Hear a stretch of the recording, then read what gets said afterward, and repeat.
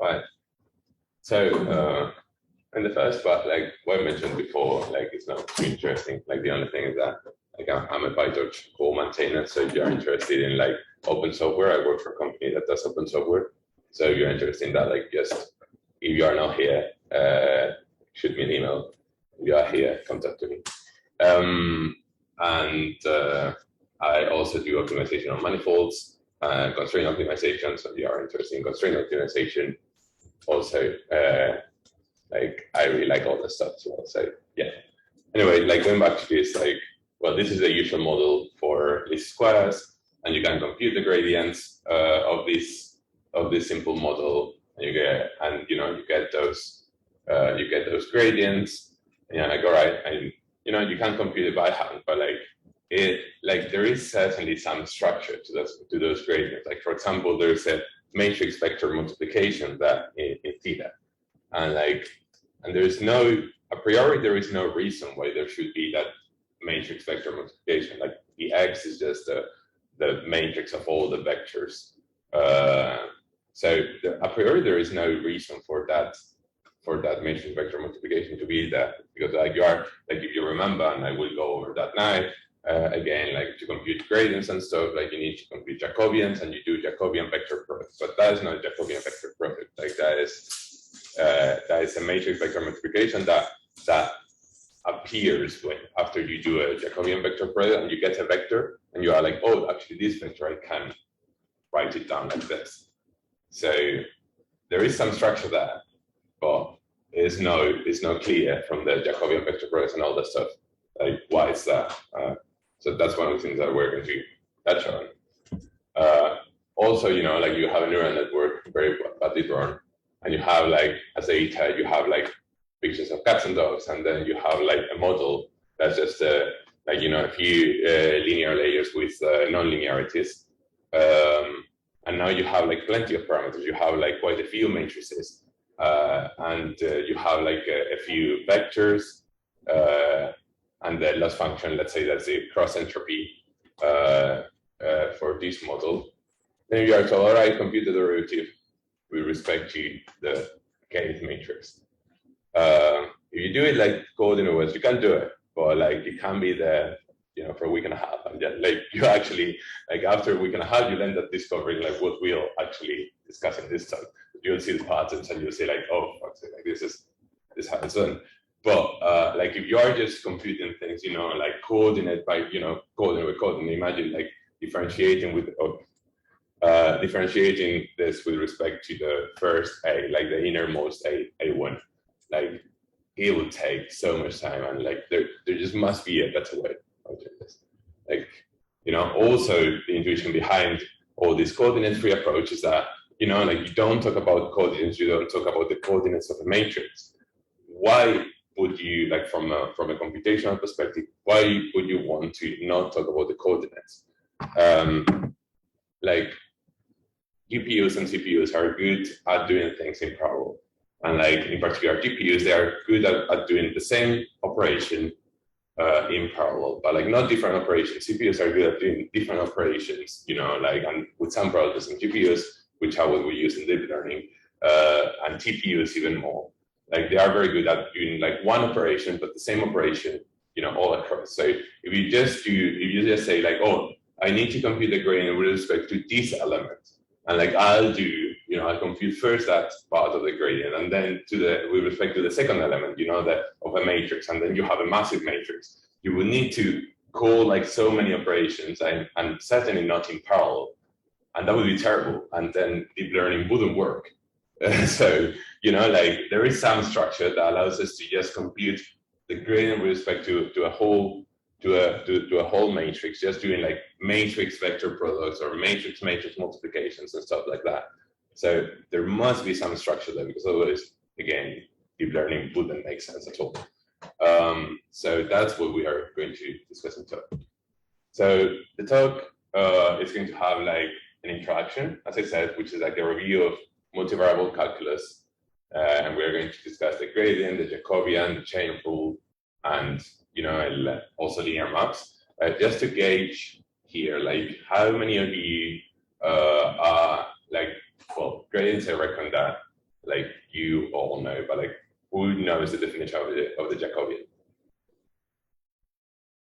All right, so about I mean, like, yeah, so we're going to, again, like, we're going to go through those, and perhaps, like, if you have a more mathematical background, like, the first part of the talk might be a little bit simple. Hopefully, the second part of the talk will be more interesting, even if you come from a more mathy background.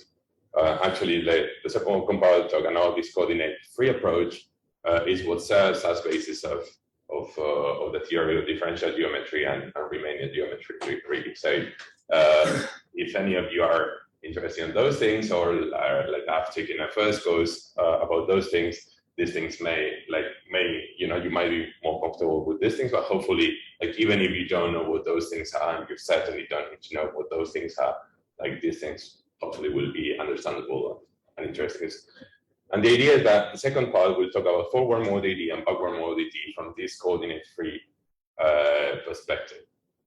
And the coordinate-free, as I mentioned, just talks about, it's the idea of talking about matrices rather than as matrices. I'm thinking them as, like having entries and columns and rows and all that stuff.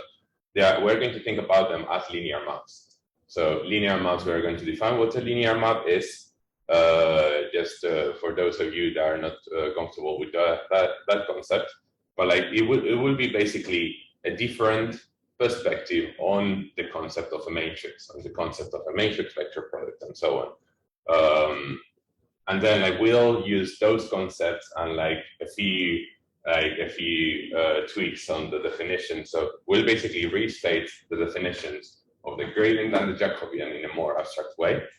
And using these more abstract definitions, we'll basically like start milking them to get all these results without, and we'll barely compute any derivative really. Like you'll see that everything will follow from the definitions. Again, like you have to think of this as C versus Python, like first part with coordinates and so on. C, like you have to like handle all the coordinates of a matrix, and so this or against Haskell, let's say, because like it's a bit more abstract, but like it's difficult to understand at the beginning, but then like gives you like so much more. So so all this, the second part is going to be like basically we'll revisit exactly the same context, and like if at some point you feel a little bit lost and you are like, oh, what's all this stuff? Like just think of the things that you already know, because we are going to be talking about those things with different names, and those different names will basically be stressing all the properties, which are basically will be stressing the important properties of this Jacobian and all this stuff. Like we'll disregard the properties that are not important, and we'll use a notation that emphasizes the things that are important. And like you'll see that like the second part, basically it will be like putting a type system onto our functions, like not every matrix will be equal. There will be some matrices with our linear maps and others that will be treated as vectors, like flattening a matrix and so on. We'll see more about that. So, all right, first a few things. Vectors in Rn will be denoted as columns. That will be important, but it's a standard thing that you do in maths. We will use a little bit of notation from differential geometry, which is a very small piece that we will say that function is a map onto the real numbers. So we'll just have one output, and we will differentiate those from things that we will call maps or differential maps, differentiable maps, but like just simply a map that will have like k outputs. So the idea here is that there's some concepts that will be just defined for functions, and there's other concepts that will be defined for general maps. And of course, a function is a map, but a map may not be a function. So we'll use just for notation, so that it's easier for you to follow what's what. We'll try to use the letter F whenever possible to denote functions, and the letter E and H to denote maps, just to be able to track better what's what. So the first definition, the gradient. you already know this, not too exciting, but the gradient, like the important part here perhaps, that the gradient, we just define the gradient for a function. We don't define, like, the gradient is just defined for a function. And we'll see later on, like, what is the generalization of the gradient for a map. But the gradient is just defined for a function onto the real numbers, and the gradient is a vector. The idea of like why is the gradient just defined for a function? Well, the gradient has a very geometric intuition. Like the gradient is the direction of graded ascent, but like you cannot talk about ascent or descent and things that are not functions. So, it doesn't make sense to talk, geometrically, it doesn't make sense to talk about gradients of things that are not functions. So, gradient is a vector, and like geometrically, the direction of gradient is ascend. So gradient descent, you take minus the gradient, you descend, etc., etc. So it's just a vector of partial derivatives evaluated at points. A few gradients, right? The gradient of a sum of a few numbers is just a vector of all ones. There's different, like the first coordinate, different derivative with respect to x1. We just have one if the derivative is 1. All right, that's it. Same thing with all the others. Vector of all ones, not too interesting. A slightly more interesting one that will be like our recurrent examples, or one of our recurrent examples during the talk, is the gradient of the scalar product of the x transpose times x. That's the square norm also of the vector x. So f of x in coordinates is just x1 squared plus x2 squared, but like in a more coordinate-free approach, just x transpose times x. The gradient of this is just 2p, because the first derivative is just 2 times, evaluated at the point p, is just 2 times, well, you compute the derivative with respect to x1, which is 2x1, and then you evaluate it at p, so it's 2p1. And same thing with all the others. I'm just, like, for now, like at the beginning of the talk, I'm just using 2 different letters to denote one. Like I'm using the x1, xn notation to denote like the free variable in the function, and then like when I'm evaluating that, I'm using the variable p. Like usually here, like in the definition of the gradient, you see that. You just evaluate at x and you differentiate with respect to x.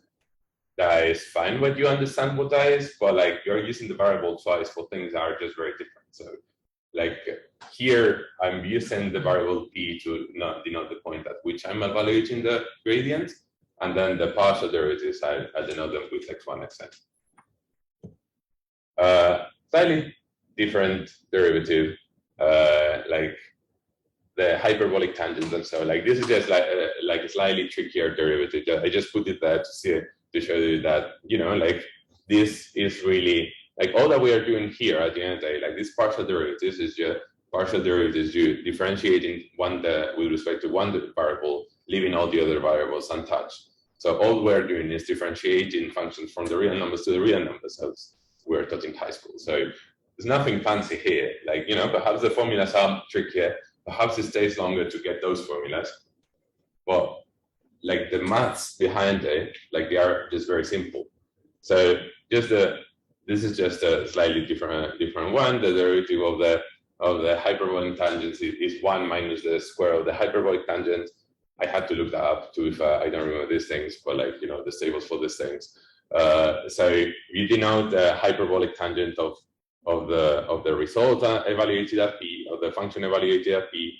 So it's 1 as u. It's 1 minus u squared times the derivative of what's inside the hyperbolic tangent. So just differentiate that. Yeah, it's not too interesting, but it's just to show that like this works with more difficult functions, and like you can go further and further and further. But like my point here is that all the gradients, even if it takes longer, they are computed the same way. So even if we are going to use like higher, like more abstract tools in the second part of the talk, like all that we are doing is computing this quantity, no more, no less. And sometimes you will need to go you know, like deeper and like low level, and like use these tools to compute, like, you know, go to the definition and like compute the things using the definition, like in some slightly more complicated functions. But the whole idea is like, you know, it's like when you know how to program well, you use like the highest abstraction that you can to solve a problem. But like, you know, also like the lower abstractions in case you need to, you know, like make things that are like tricky, that, you know, work with the operating system well. So yeah, gradient. So exactly the same thing, but for matrices. You know, what if we have a function that depends on a matrix rather than a vector? To the x of the derivative, these things are exactly the same. So for example, like if we have a matrix, like this is, like we can flatten the matrix. This is called flattening the matrix. And you just kind of like a matrix is just a very long vector. You can put it, you know, like the first row, then the second row, or like column or whatever, however you want to order it. You can flatten it, and then like later you can unflatten it. This is the reason behind the notation of A is a matrix in R to the m times k. For example, in the 2x2 case, we can say that we could potentially forget that a matrix is 2x2 and say like, oh, this is a length 4 vector. So my point here is that we won't need this, like you don't really need the structure that the extra structure of a derivative of a matrix, or more generally a tensor, to compute derivatives. Like, because you at the end of the day, you're just doing things component wise. So like, yeah.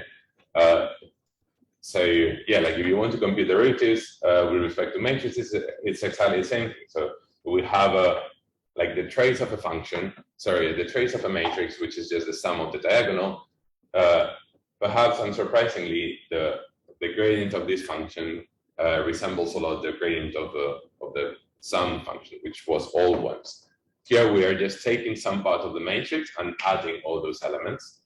So we know the gradient of the adding all the elements, which is just a vector of all ones. And actually, like all the other elements outside the diagonal are not used in the function. So the derivative with respect to those is 0. You change those, the function doesn't change. So the gradient with the gradient of the trace function is just the identity matrix. Like a generalization, or actually the same thing with a different notation to the square norm that we had before. This is the square norm of a matrix, but in disguise, it's really exactly the same thing as the vector norm that we had before. We are just taking like one by one the elements, all the elements of the matrix, as we did before with the elements of the vector. We compute their squares and sum them all. The important thing here, and what's interesting, is that this notation with the trace of A transpose times X, what that is doing is, like, if you think for a moment about it, if you take the first column of A, the transpose makes it the first row, and you are computing a row, like, you come in the first diagonal, the first element of the diagonal, you are computing the product of the first row, which is the first column, because it's transpose. So you are computing the vector, like the square norm of the first vector of the first column of the matrix, and then the second element of the diagonal, you are doing the same thing. Second column, transpose vector product with itself.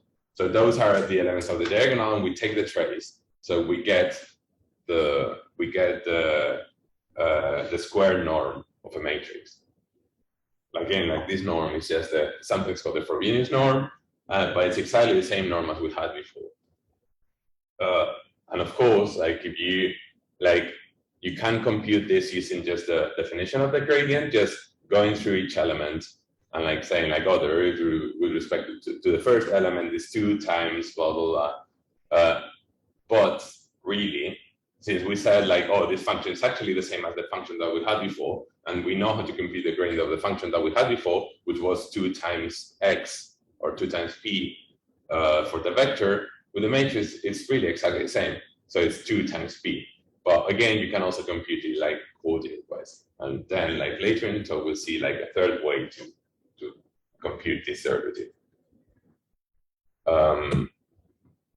So on maps, go ahead. Like I might have like some slips, and I might call some maps functions, but I'll try to do my best.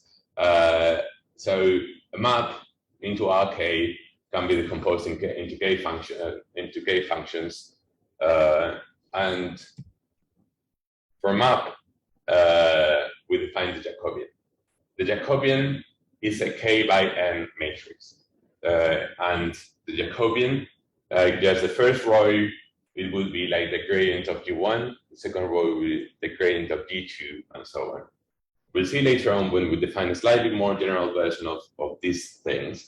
It's not quite right to say that the first row is the gradient of G, and when we give it a slightly more general definition of a gradient.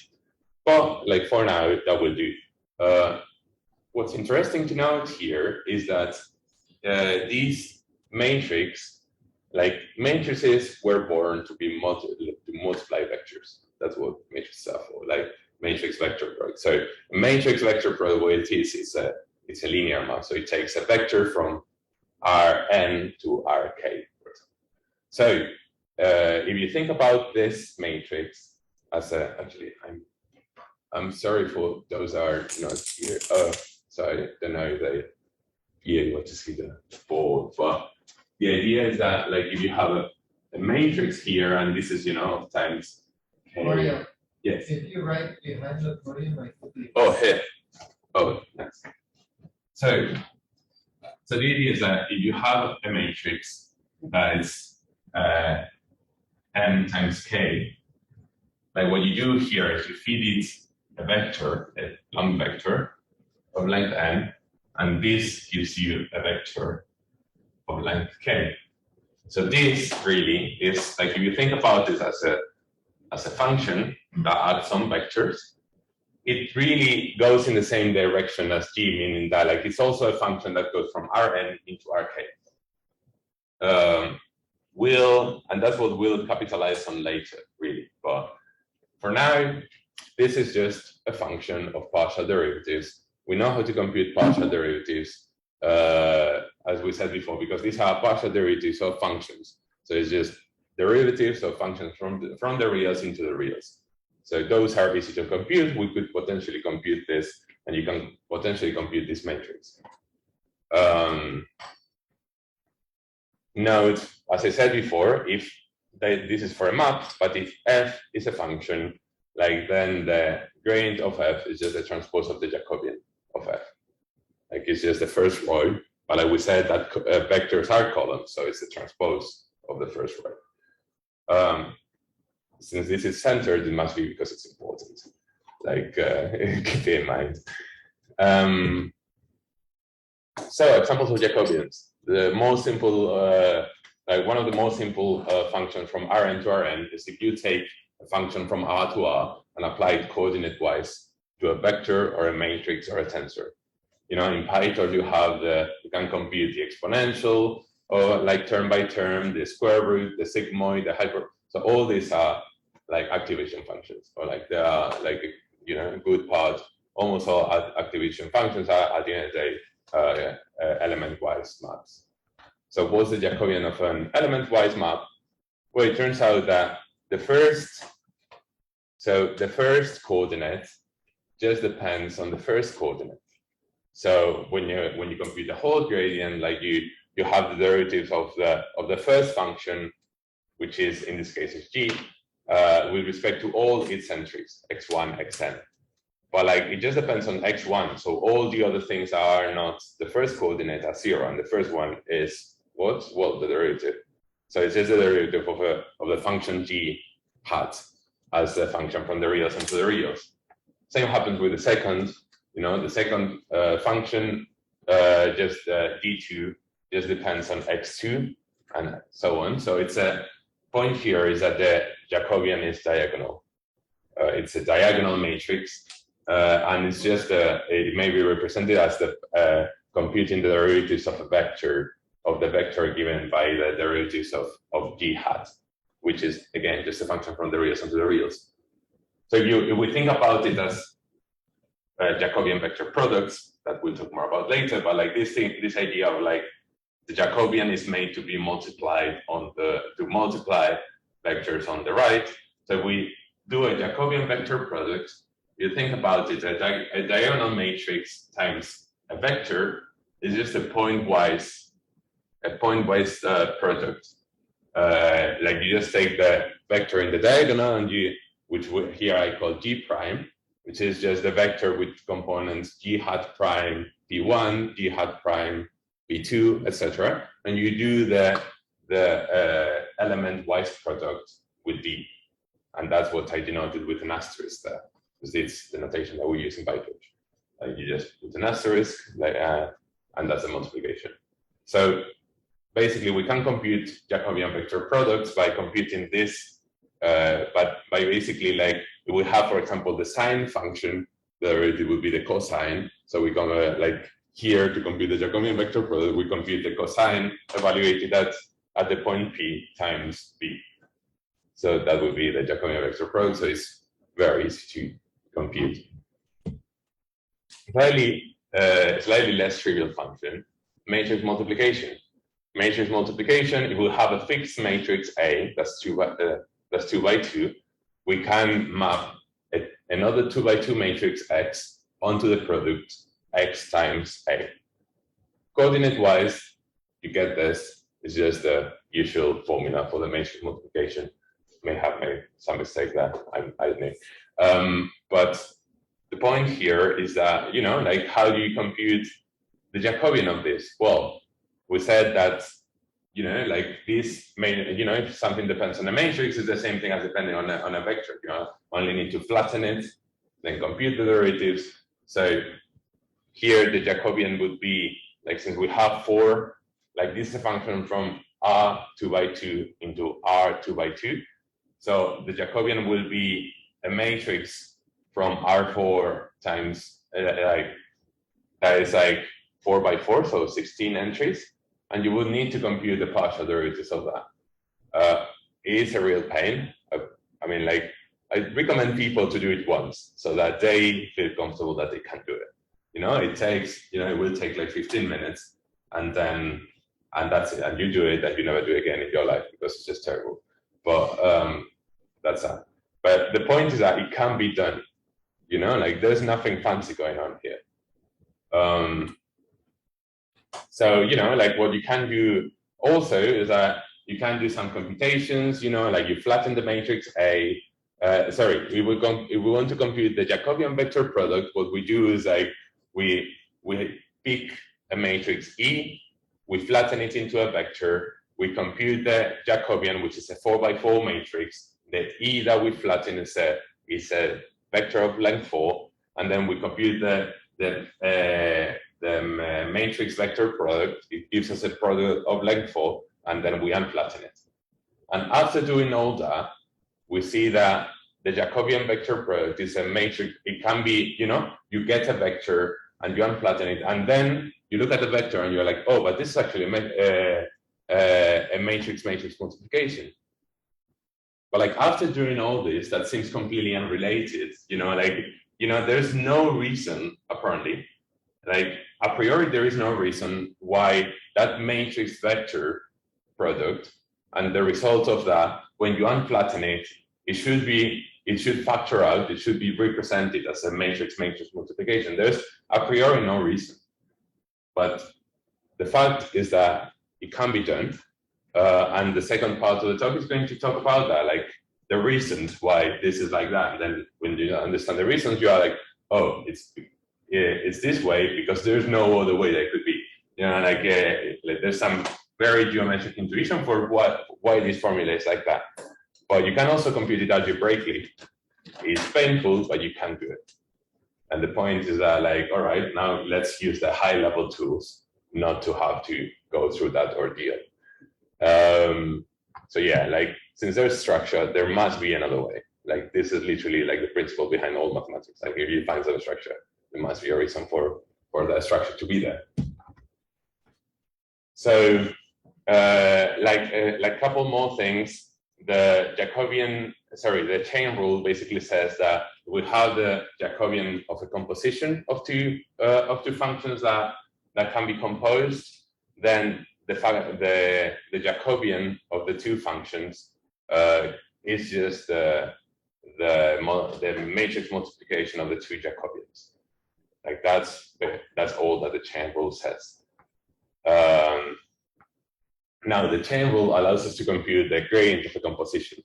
So we have that the gradient of a composition is that we saw that like it would have a function f, and we pre-compose it with a map G. We remember that thing that said that the Jacobian of a function is the transpose of the Jacobian. Sorry, the gradient of a function is the transpose of the Jacobian. So we apply the chain. So here we apply the chain rule, and then we use that the transpose of, like, these are just matrix multiplication. So the transpose of two matrices is the multiplication of the matrix of the transposes in the reverse order. And here we have already the transpose of the Jacobian of f, and f is a function, so that's the gradient.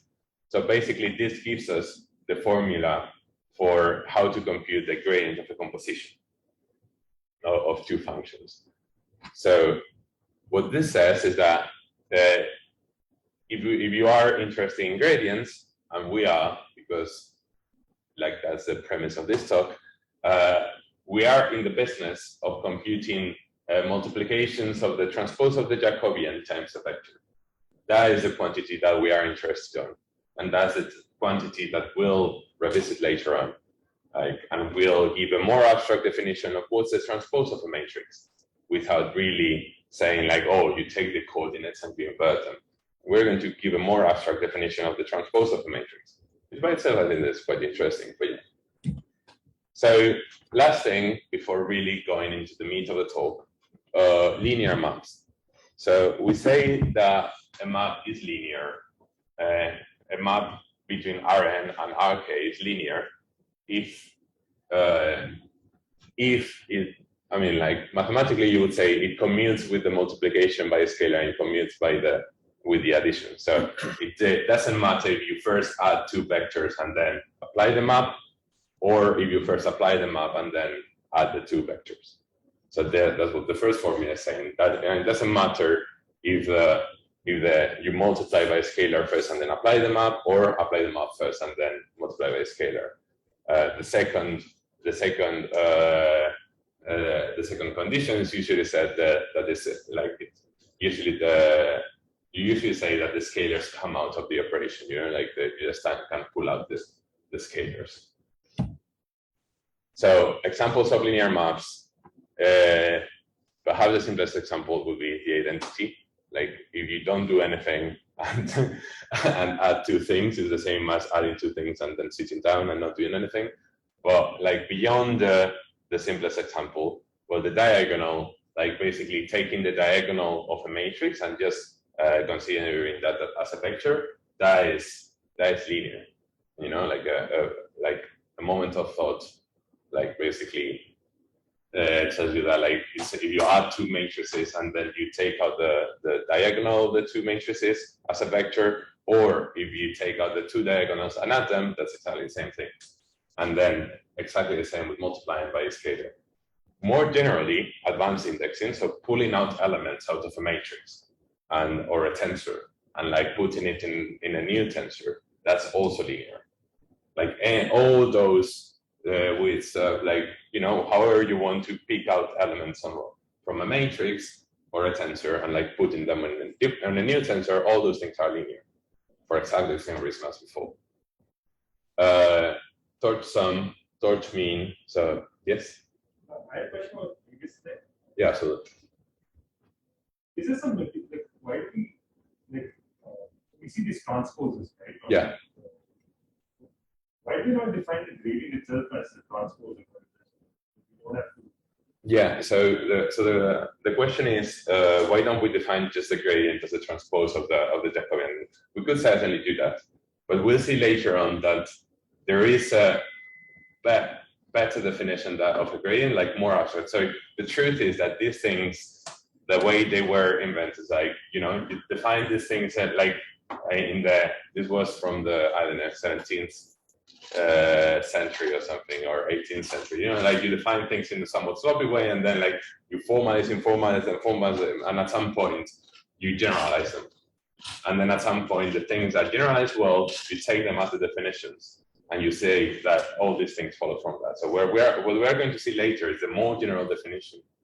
And like with the more general definition, I mean that this works for, again, like differential geometry. When you have manifolds, you can also define gradients, and you can define all this stuff. And also, like you can also define all this stuff when you have vector spaces that are of infinite dimensions in functional analysis and all these things.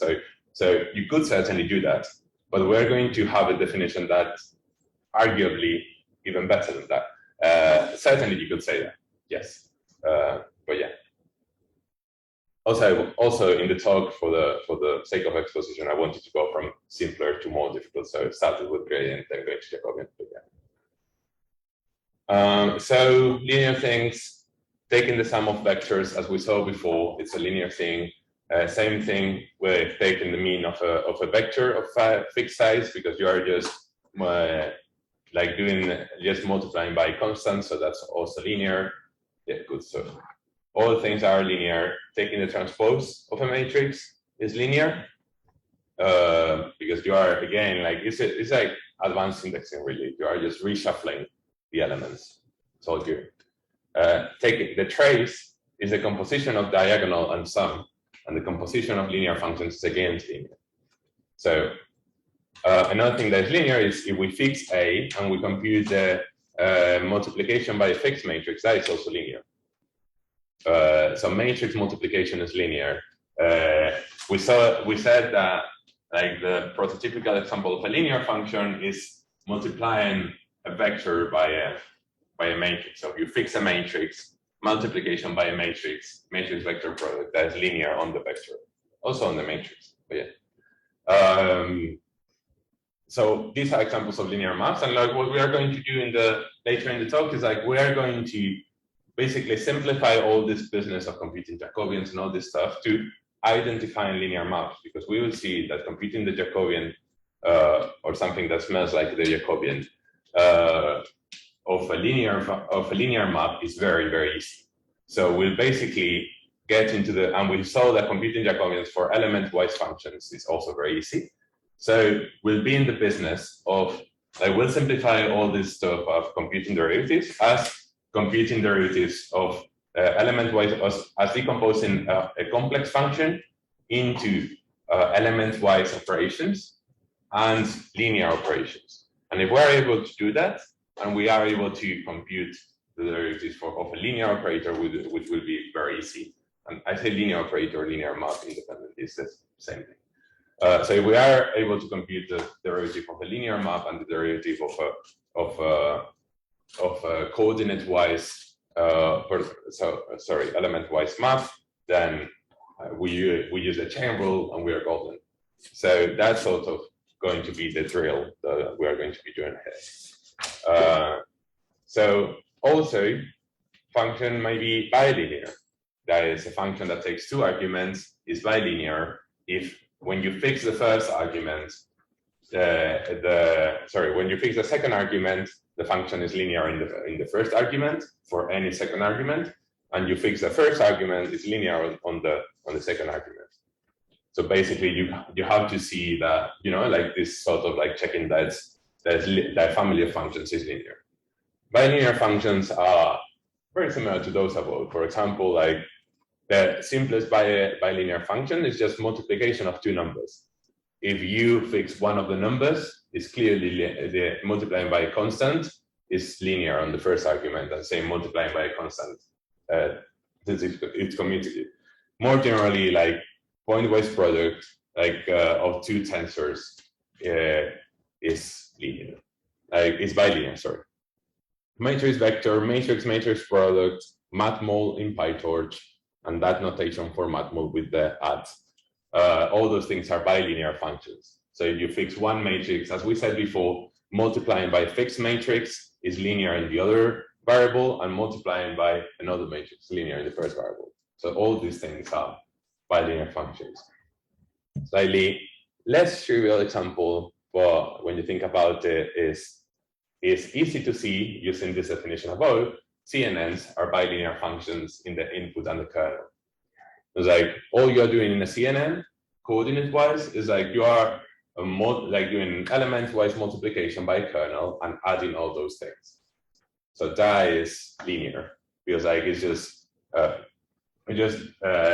composition of two linear functions, and then like that is like that in every component. So that is a bilinear function, really. Like if it's not obvious, like just like play with the definition of a CNN. And the idea is that like if you know that this is bilinear, and we know how to do things, how to compute things for bilinear functions, even if computing like the formula, the first time that you see the formula of a CNN, you are like, oh, fuck's sake, like, what's this? There's so many indices, like you just don't, don't understand what's going on there. Yes? This is without any nonlinearity. Oh yeah, absolutely, absolutely. This is just like the CNN, like plain CNN. Then like, again, like we want to decompose things as much as possible. Then we will use a chain rule to put them all together. So CNNs are bilinear. Slightly more non-trivial example of a bilinear function. A little warning, a bilinear function that takes two arguments is not a linear function if we concatenate the two arguments and see it as a function from R. Oh, you kind of see that there. That's annoying. So what this says is that like if you put this together, so like if you consider it as a function from R n times m into Rk, it's not linear, because like the simplest counterexample is literally the simplest bilinear function, product of two numbers. X squared is not linear, let's say. So like x times y is a bilinear function, as we mentioned, but it's clearly not a linear function when seen as a function from R2 into R. So because like the second rule, just basically A comes out with an A square, when you multiply, like when it comes out from the T with as A square, not as A. So just a small thing. All right, now into the slightly more abstract stuff. Like again, we're going to be looking at exactly the same things that we saw before, exactly the same definitions, exactly the same everything, but we're just going to change the notation to address, like basically underline the things that are important, stress the things that are important, and like leave out all the detailed details, like the fact that linear functions are like maybe represented as a matrix vector product. If you have studied like linear algebra, like that's a first result that you see, and if you think about some of the other functions as matrix vector product, can be like very confusing to figure out what's a matrix, but it's very clear that those other functions are linear or bilinear, as we said. In any case, like we are going to shift the perspective, and we are just going to use the definition of a linear map, and we are going to start looking at matrix Jacobian vector products as linear maps, and we'll capitalize on that. So first of all, what's this? All right, so this is a Taylor approximation. This says that it's a Taylor approximation in higher dimensions, but it's exactly the same thing as doing the Taylor approximation coordinates wise. Like if you think about this formula is, if you think about it for a function from the real numbers into the real numbers, all this says is that a first order Taylor approximation of a function at a point is just the best affine function so it's a tangent function so it's starts at point GP plus a linear term in X, a term that is linear in X. So this is exactly the same thing, but with more coordinates. Again, Taylor approximation, not interesting, but really very interesting, because like it's what we'll use to generalize all this. So that formula, that's approximate symbol that doesn't mean anything really in maths, can be formalized as this. You basically say that these things are equal up to an error term that grows higher than linearly. If you think about it, the Taylor series of this, like this, just we have truncated the Taylor series at size something of a degree 1. So basically, what we have left is that we have left things are quadratic, cubic, and so on. So basically, what this notation says with the little o says that there's terms that grow faster than the norm of v, that grow faster than linear. More formally, the definition of the second line is literally this definition. That, you know, like I could have started with this definition, but it's a bit daunting. You know, first time that you see this limit, you're like, oh, where's all this coming from? But all this is saying is that the derivative is a first order approximation. It's a linear first order approximation to G. We saw that it's linear because it's a matrix vector product, so it's certainly linear. But so what we see here is that all this formula is saying is that if we move all those like the GP plus the Jacobian to the left of the equality, and we divide by the norm of V, and we take the limit as the norm of V tends to 0. So we approach P. Like in that formula, when V is 0, we just have we are tending towards P. So what this is saying is that all the other terms of the Taylor approximation are just growing much larger, like are tending to 0 much faster than this part of the Taylor approximation. So this is like basically now what we're going to do is we are going to take this as the definition of the Jacobian. Like this thing that we saw that the Jacobian is a solution for this, and like basically all this definition is saying is that we define the differential of a map as the linear function d of g such that blah blah blah. What is that function? Well, that function is the Jacobian vector product, because we literally built this starting from the Jacobian vector product and the Taylor approximation. And we said like, oh, the Taylor approximation says this, and then we rearrange everything and we get to this limit. So basically, this is the definition of the Jacobian vector product. But what we are saying here with this notation, with the differential of G and so on, what this says is that this is a linear function. And like we are going to stress like this is a linear function in V.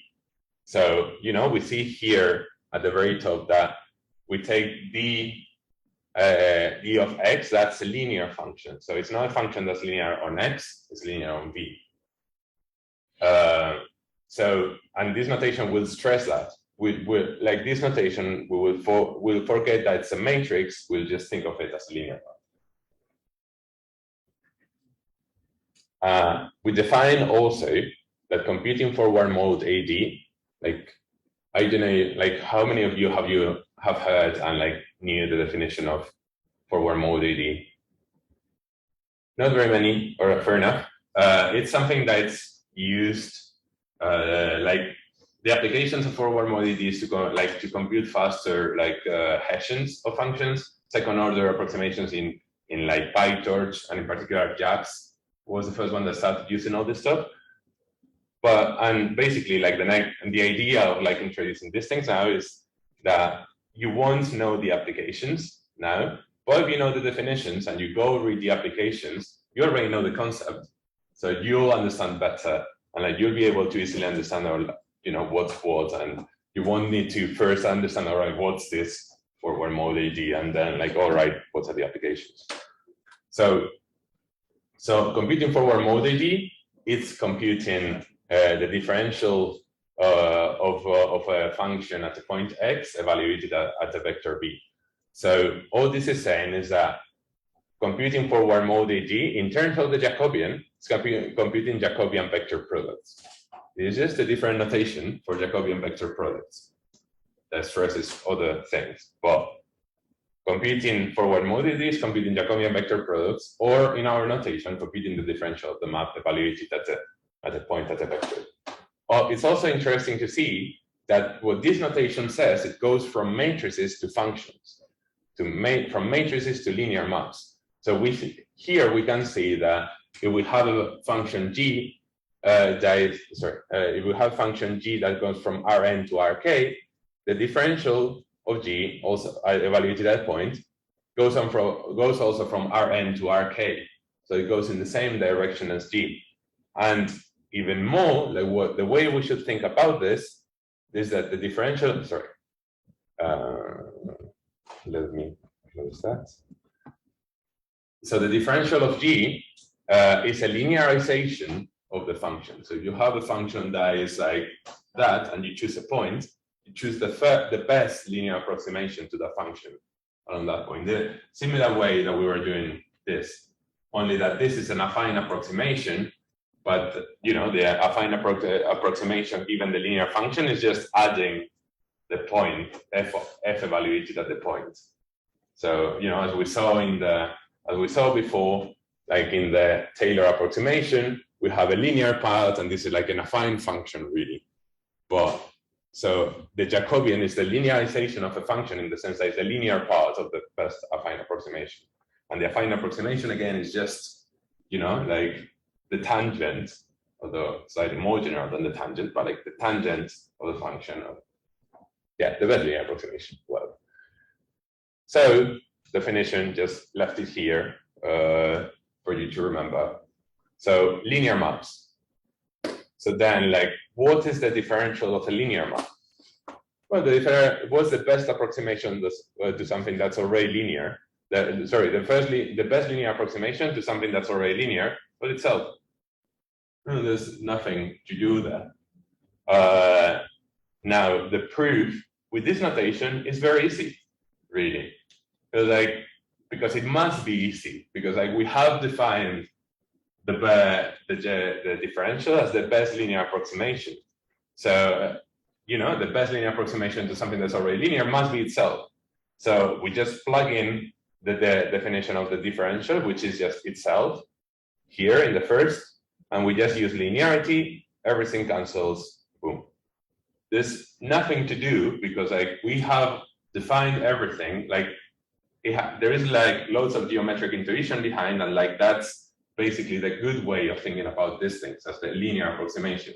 And then when you understand that, and you have like all the toolbox of what is linear and what is bilinear and things like that, then you're basically set to go. Like there's no need to compute the partial derivatives, and there's nothing of that. So now a few things. Like since we are now talking about linear and about linear maps, but at the end of the day they are just maps. We can compose them, and it turns out that the chain rule may be just rewritten as the differential of the composition is equal to the composition of the differentials, which is a very, very clean way of writing the chain rule. Like before, we were mixing maps and the different, like the Jacobian of the composition, and then like that would come out as a matrix multiplication. But we think about the Jacobian vector product, where we are doing like matrix multiplication and like factoring out, like having two matrix multiplied. If we apply a vector on the right, that's like applying first the first matrix and then the second matrix, because that's, they are multiplied. So that's what this is saying. This is saying like the differential, more abstract terms, the differential commutes with the composition. And this is actually extremely, it's the basis of differential geometry. Differential geometry works because this equality actually happens. But it also makes a lot of sense, like if we would have one thing onto one space and then another thing onto another space, like the best approximation of the final thing is getting the best first approximation and then compose it with the best approximation of the second part. It is intuitive, really. And basically what this notation stresses is these intuitive things and these more geometric things, perhaps. Technical thing that is a bit of a pain the first time that you read it, but then like this is a mouthful, really. Like this is just, but it is very simple once you understand what this is saying. But what this is saying is that it will have a function with two variables, with two input variables. The derivative of like the differential of the whole thing is computed derivative with respect to the first variable fixed in the second one, plus the derivative of the second variable fixed in the first one. That is what this is saying with quite a bit of notation, really. So, you know, we define g1 of x as the variable, sorry, as the function g with the first variable fixed to be x, and then we define g2 comma y as evaluating the second variable of g to be y, and then getting, you know, this in computer science is called carrying and all this stuff. Yes? So the last time we had chain rule, right? We had like transposes in the Jacobian. What happened to those here? So the proof of this is like we can prove it using Jacobians. Like when you like a few steps ago when you introduced the chain rule before. Yes. That time we had like transposes in the Jacobian. So the Jacobian, so yes and no. So the let's go back.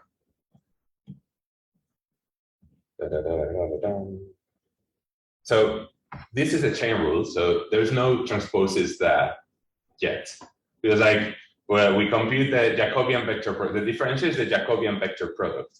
So here, what this is saying is we computing the Jacobian vector product of the composition is computing the Jacobian of g of x times v, and then you get another vector, and then you compute the Jacobian of h at that point times the vector that we had before.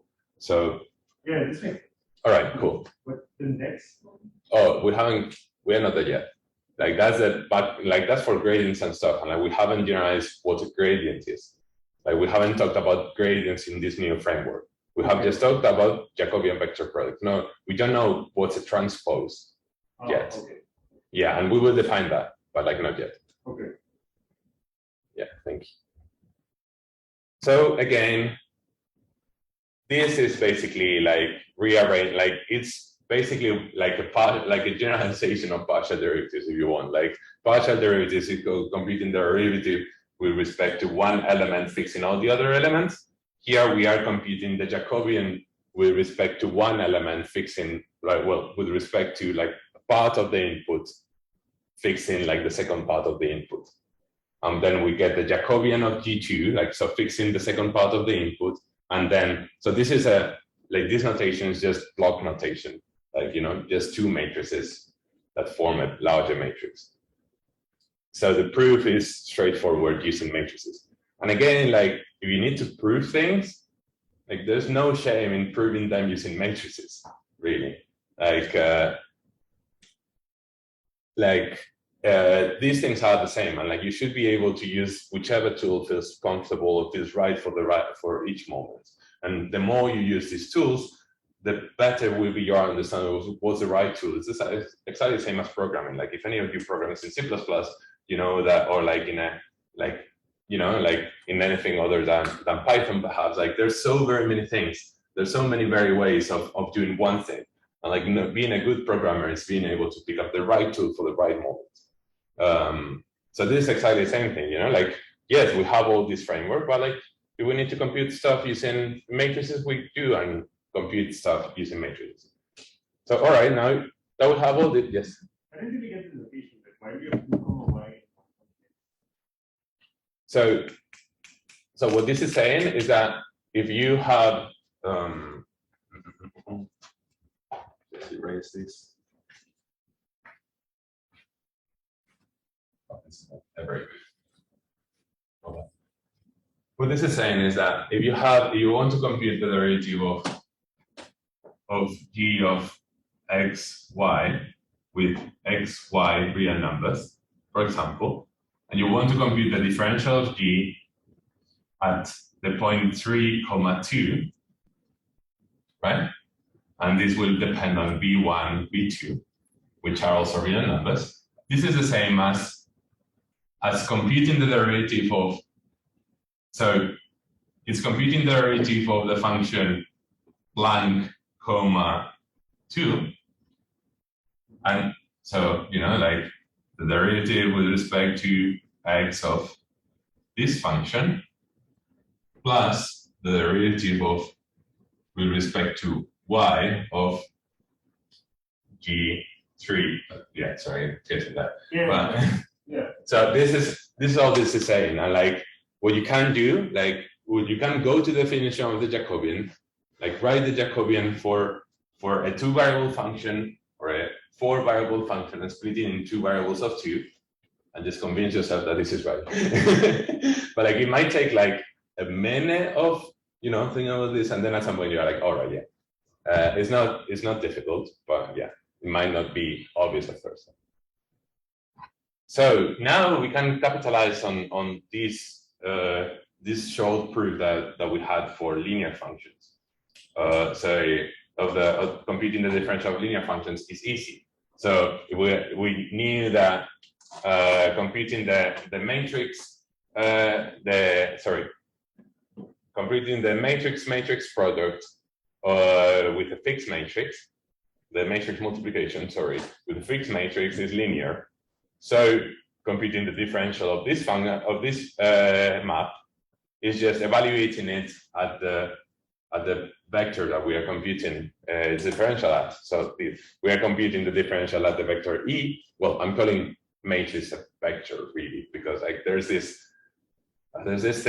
thing that like in my head, like matrices are things that take one, that are linear operators, and then these things are vectors because when you think about it, you think about it as an operator takes a vector onto a vector. So D of G is a Jacobian matrix that defines a linear map, and the linear map takes vectors onto vectors. So even though this is a matrix, like can be thought of as a vector when you flatten it. But what? So the differential of G at E is just G of E. So we just evaluate, and we have computed a differential. So remember, this is the formula that I said at the beginning that you can compute using the Jacobian vector product. This is the example of the matrix multiplication from the beginning by a fixed matrix. And you can do it using the Jacobian by a pain. But now it's obvious why this formula is like this. It's like this because it's linear, and the Jacobian vector product is the best linear approximation, and that's it. And it's really very easy to remember. Like it's like this because it cannot be any other way. If we have like a general matrix multiplication of 2 matrices, then we can use this thing of like having multiple inputs. So the differential of this thing evaluated at the matrix x, y on the vectors E1, E2 is equal to the derivative with respect to the first one fixing the second one. And since it's bilinear, like that is, when you fix the second one, it's linear on the first variable. So we can apply the little proposition that we have for the differential of linear maps, and then plus exactly the same reasoning on the second variable. So we have computed the differential of this linear map. This bilinear map.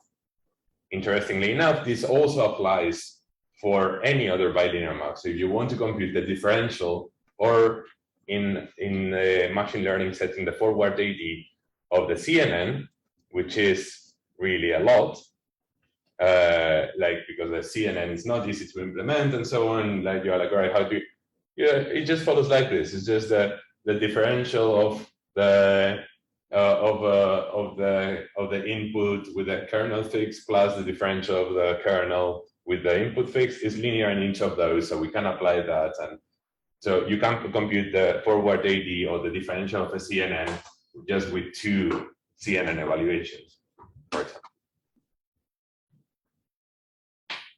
Slightly more difficult, or like slightly less trivial example, the 2 norm, which is the square root of a vector product.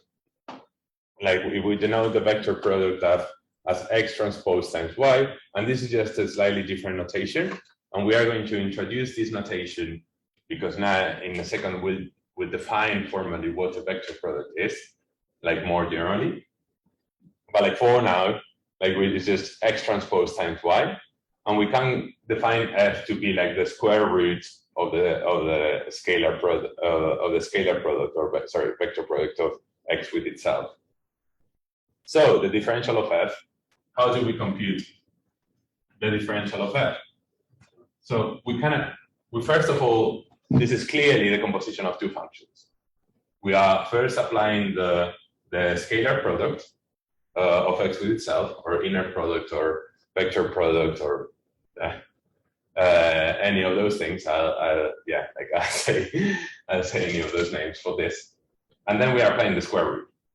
So that is then what we do is that we compute we use the chain rule. So the differential of F at a point X evaluated at a vector B. Sorry, let me start.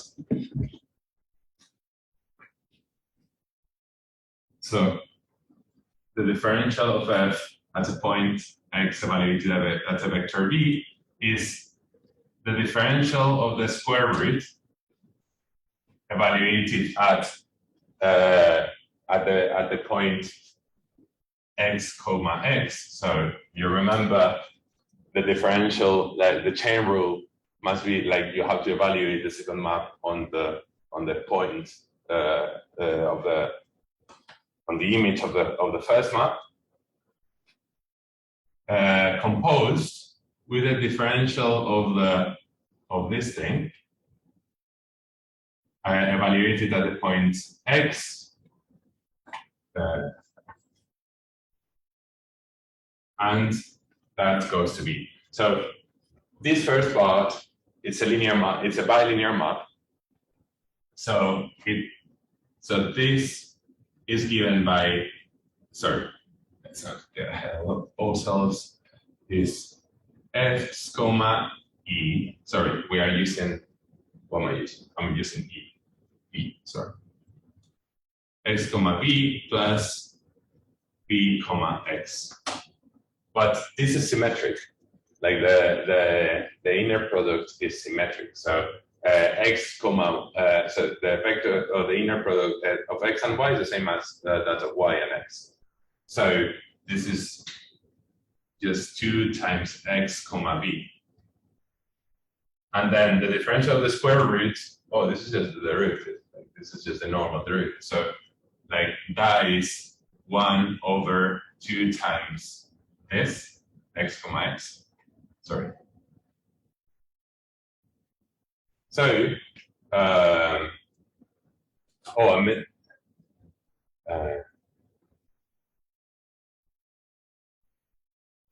sorry, it's 2 times like the square root of what you are evaluating. I don't know how to complete simple derivatives. So this is just the 2 norm of X.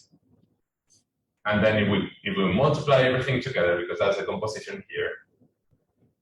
So these 2 simplifies it with these 2. And then we get that, basically we get that formula.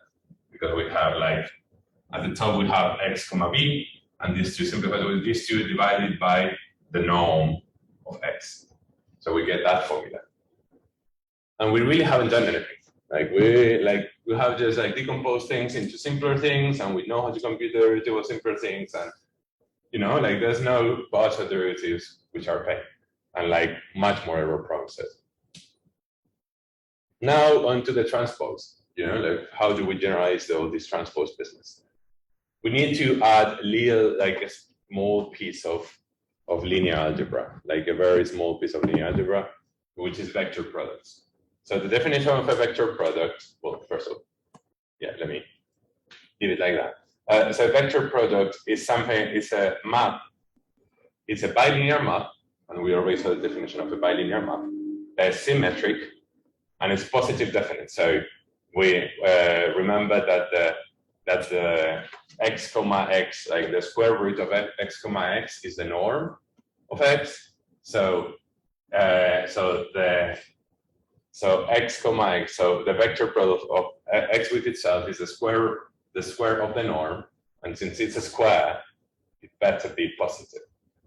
So it's positive definite, and then it's symmetric in the sense that x comma y is y comma x.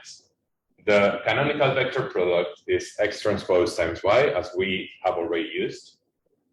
But there's other vector products just for you to like have a taste of other sorts of vector products. It's not, we are not going to use them, but just for you to have a look at how, you know, what are other examples of vector products. So we have a symmetric positive definite matrix, then that is, you know, like we can multiply in the middle by the symmetric positive definite matrix, and that is certainly symmetric because you know, when you compute if you compute the transpose of that other thing, basically of that thing, which is a scalar, so the transpose of a scalar is scalar, it's itself. Since A is symmetric, then the whole thing is symmetric. Certainly bilinear, and it's positive definite because it's symmetric positive definite. And like an easy proof for why everything works is you use Cholesky or the SPD, and that's it. But not very important. Again, other example. This is important, though. Like this is again something called the Frobenius vector product, and it's another way of writing the canonical vector product on Rn times k. So Rn times k, it's just Rn. Only that, you know, like if we flatten everything, like we see like Rn times k, as we said at the very beginning, as Rn. And it turns out that these two things, like if you compute the trace of the x transpose times y, it's the same thing as flattening the matrices and computing the canonical vector product. It's exactly the same thing as what we saw at the beginning with the trace of x transpose times x. The proof is exactly the same, but I would very much encourage you to like really convince yourself that all this is doing like a coordinate-wise multiplication of x11 times y11, x plus x12 times y12, and so on, and adding all of those. So it's like a coordinate-wise multiplication and then a sum. Like that's what this is doing, really. But this notation is very useful, as we'll see in a second, because like we work with things that are very amenable from a perspective of mathematics. We are working with the trace and the transpose that are really very amenable. Yeah. And then another example of vector product on matrices, which is less general than this one, but I'm not going to get into it. Like just for you guys to have like another example of other vector products. So now into where we are, like, all right, so for now, just for simplicity, when we use a vector product, we will mean x transpose y for vectors and the transpose of x transpose y, sorry, the trace of x transpose y for matrices, which again are two ways of writing exactly the same thing.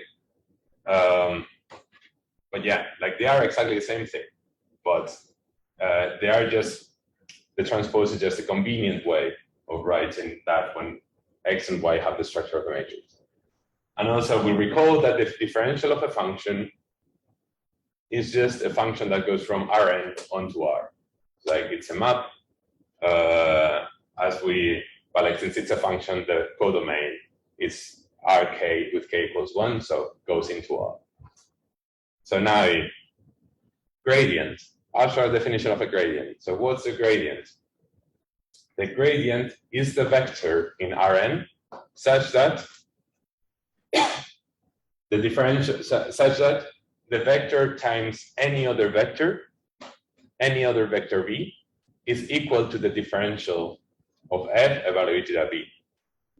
Things to note here, the types match of these functions. Like we have a linear function on the v variable on the left, and we have, since the vector product is linear, it's bilinear, in particular it's linear on the second variable, we have a linear function on the right. So, all right, fair enough. And what this is saying is that, like, if you find a vector such that you can represent the differential of a function in this way, then you are like, that's the gradient. Now think about it for a second using the perspective of Jacobians and matrices and all that. What is this saying really? Well, in the case of a matrix, the Jacobian of a matrix is just the transpose of the gradient, meaning that it is a row, like a row, because it's not a vector, it's a row thing with the partial derivatives. When we go, and that's the differential, and then the differential evaluated at a point V is that it's that product, that thing, that row thing, which is a matrix really, but it's a row matrix, multiplied by the vector V. So that's what this part is saying. And what this is saying, like this, sorry, let me use the mouse. So what the second part is saying is that we have that the scalar product or the inner product is X transpose Y. So we have a V, and then we have like on the left we had this row matrix, but what this is doing effectively is like saying that, oh, now we have a vector, we want a vector, and the vector is going to be the column vector, because then if we take the definition of the gradient from the very, very beginning, from the first slide, we transpose it and then do the vector product or matrix vector, only that the matrix is a row matrix, then we get the differential, the Jacobian vector product. So this is an abstract definition of all the things that we saw before. But like in reality, you know, this is just the things that we saw before in this guys. Now, this is slightly more general, because here we are saying, all right, let's say that this vector product is X transpose times Y. But what this is saying is that the gradient, like really, we could use any other vector product. Like we don't really need to use that vector product. We could use one of the other fancy ones. And actually, this is very important in differential geometry, because you have metrics and you have like, it's not clear what the vector product or the metric on a manifold is, and you can use different metrics and so on. Like this is just like the deviation for those of you that may know a little bit about these things. But the interesting thing about this part is that it doesn't talk about coordinates. Like this can be done in infinite dimensions. Like you have a Hilbert space, you can also do this in infinite dimensions. And it's also going to be very useful for us to compute derivatives, as we will see in a second. So, example, well, the first example that we saw that we have the, since f is linear, we know how to compute the differential of f. Like here, we have just the sum of n numbers, the sum of all the vectors, sorry, of all the elements of a vector. So we can write that using the canonical vector product, the X transpose Y, as the vector of all ones times V. You have like the vector of all ones times itself, then sum all the things. So that's equal to the differential of f. So the gradient is just the vector of all ones, as we had computed at the beginning.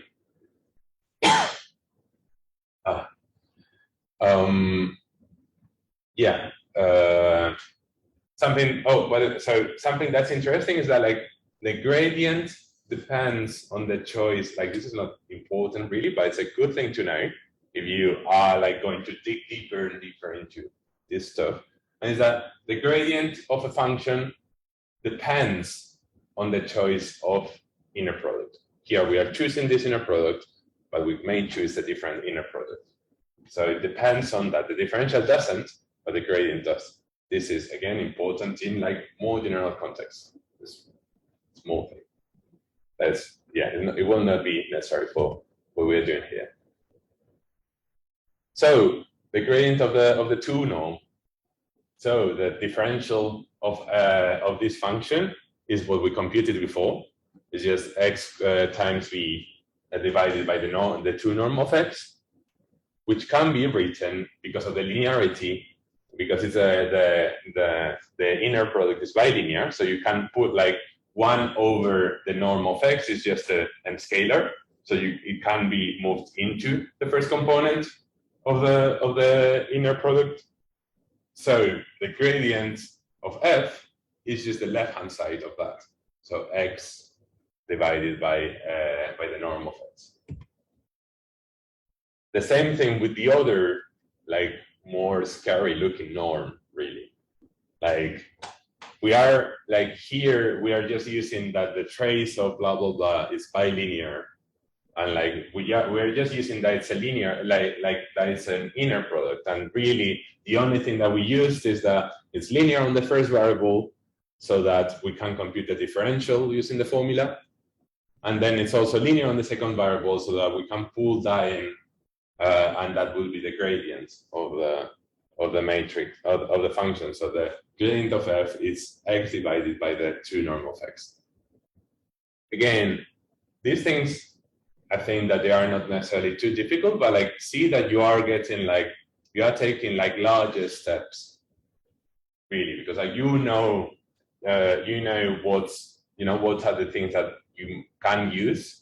And you just use those, and it's a matter of like composing those and playing around with those until you get to the result. And now the last thing that we need is like to compute. All right, so what's the transpose of the Jacobian, which has the last piece in the puzzle that we're missing. So the transpose of the Jacobian, like we want to compute the gradient of the composition. Well, we have we have a function and a map.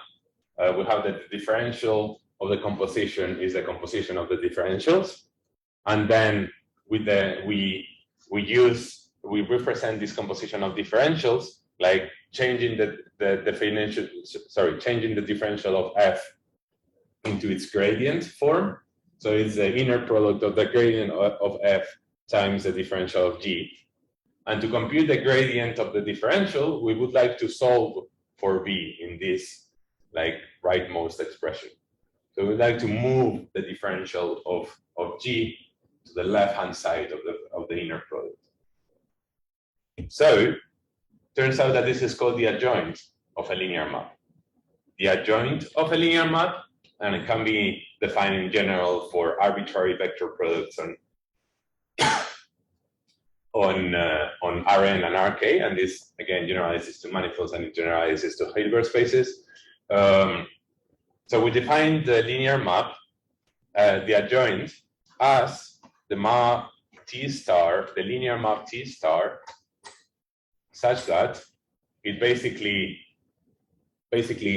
like moves onto the from the left hand side onto the right hand side, or like the right hand side to the left hand side, because it's symmetric, the inner product. So it's note first of all that it's a map that goes in the opposite direction as T.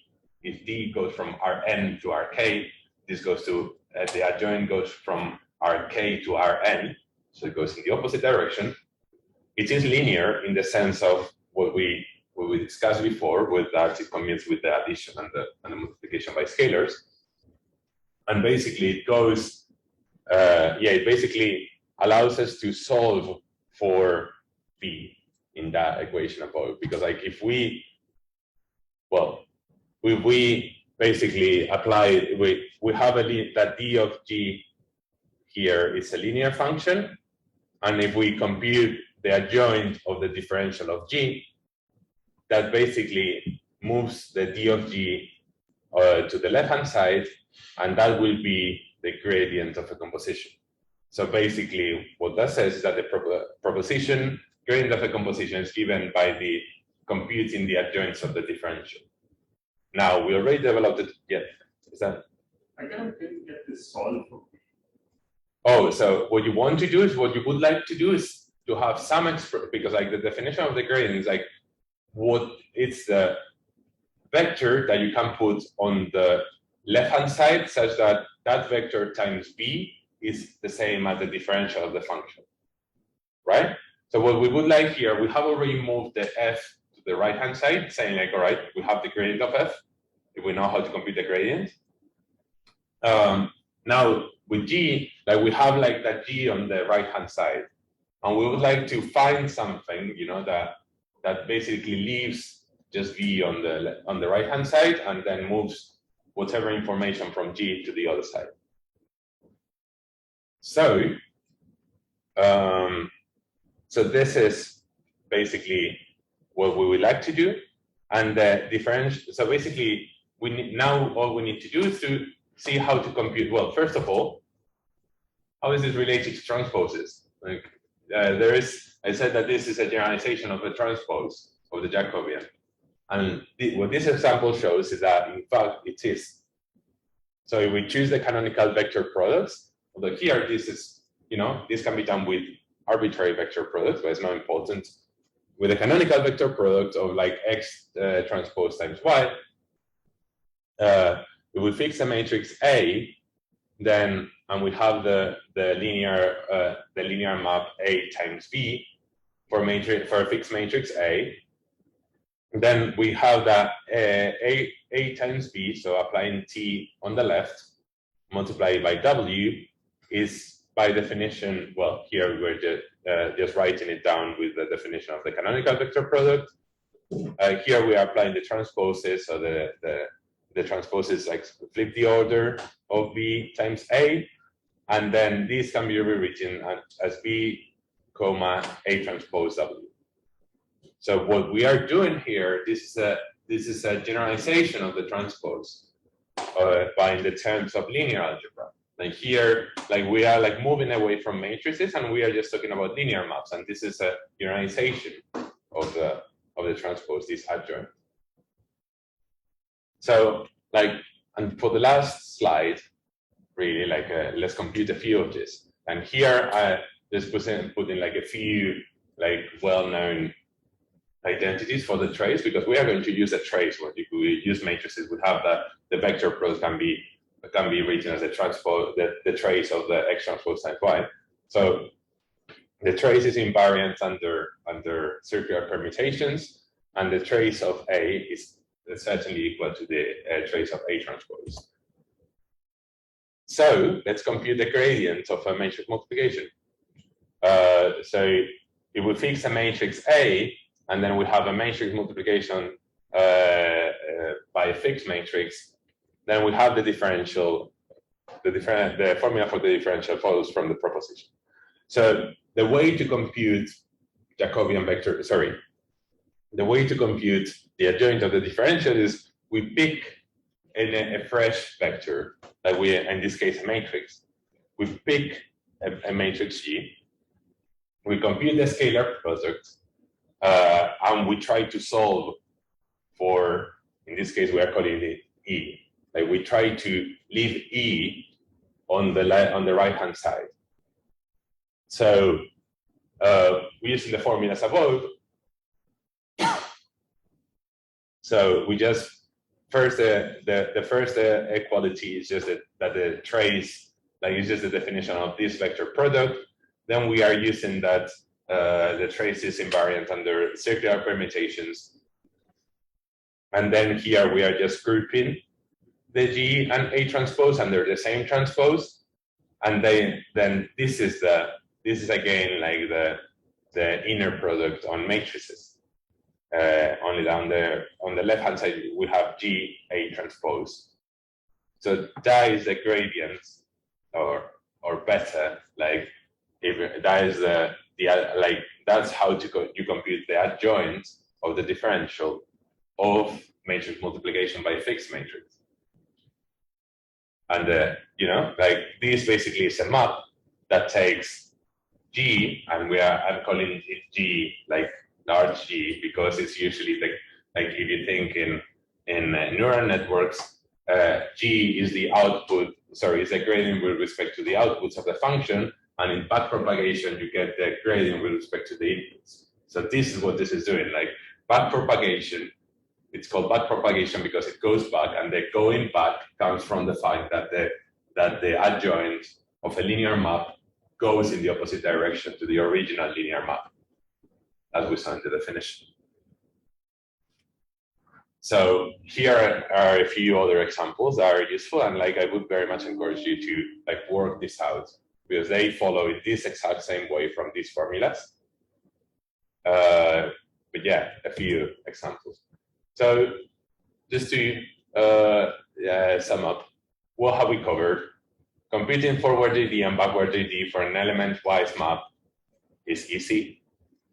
The Jacobian is just like the point-wise multiplication by the derivative of the element of the map from the real numbers to the real numbers, and then also computing the transpose of that. Since the Jacobian is diagonal, the transpose is exactly the same thing. So the transpose of the Jacobian of an element-wise map is itself is the same as the transpose of the Jacobian is equal to the Jacobian. So there's nothing to do there. Like if we know how to compute Jacobian vector products, we know how to compute the adjoint and blah blah blah. So computing forward AD for linear and bilinear maps is easy. We just have that very neat proposition that we've been milking throughout the whole class. Computing the backward AD for a map, basically accounts the way that you do it in practice is to compute the differential. You take an arbitrary vector W and you plug in the formula for the differential that you have already computed, and then solve for B in that expression. And what you'll get on the other side, and the left-hand side or right-hand side, whatever you choose, that's it. That's the adjoint of this. And this is claim, or you can, like using these rules, I assured you that you can compute the derivative of everything, because I'm literally the maintainer of those things in PyTorch, and I can tell you that you don't do anything else. So things that we haven't covered. We haven't talked about derivatives with respect to complex numbers. Like you can have matrices with complex numbers. And the claim here is that it's really exactly the same thing. The complex structure doesn't change anything. Of course, you have to be a bit familiar with complex numbers and not be scared by what's a conjugate and all this stuff. But the thing is that we are just using, it's the same theory as before goes through, because a complex number is just two real numbers. So a complex matrix is just two real matrices or a larger real matrix. So in the same way that at the beginning we said all right, we don't care about matrices, vectors are enough. In this case, we don't care about complex numbers, real numbers are enough. So the only thing that changes is that, well, first of all, the differential of a function is the same. Like all this reasoning doesn't affect complex numbers. It does, the only thing that changes is that you have to realize that this is another way to write, yet another way of writing the canonical vector product for complex matrices. So basically what you would get here, if you work out what that formula is component-wise, basically gives you that is the product of the real, you go to the first component, and is the product of the real parts of each of the components of the first element of the two matrices, plus the product of the imaginary parts of the first element of the matrix of the two matrices, plus blah blah blah blah blah with all the other elements. And then when you use this vector product in the computations to compute the adjoints and to compute the gradients, well, you get the complex the formulas, the equivalent formulas for complex matrices. The formulas are very similar, but basically what you end up having is that you have to sprinkle a few conjugates here and there. But again, you have to prove these things, but once you see the pattern, you are all right, this is literally the same thing as in the real case. The other thing that we have left out is some very cool stuff that is derivatives of inverse maps. You have a linear solver, which is the inverse map of multiplying two matrices, and having basically solving AX equals B, or just computing A minus 1 is just the inverse of computing.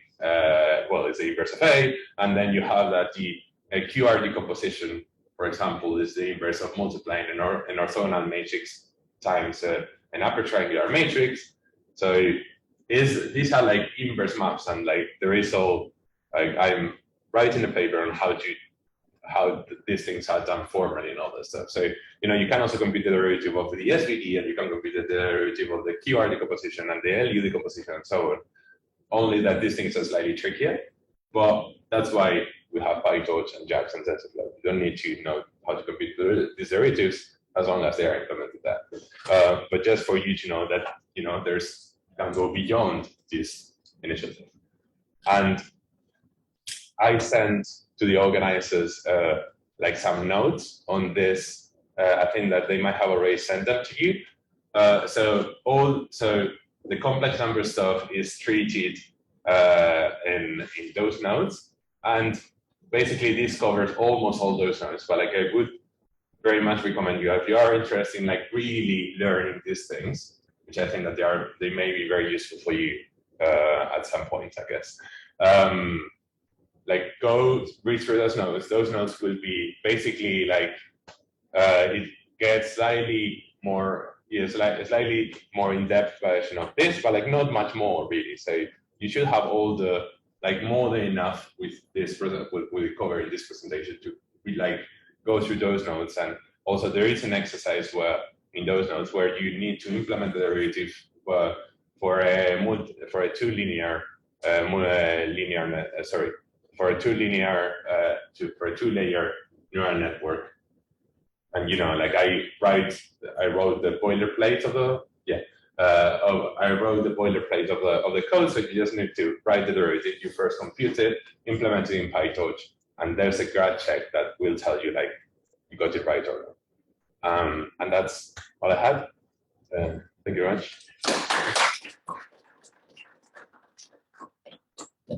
So let's take a break now. If you have questions for Mario, ask them over the break. We will reconvene at 11:10.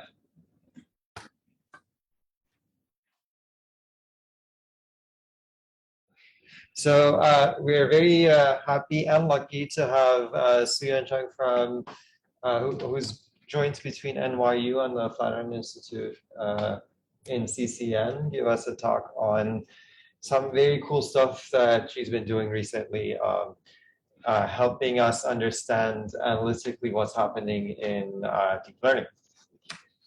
Great, thanks. So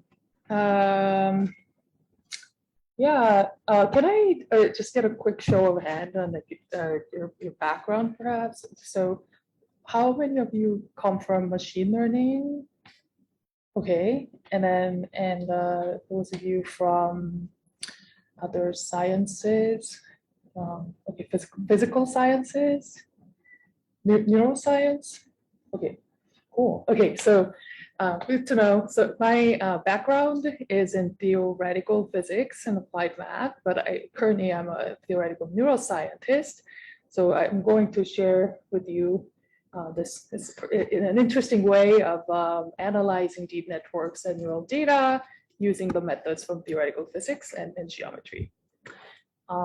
Yeah, so, oh, just one second.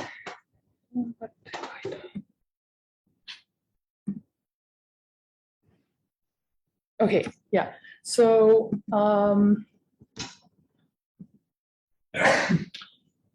a central question in understanding how the brain works is to describe how a collection of neurons or networks of those neurons implement behavior in a collective manner. In order to understand this, we tend to formalize, as neuroscientists and also statistical physicists, we tend to formalize the behavior or computation as functional tasks in perception and cognition and action. And in order to understand how these tasks are implemented by the brain, what we do is to inspect the neural activity that is experimentally extracted and also discover the plasticity learning rules to understand how these neurons learn. But you can also apply the similar analogy to the deep networks by extracting features and also looking at the learning rules and looking at the collective behavior of those. So the structure of these collections of neurons or units manifest themselves as representations, and the collection of these learning rules as network learning dynamics. And what we are interested in is looking at the neural networks as a model to understand neural circuits, because we do have full access to their internal representations, and we can also test the consequences of individual bioplausible learning rules rather easily. But in many ways, these neural networks are still a black box, and understanding and interpreting how they operate requires theoretical and mathematical advances. And in order to do this, we have been using the methods and techniques from theoretical physics, specifically statistical physics, and incorporate the techniques from machine learning to develop a theory of neural networks. And the goal here is to use the theory to develop intuitions and guide experiments, and also explain the observed phenomena in the real data. So there's three related methods that is going to interact in this talk. So one direction that has been actually very helpful is to develop the theory of neural population structures or geometries. And what we did here is to develop a theory of task-efficient neural population geometry to answer how we can interpret high-dimensional neural activity or feature space and connect it to the implementation of a specific task. And second, we're going to use the geometrical insights to understand the structure in these neural networks. And finally, what we have been also recently doing is developing biologically plausible learning rules that can work effectively on a network level. And also, before jumping into the details, if you have any questions, you should feel free to interrupt, because if you're in the audience wondering what the hell I'm talking about, there's some chance that others will be secretively thankful.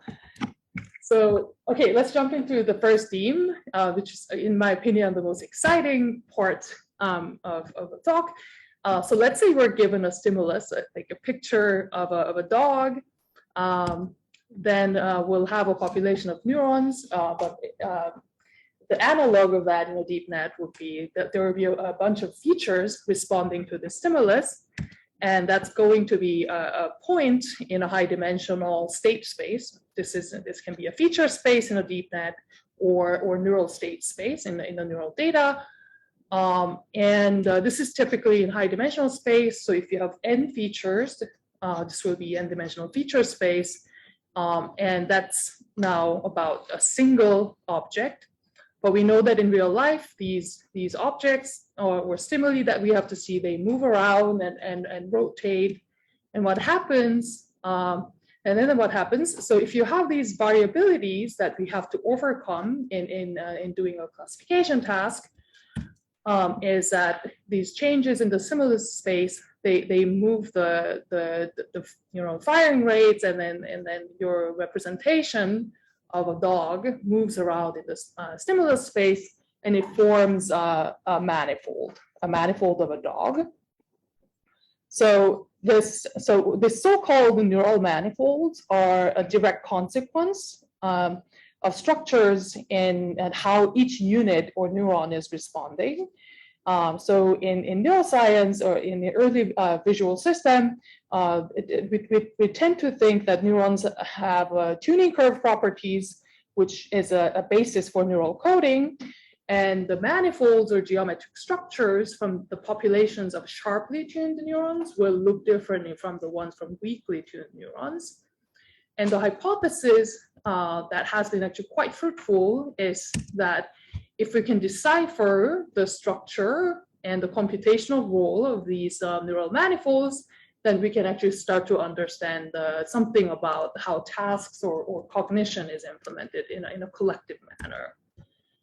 And indeed, there has been a lot of exciting work at the intersection between computational neuroscience and deep learning on the structure of task representations in neural or feature representations. both in biological neural circuits, but also in network models. And these observations are coming from not only the sensory systems like vision, but also starting to emerge in motor control, motor cortex, or higher cognitive areas in the brain, like prefrontal cortex and hippocampus. And we recently wrote a review paper about this trend on thinking about the distributed neural representations with the geometry. In this paper, review paper on current opinion in neurobiology. So if you're interested, there's a good survey. So a lot of us are excited about the prospect of using neural manifolds or the populations of neural representations or geometry of neural representations to understand cognition and the implementations of a task. And the specific approach that we have been taking is the following. So first, can we build good geometrical measures to characterize these task encoding neural representations or manifolds? And then can we connect these geometrical measures with the task efficiency or the performance from the perspective of a readout? To answer these questions, we're going to focus on a specific task to formalize the problem, and let's consider invariant object recognition as a task. So invariant object recognition refers to our ability to distinguish between objects across all kinds of stimulus variabilities, like different sizes or orientations or positions or backgrounds. And it is one of the most commonly solved tasks by the brain. So first, let's go back to the earlier example. So we want to represent this invariant object recognition problem in the neural state space as manifolds. So remember how we went from a single example of a stimulus to a point in the feature or neural state space, and then we went to manifolds due to the variability.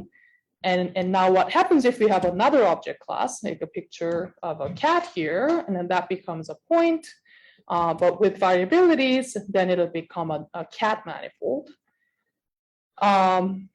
So now two objects with the variabilities, they become two object manifolds, a cat and a dog manifold. And now you can represent the task of discriminating dogs versus cats and also other objects as a problem of separating these object manifolds in the feature space. And in geometric terms, it means that if we can draw a hyperplane between these object manifolds, we are able to separate them. And sometimes I'll refer to this as a linear discrimination. You might have already learned this in earlier classes.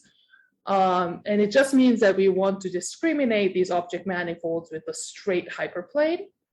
And hopefully you can already start to see what kind of questions we can ask here. So for example, we can ask how crowded can we make these object manifolds in a given neural state space with like 100 or 1,000 features. Okay, yeah, go ahead.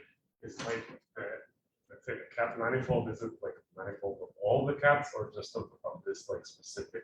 Yeah, that's a good question. So I think you'll probably see what this will become clear in the next slide. We're going to relate this to the classification capacity, like VCD mentioned.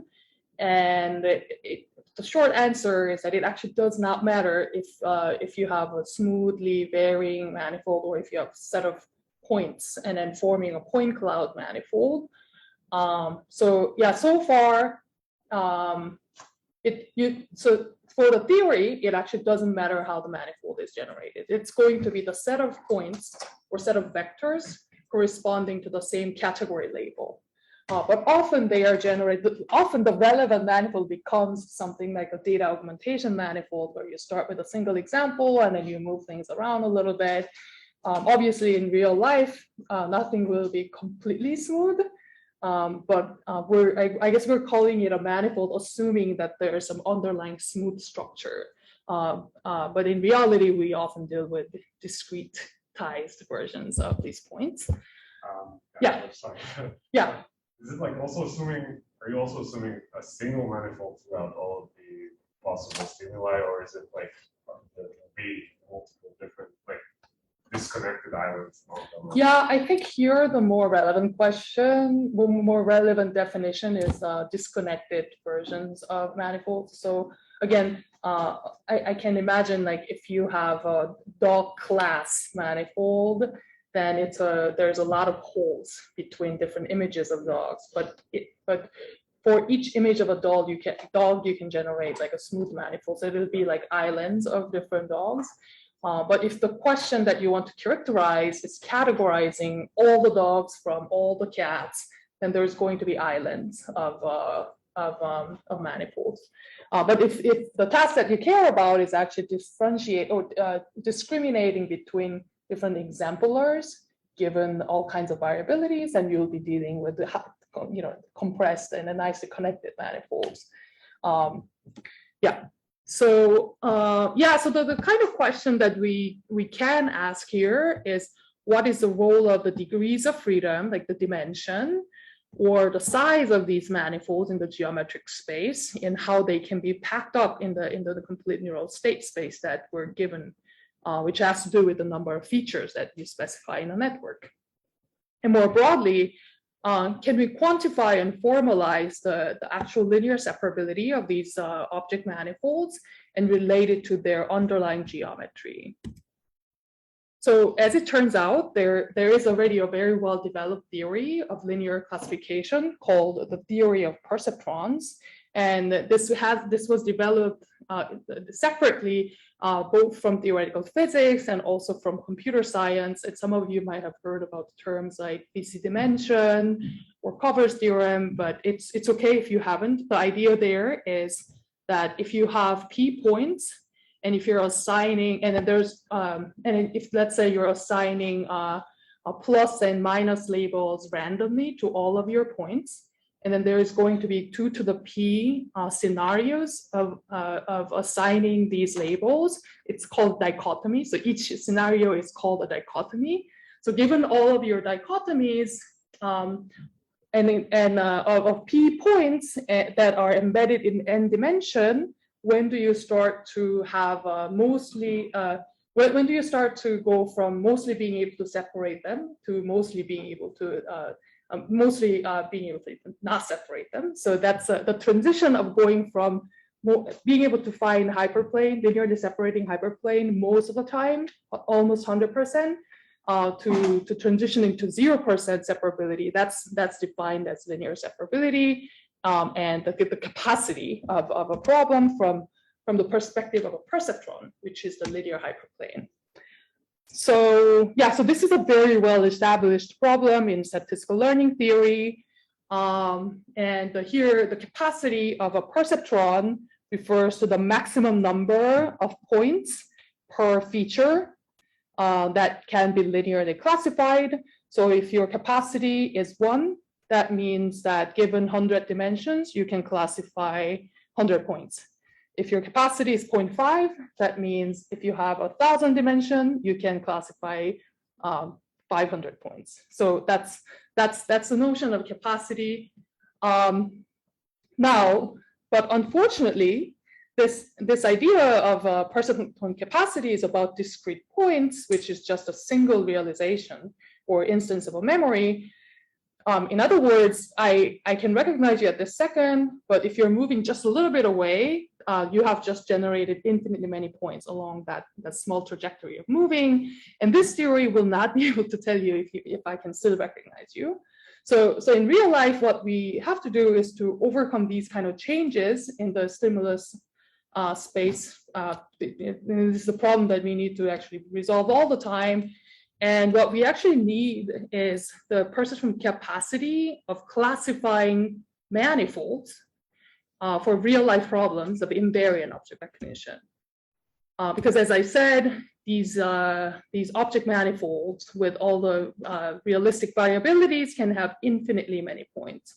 So the predictions on how many points you can linearly classify is actually somewhat irrelevant. So this is exactly what we developed with Chaim Zompulinski and Daniel Lee, which is the theory of classification of object manifolds, which now tells you the maximum number of object manifolds or category manifolds that you can linearly classify per unit.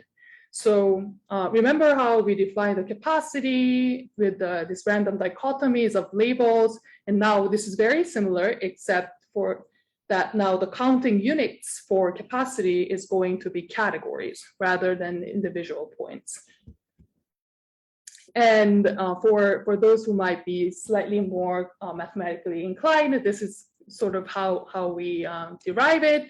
So to compute the capacity of the manifold classification, we need to compute the volume of the solution in the state of the solution weights, where if you have only few manifolds, then it's an easy problem. So there's a lot of solutions. So the volume of the solution for that qualify as a linear separator is large. But as you start to put in more and more manifolds into your state space, then it becomes harder problem, and the volume of the solutions decreases. And at the critical capacity of classifying manifolds, then this volume of valid weight vectors, the solutions, it becomes 0. And how do we compute the volume of the solutions? So that can be done by integrating over each dimension. So if you have an n-dimensional feature space with a linear perceptron, then it's an n-dimensional problem. So you have an n-dimensional integral over each element of the perceptron. And you can constrain the size or norm of the hyperplane solution. And you do a product of the step functions, where the input for the step function is the difference between the distance between the worst point to the hyperplane minus the required margin of the problem. So what this is doing is, if you got all of your manifolds on the correct side of the hyperplane, then all of these inputs will be positive, and the step functions will give you 1. So, and then you do a product of that. So it will contribute. If you get everything right, it'll contribute to the volume of a solution. But if you have one manifold that's been classified a little bit wrong, then this term will be many ones, but multiplied with 0. So as soon as you have something wrong in terms of classification perspective, then the contribution from this term is going to be 0. So this is how you capture the volume of solutions given the representation with certain geometry. Yeah, go ahead. How is the boundary of a manifold defined? How is it defined? Yes. Yeah. So yeah. this is an emerging line of papers, which is it's a really good question. So there is did I put the citation here? So in the physical review E, we define the manifolds as spheres, so it's very well defined. And in the physical review X paper, we define, we compute the capacity of general shapes with arbitrary points. Then we're dealing with convex halls of point clouds. Now, I think the next set of papers that will come is probably going to take into account having some of the points classified wrong. You allow for some slack variable, and you probably also have a version with probabilistic distributions and so on. But yeah, so far, it's the boundary of the manifold is defined as the worst point from the perspective of the hyperplane. And if you have a spherical manifold, you can analytically calculate it. If you are talking about classifying the convex hull of the point clouds, then you do an iteration on which point is the worst one, and then you look at the statistics of the distributions of the worst points from the perspective of all kinds of different dichotomies of the hyperplanes. Yeah. Okay. Yeah. Yeah. So and computing the volume of the solution over this high dimensional weight space is a little bit complex.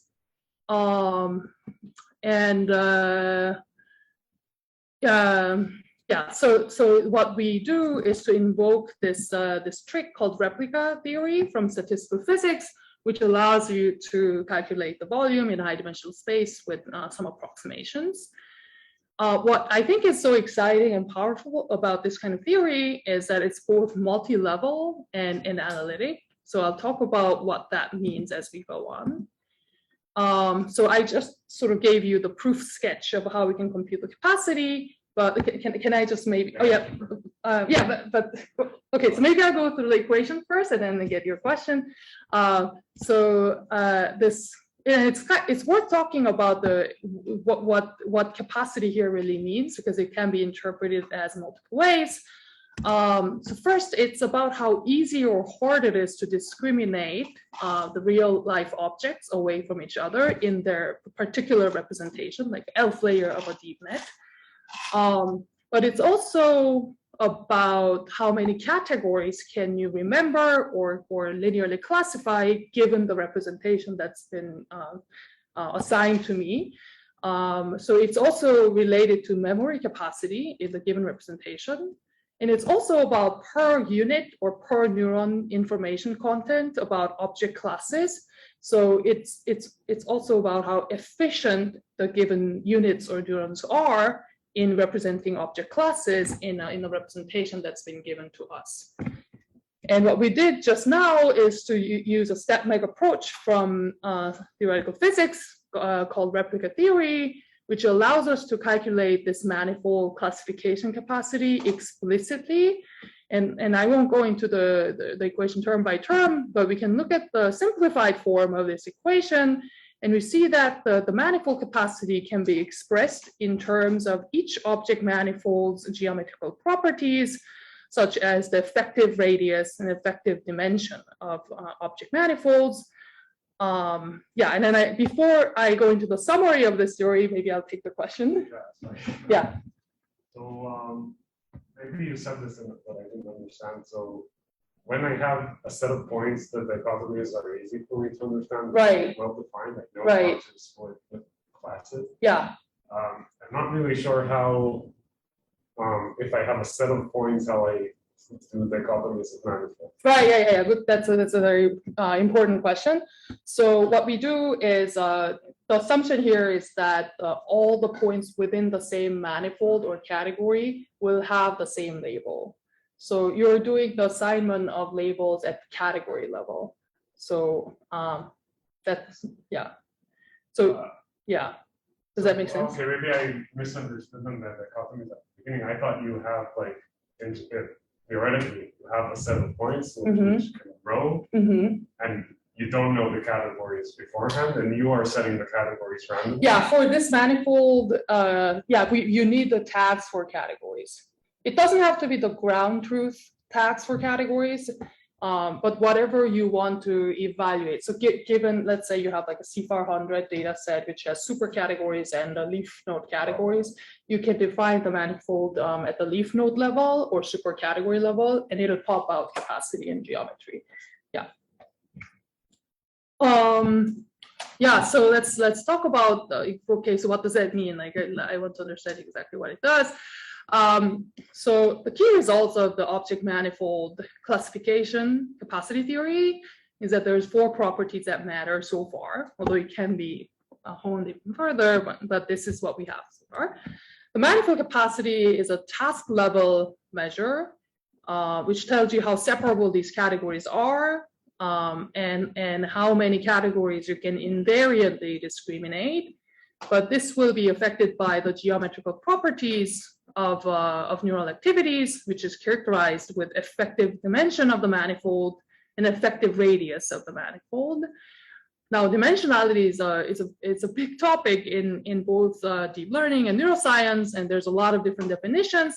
But here, this is the dimensionality of each category manifold or data cloud relevant for the linear classification capacity. And the same for radius. There's a lot of different ways to measure the size of the data in high dimensional space, but this is a measure of the size of the data manifold relevant for linear separability, and it's affected by the elevator pitch version of what it is affected by is something like support vectors from different shattering hyperplanes. And so depending on how you define the labels, the worst points will be different, and the statistics of those worst points will determine the dimensionality and radius of the manifold. It also turns out that in real data, you also need to take into account the correlations.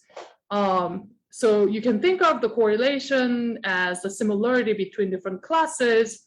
So for example, in a cat versus a lion, they are more correlated than in a cat class versus a car class. And as a first order approximation, including the correlations between the centroids of these object manifolds make the theoretical method work. And how are they related, and what does that actually tell us? It's easy to understand what this is doing by thinking about two scenarios. So we can consider the high dimensional representations where the object manifolds are highly tangled, like early layers of a deep net or before learning some kind of task, versus nicely untangled representations, which you might see in the later layers of a deep net or some deep area of the brain.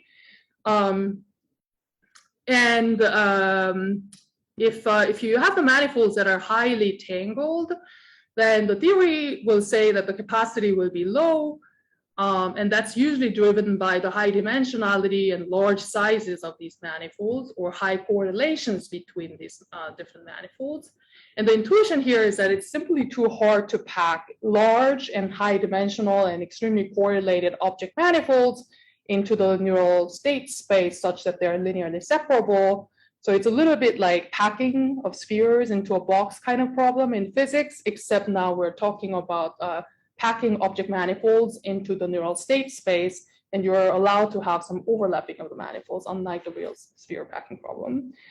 And you might see this kind of representations in early regions of sensory processing, like V1 or the first few layers of a deep net, or before learning. And you'll see some of the examples in the next section. On the other hand, if you have object manifolds that are really nicely separated, that are ready to be applied the softmax layer of, then you will be able to classify many of the categories. So the manifold capacity will be high. And in order to have the high capacity of high classification capacity of manifolds, then that's usually driven by the small dimension and small size and uncorrelated locations of these manifold, different class manifolds. And again, this going back to the sphere packing problem, it's as if you have a box like a state space, it's a lot easier to pack a lot of small disks or coins than large balls. So you'll be able to classify many more of object manifolds if they're low dimensional and small in their size. And the progress of this theory is that you can actually explicitly predict what the classification capacity is going to be based on the geometry of these object manifolds. And I should also note that these geometrical properties, they don't always move together. So in a real data, you can have a tiny high dimensional noise like neural manifolds. It could be something like adversarial perturbations. Those would be tiny but high dimensional. But you could also have low dimensional but flat and long manifolds, like a trajectory of something. And what's fun about this theory is that it'll capture how these different geometric properties like dimension and size or radius, it'll combine together to determine the capacity. So it can also capture the trade-off between the dimensionality and the size of the manifold. So just to give you a full flow of how this can be used, the theory of classifying feature or neural object manifolds can be used as a multi-level probe for looking at neural representations. So given the representations with category tags, which don't have to be smooth, by the way, meaning you can, again, have point cloud data. This method will compute the geometrical properties and predict the manifold capacity using the physics analytics. And this has a lot of interesting implications for neuroscience and deep learning. So first of all, these neural manifolds or object manifolds it can provide a mechanistic underpinning for how tasks are being implemented, and it can be used as an interpretability tool. Because you can now look at the structure in the high dimensional population space without assuming that they are low dimensional. So you don't have to do like a dimensionality reduction to be able to understand how the data is structured, because now we just go in and take the full dimension and then evaluate their geometry using this method. And the neural manifold geometry is a consequence of collective properties of neurons or units. So, like training curve structure or receptive field and their distributions, or the nonlinearities, the nature of nonlinearities used in nonlinear units like ReLU versus sigmoid versus tanh. So by connecting the representation geometry with the probe or readout performance, we're one step closer to understand the role of individual units or neurons in implementing a task, because it's a lot easier to connect the unit level properties with representation geometry than going from the units to the task level measure directly, because that's two levels high up in abstraction. But now that we have a formal connection between task level performance with representation geometry, we just need to connect the unit level properties with the representation geometry level. So I'll talk about how this can work by demonstrating this in deep networks in the next section. So this section is about understanding the population structure with geometry in neural networks. And just as a motivating slide, there's a lot of recent reports showing the representational correspondence between artificial neural networks and biological neural circuits. For example, the work by Daniel Means and Jim DiCarlo at MIT have shown that task-trained deep networks can predict the neural activity pretty well in monkey ventral stream, macaque ventral stream, and it's also been shown that the neural population structure and the geometry are quite similar using the similarity-based measures. Now, then you can ask if these neural networks are so good at predicting the brain data and quite similar in their structure, then why don't we just study artificial neural networks as a surrogate system for neural circuits? That's totally fine. But one challenge still is that while these deep nets might be similar to the brain, understanding and interpreting how and why task representations emerge is still extremely difficult, but we should still take full advantage of the opportunity of knowing and having full access to everything in the network, unlike what we can do in the brain. So yeah, so to do this, what we are doing is to use neural manifolds or geometry framework as an intermediate level descriptor to connect the representations and task performance in each layer, to understand neural networks, again, as a model system to understand the natural intelligence, and also as a test bed for new analysis tools. Yeah, go ahead. Could you speak a bit more to how closely related like a neural state space is to what's actually happening in the brain? Yeah, so in the brain, you have spike counts. So you have a temporal response with the number of like how many spikes are happening, and then what we do in neuroscience is to take the bin, like some time window period, and then you count it, and over many trials you can average it, and then you get what is called a mean firing rate, and that's essentially from the mathematical point of view, if you have 100 neurons with firing rates, that can be, it's mathematically equivalent to the features, 100 features in the deep network. So that would correspond to like a 100-dimensional space? Yeah, Okay. Right. So in reality, in real brain, there's a lot of stochasticity. So we have much noisier data, while in deep nets, unless we explicitly include stochasticity, you'll have deterministic representation.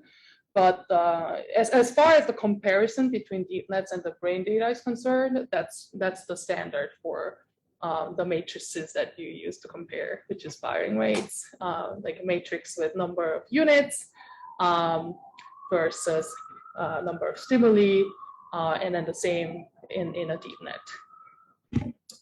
So yeah, so to do this, we have been applying several different geometrical techniques to study different problems, going from vision to addition to language in neural network models that are known to predict neural data.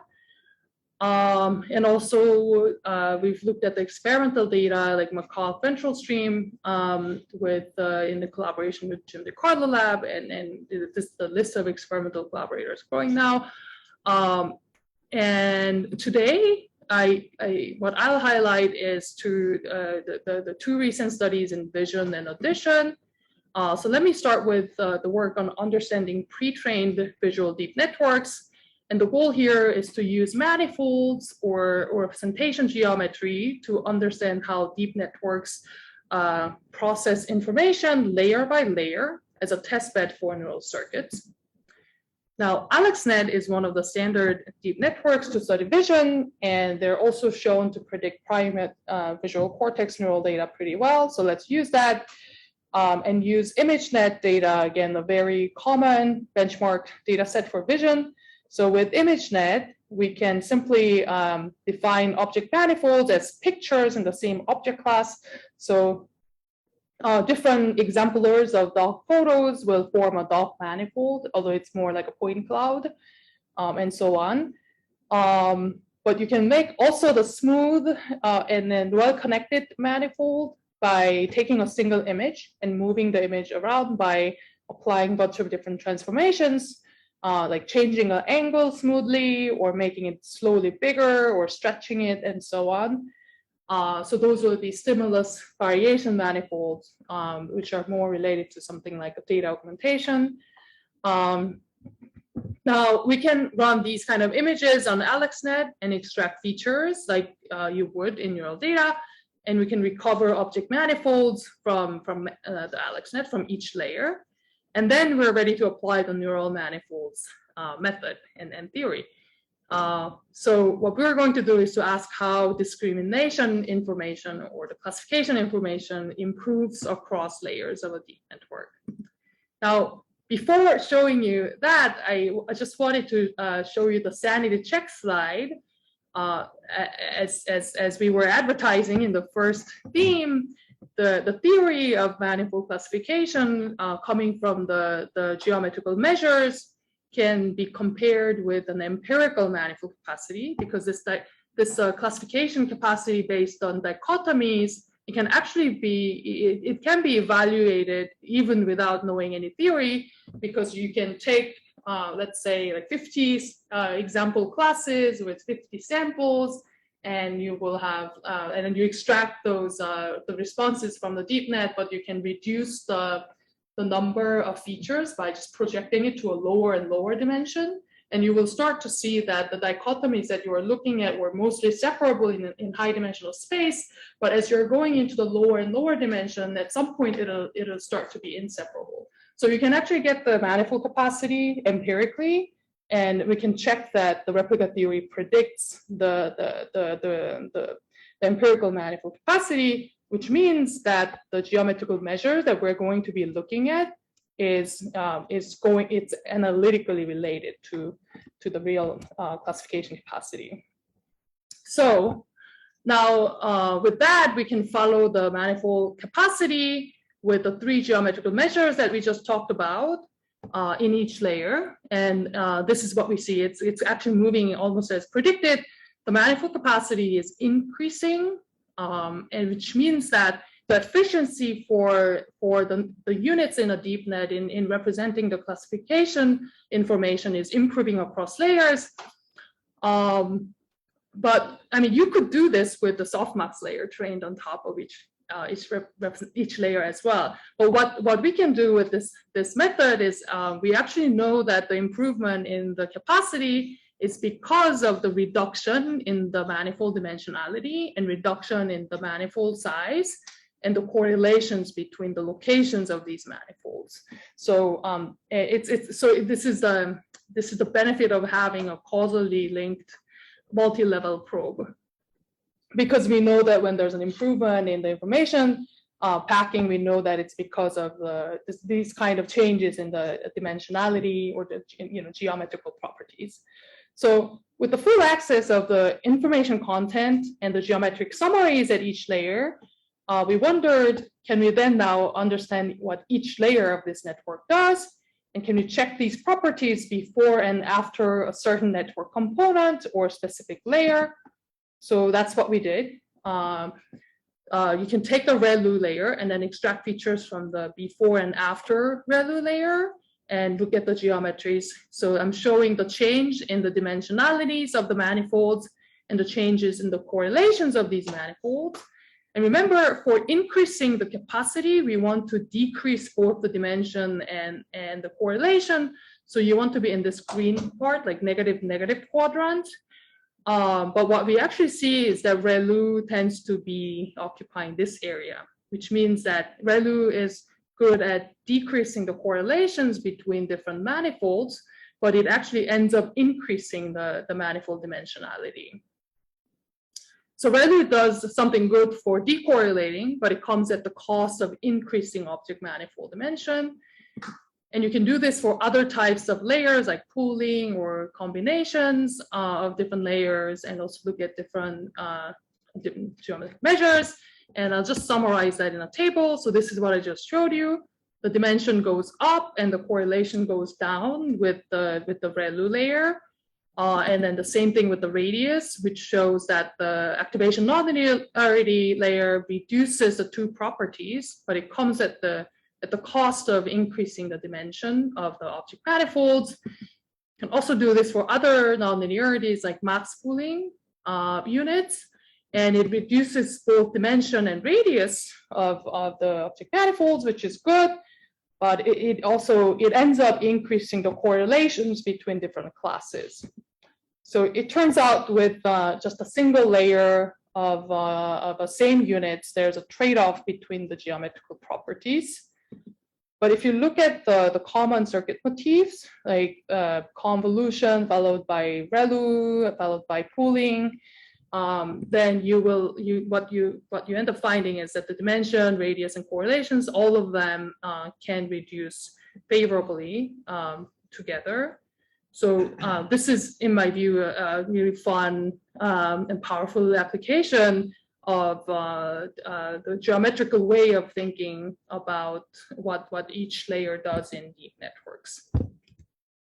So just to summarize this project, what we're seeing here is that the geometrical way of thinking uncovers the mechanism underlying favorable circuit motifs and their combinations, and the limitations of a single layer of homogeneous units.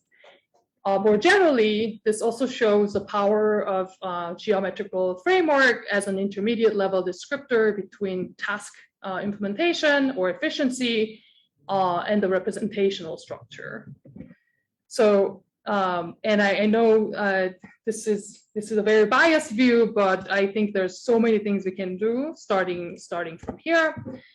So after identifying the geometrical role of each circuit motifs, then we started thinking, well, we can probably impose some additional neuron-like constraints on the network and understand the role of those bioplausible constraints on the deep net from the neuroscience perspective, but also from the neuro AI perspective on like what kind of neural units improve the circuit performance. Oh, you have a question?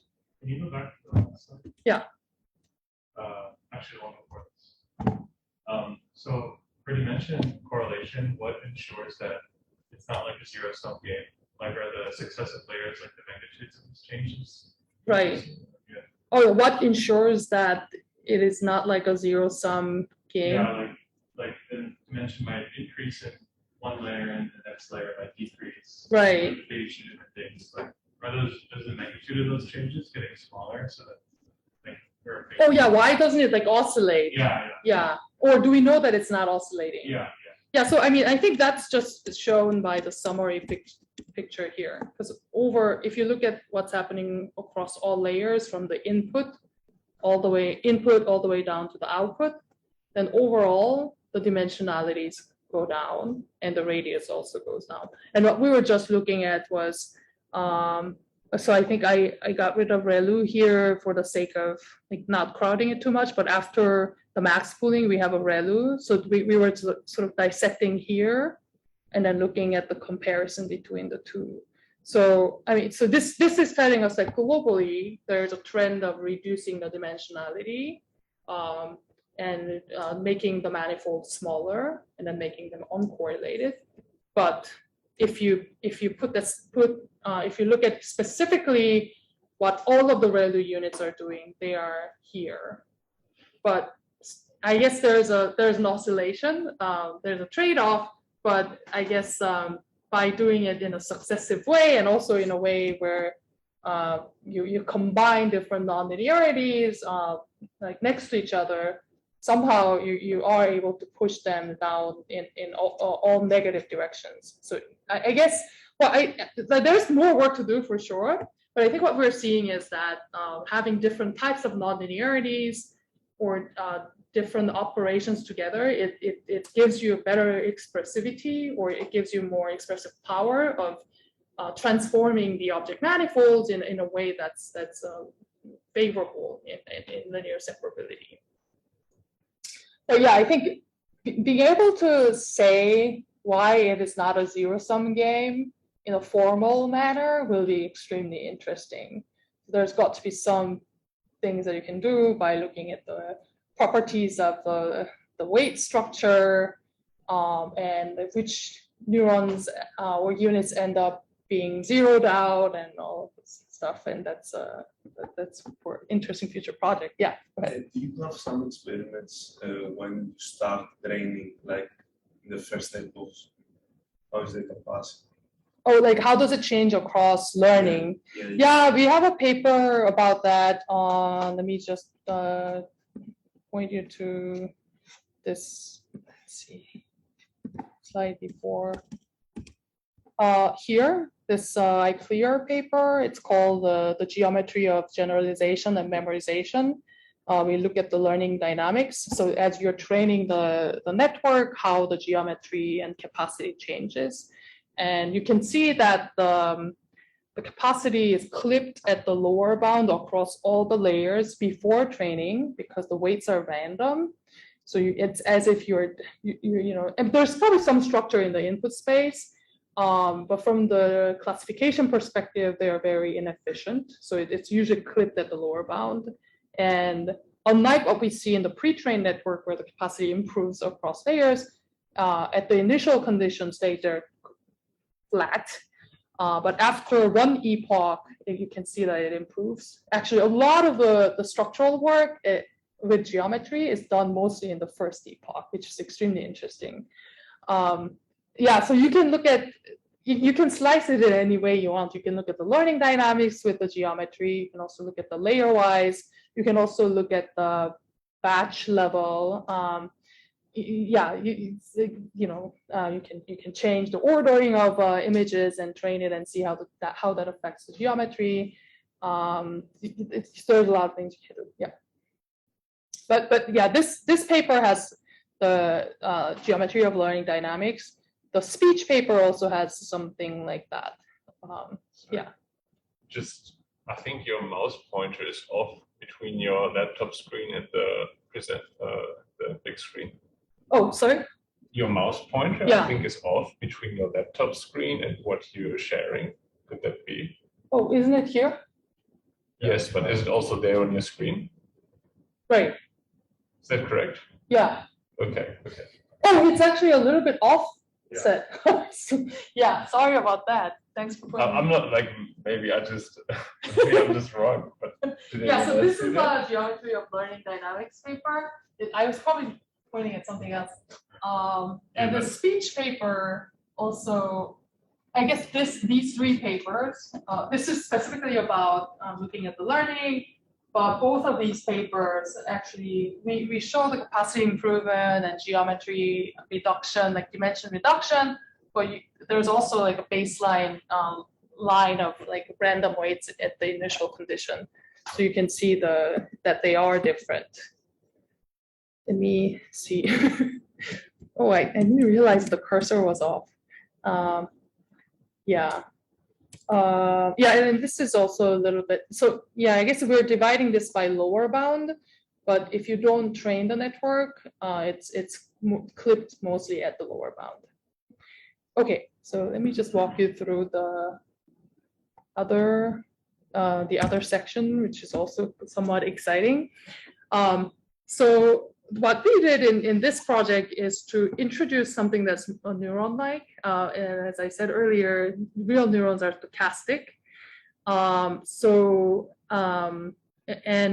What we did in this project with DiCarlo and McDermott lab at MIT is to study the connection between the role of neural stochasticity in a phenomenon called adversarial robustness.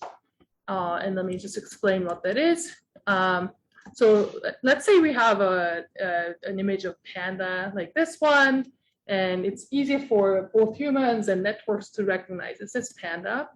But if you add a tiny little perturbation bounded by some epsilon size at every element of a pixel, and you feed it through the network, then while this still looks like a panda, this image still looks like a panda to us, but the network is very confident that it is a given. And this is an interesting test bed because it's a case where we see the divergence between a deep network and humans, where the humans are performing much better than artificial networks. And it turns out that if you make the network more like the visual cortex or real brain by adding a front end based on classical linear nonlinear Poisson model, as in you inject a stochastic noise after the first layer of filters, then all of a sudden it makes the network more robust to adversarial perturbations like the one that I just talked about. And this was the result shown by Jim DiCarlo and coworkers. So while there was a phenomenon, it wasn't quite clear how and why it happens. And there was also some conflicting reports on the role of noise about whether it is helpful or not for the adversarial robustness. So what's going on here? So this is where it'd be great if we can go in and geometrically understand how adversarial perturbations are affected by neuronal constraints, like stochastic noise. And we can, in fact, define the adversarial perturbation as an epsilon size, the small manifold. And we can also define the stochastic noise as a clouds of noise around the response to an image. So we looked at two different types of manifolds, and we identified two interesting geometrical effects that compete with each other.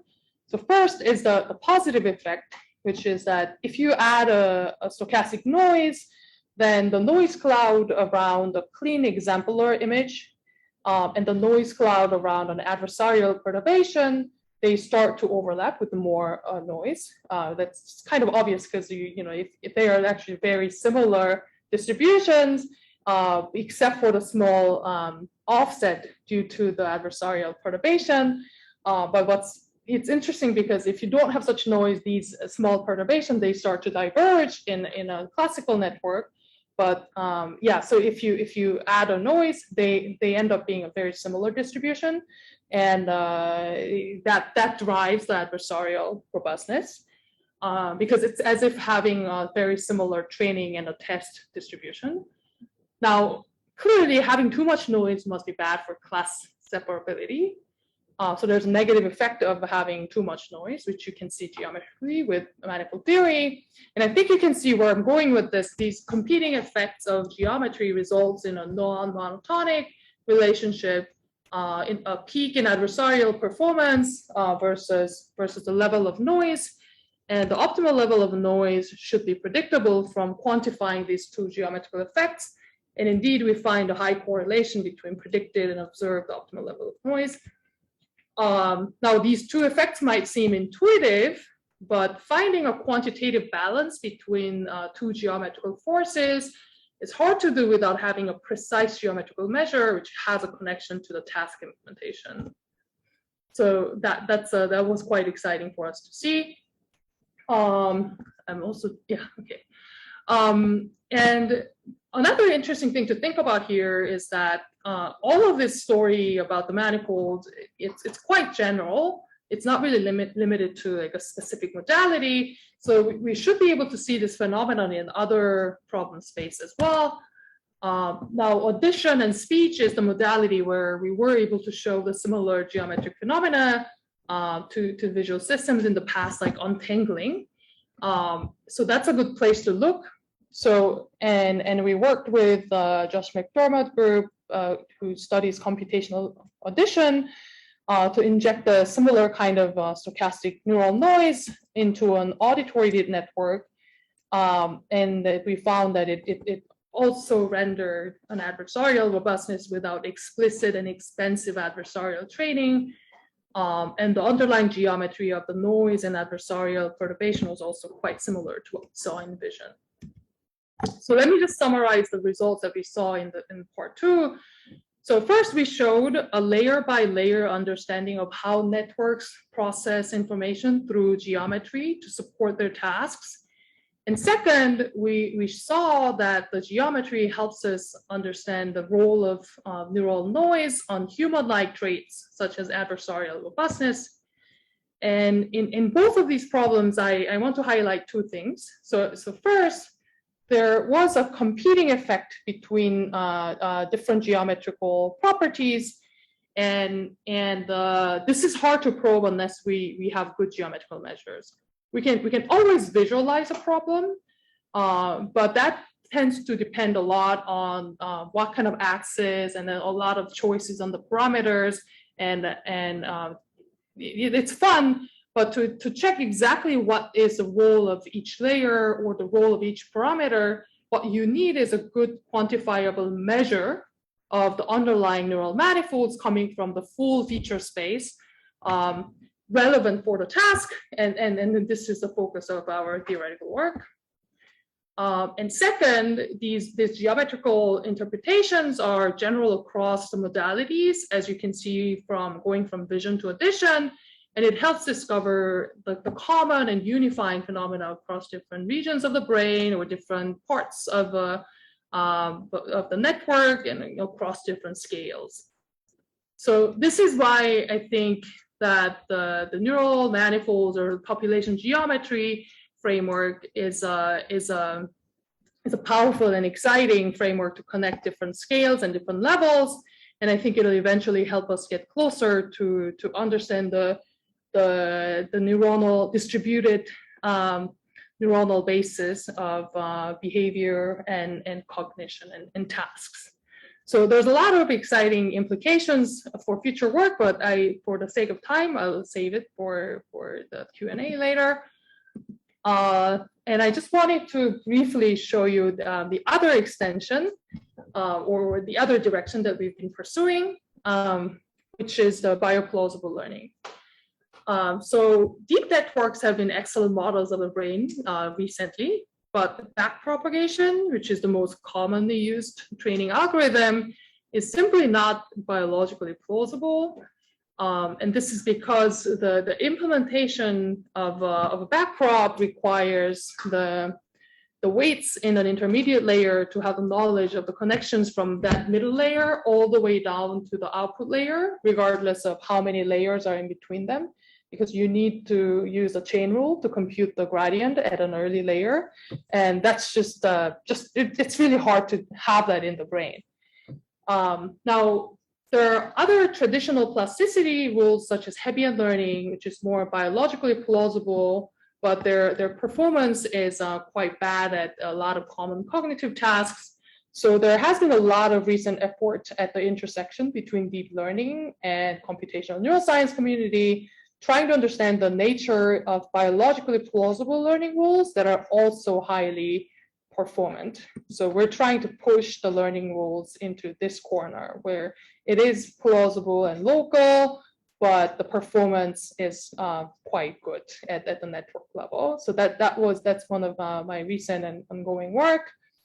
And to do this, what we're doing is incorporating the new experimental findings from synaptic plasticity in the real brain into the designing of a deep network architecture and learning rules.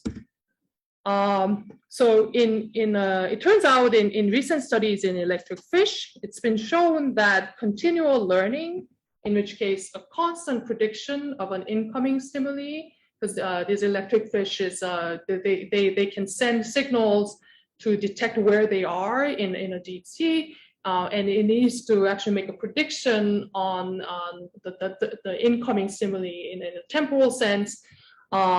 And so when you're doing a constant prediction, it turns out that in the regions of the brain that is implementing this kind of computation, and then in this region, there are two types of different spikes that are used for neural computation, the broad and a narrow spike.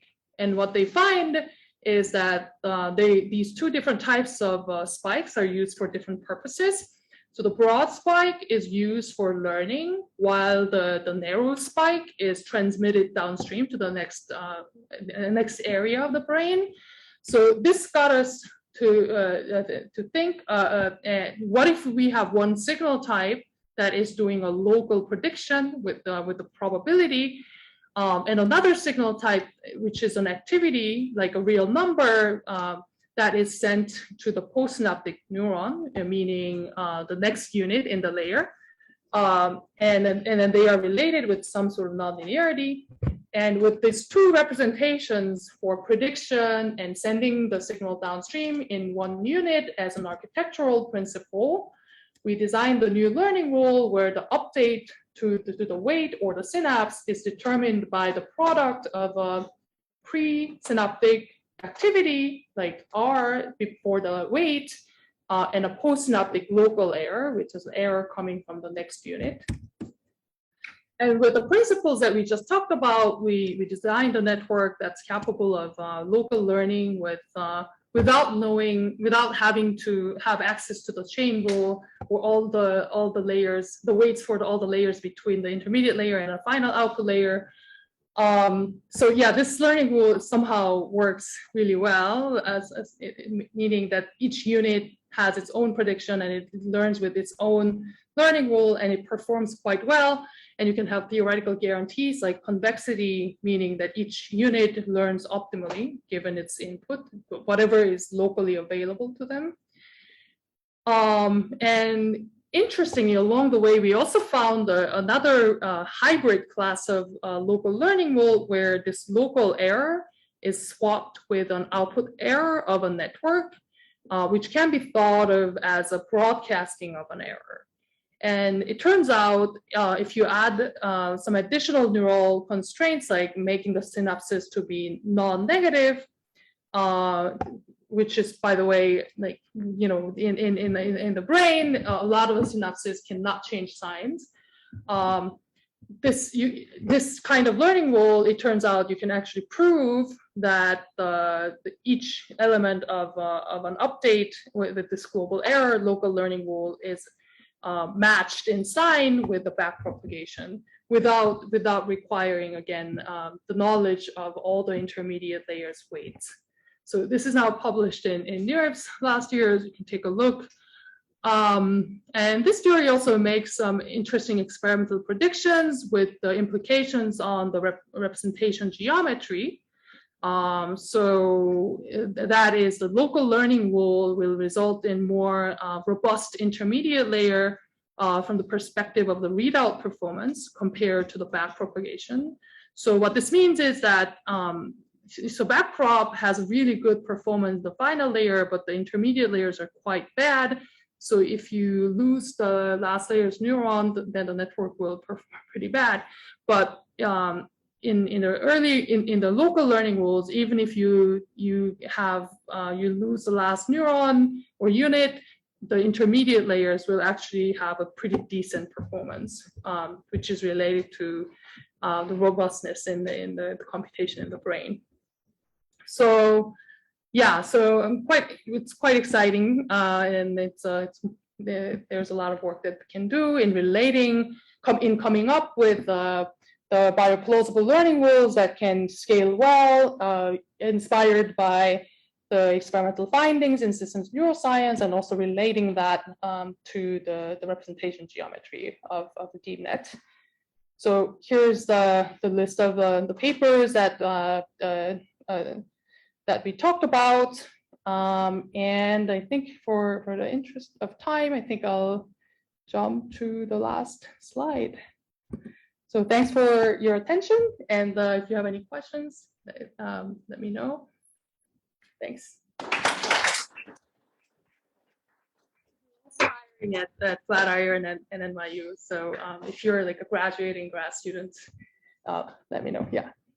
Could you say again how you get this local error? Like, how do you get the label for it? Oh, how do you get a label for the local error? Yeah, that's a very, I think you're actually asking the very related question that I have skipped for the interest of simplicity. So if you have a binary task, then it's easy. So you can have, so let's say like you have the activity, like some real number, and you do something like sigmoid, and then you get a value that's between 0 and 1.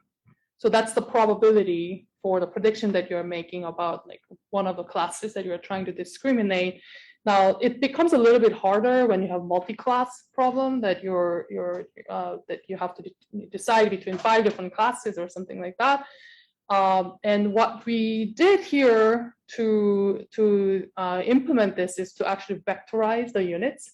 So if you're doing like a 5-class prediction, each unit actually has 5 elements, and they are sharing the weights. So it's a little bit like a convolution, except not in the similar space, but the 5 of the units and 5 of the neurons in the same unit, they have the same synaptic connection to the rest of the next layer. And long story short, you need a vectorized unit, like a 5-dimensional R, and then you do a softmax on that, and then you end up getting 5-dimensional P probabilities, and that's just like what you would have in the output layer. So with that, you can compute the error. So does that make sense? I'm not sure about, like, if you're somewhere in like a mid layer of Right. the network, Right. how do you calculate the error then? Like, what is the target?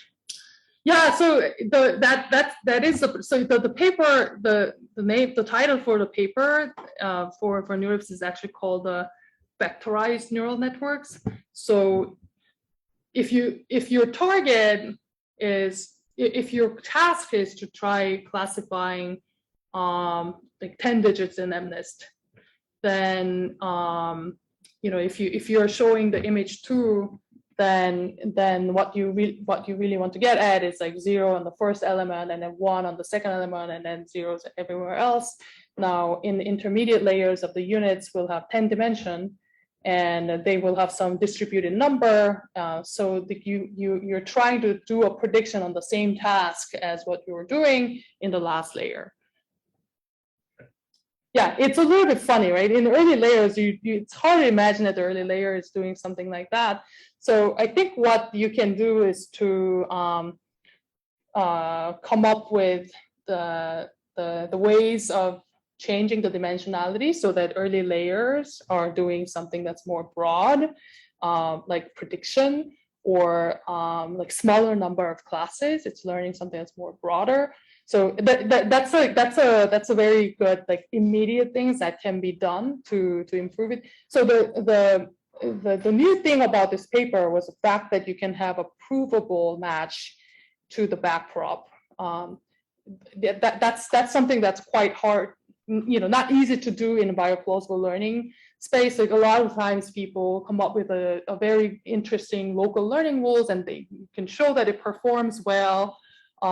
But coming up with a provable guarantee on this local learning rule, actually it aligns positively with backprop.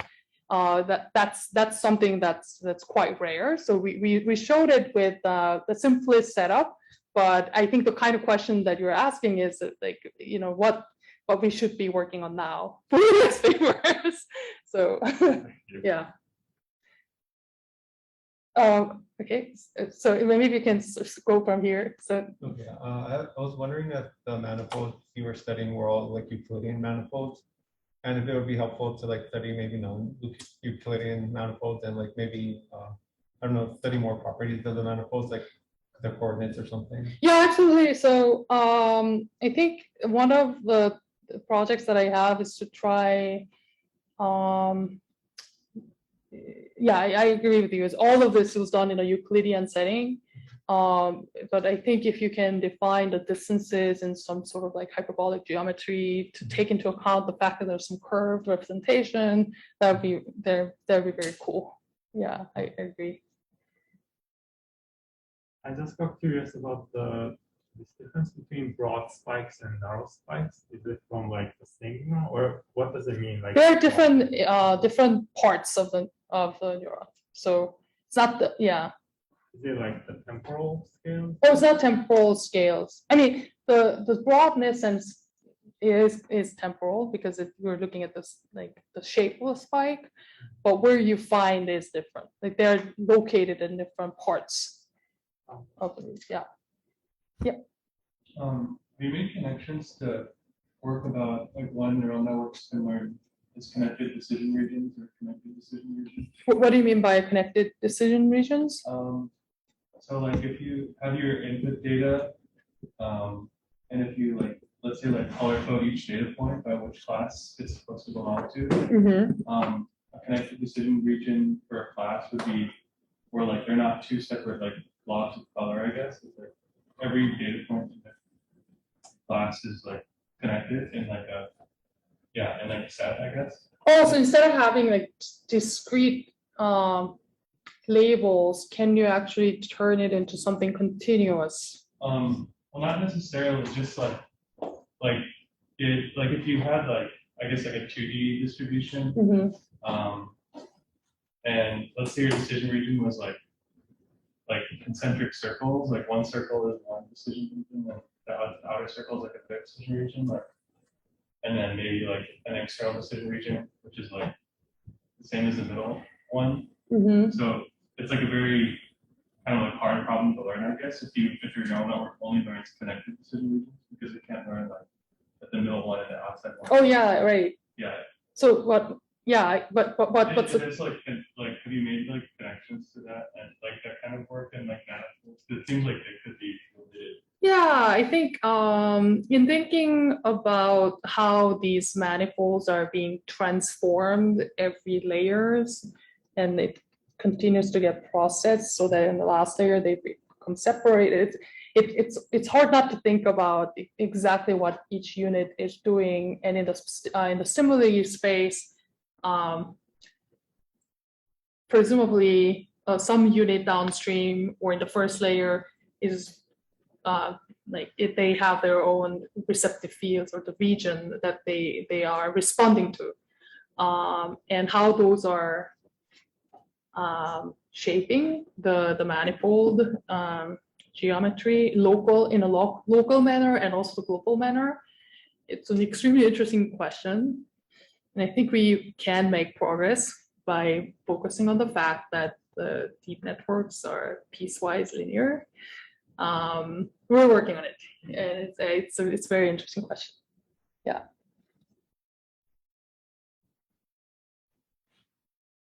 Any other question? So let's see on the end. We have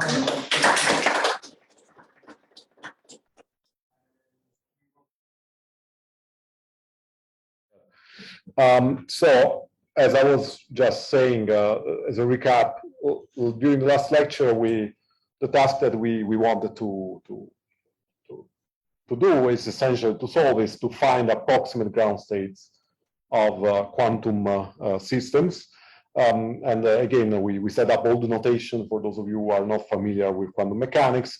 But at the end, I hope I convince you that this is all about considering some Hamiltonian matrix H, which, as I was mentioning, is a in general a complex valued 2 to the n. So this is a complex valued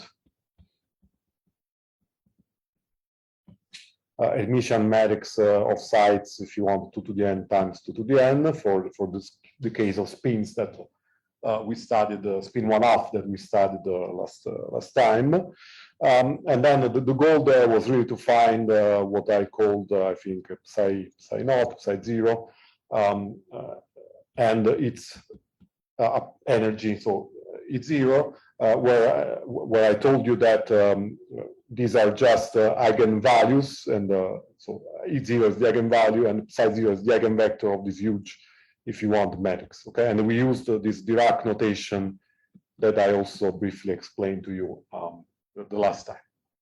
Okay, now the main complication was that this psi naught is a sum of, in general, I mean, if we want to try an approximation for this psi, let me call this now psi without naught, in terms of some basis states that I called k.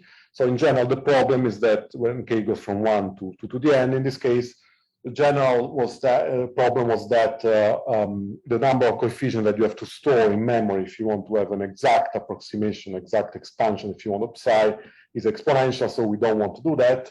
And instead, we would like to approximate, if you want, this ck with some, if you want, function that specifically we took to be a neural network that takes as an input this integer k, if you want, or this string of plus or minus 1, and depends parametrically on some parameters theta, that could be the weights, the biases, or whatever you have in your neural network. Okay, and then what I told you was that what we would like to do is to minimize what mathematicians call the Rayleigh quotient, and what physicists call the expected value of the energy, which is just this quantity here. So it's this, so psi, notice that now psi, because of this thing, will depend parametrically on theta as well, because the coefficients, if you want, of this expansion depend on theta through this dependence. So we want to expand, if you want to minimize this expected value of the Hamiltonian. Okay. In general, this wave function is not normalized, so we have to also divide by the normalization. Great. So this was in a nutshell what we saw last week, last Tuesday. And we started looking into the problem of how do we actually estimate this quantity, right? Because if we think that its size an exponentially large vector, we are, back to square one, because just to compute this matrix vector product and the linear product with itself, we will need to do exponentially large summations. But I will not go again into the details, but we saw towards the end of the last lecture that we can estimate. So estimate this expected value of the energy, so this E of theta.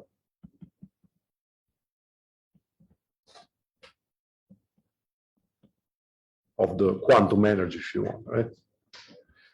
Using a very nice idea that is as old as the 1960s, was found by Bill McMillan, was one of the pioneers of what we call variational Monte Carlo. And the idea is that if I want to compute this expected value of the Hamiltonian, right?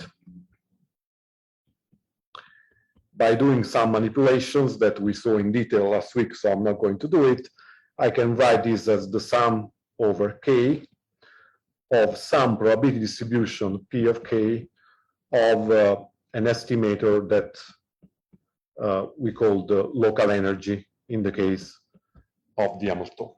Okay, and we derived this formula in detail last Tuesday, but P of k is essentially proportional to psi of k squared, which in the previous notation is just, if you want, this coefficient ck squared.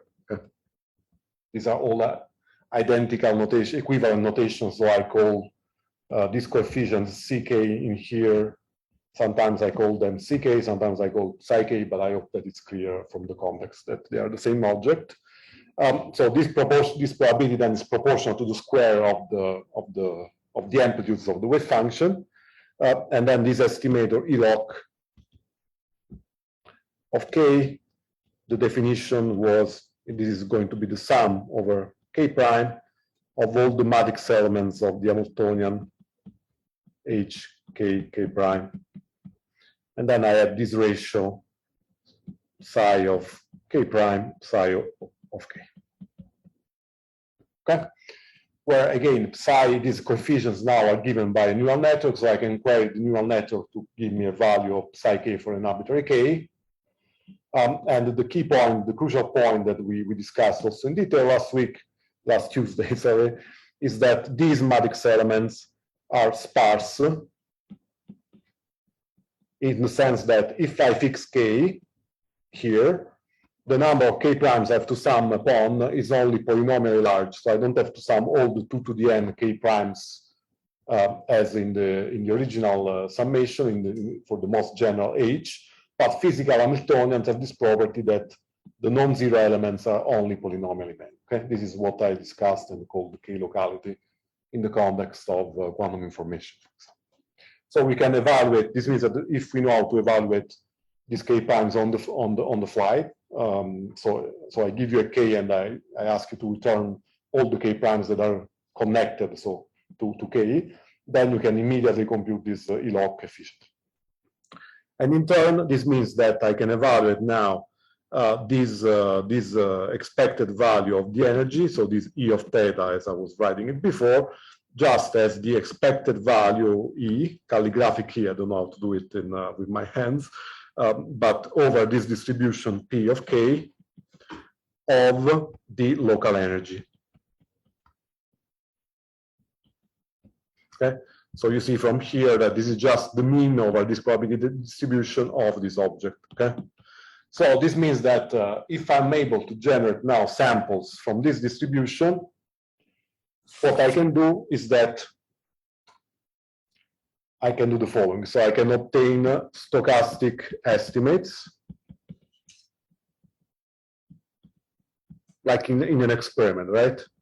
So what you do when you would like to estimate some observable in an experiment? So you do your experiment many times, and then you collect the mean of the quantity that you would like to measure in the experiment. And here it's the same thing. So our experiment will be about drawing samples from this distribution P, and then collecting the value of the local energy on the samples that we've drawn from P. Right. So in other words, this works very nicely. So you first generate a sequence of samples that I'm calling K1, would be the first sample, K2, up to Km. So I have in total M samples. These are all drawn from this probability distribution P of K. Okay. And then after I've generated all these samples, I estimate the expected value of the energy, just saying that this E of theta will be approximately equal to the simple mean of the local energy over these samples. So the sum over the eigens from 1 to m of this E log computed over this Ki that I've generated from the distribution. Okay. So you know that this object will approach the exact E of theta if m goes to infinity, right? So this is a very well-known law of statistics. And I'm sure that you also know that the accuracy of this estimate is such that the error, if you want, that you make. So if you want the error, the statistical error that I'm doing with this approximation, in if you want approximating E of theta with m samples, let me call this em of theta, in the sense that I'm assuming that. So now this is em of theta, if you want. Okay, my estimate of E of theta. So the error that you make here will go to 0 polynomially, and it will go to 0 like the variance, the square root of the variance of the estimator. So in this case of the local energy, sorry, the variance of this variable, this stochastic variable, which is the local energy, divided by the number of samples n. Okay. So are you familiar with this? I mean, have you seen this in the in the lab courses? Okay, I hope you all do know this. Okay, so this is at the heart of Monte Carlo estimates, if you want, of integrals too, because you know that if I increase the number of samples, I can reduce the error like 1 over the square root of the number of samples. All right. Okay, so this is the basic strategy and the way how we avoid, if you want, summing the exponentially large system, it's a large number of states. And then, I mean, that's pretty much it, in the sense that, well, not exactly, but I mean, at least we have an idea of the fact that we know how to estimate our loss function, if you want. Now, my E of theta is the loss function that depends on the neural network parameters that I want to minimize, right? So now the other question that you want to ask is can I do, for example, gradients of this loss function, so that, for example, I could use all the algorithms that you've learned about, like stochastic gradient descent or any other thing. So this is slightly more complicated than supervised learning, because first of all, you see immediately here that, as I was mentioning already last time, we don't have external data at all in this setting. So all the data is generated from my model distribution P. So P depends on theta, right? So this means that if I change theta, then I'm also changing, if you want, the data that I'm generating from this P of theta, right? So we don't have any external data. So this means that we have also to write down the gradients in a bit more careful way. That's what I'm going to do right now. So let's see if I can write the gradients of the energy, right? So this energy expectation value.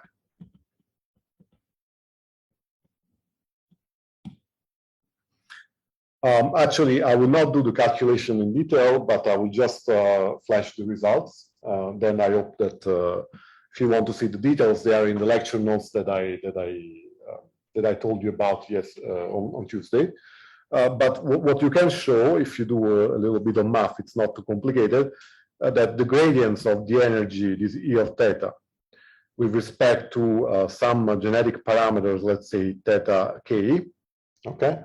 So this can be written as twice the real part. Now I'm taking everything to be complex because that's the most general thing.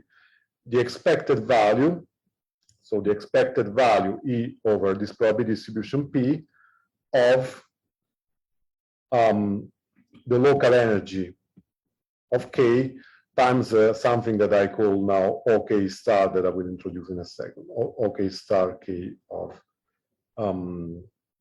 yeah, sorry, actually, let's not call this K, otherwise there's a bit of confusion with what, so let's call this L. So I'm taking the gradient with respect to parameter L in my neural network.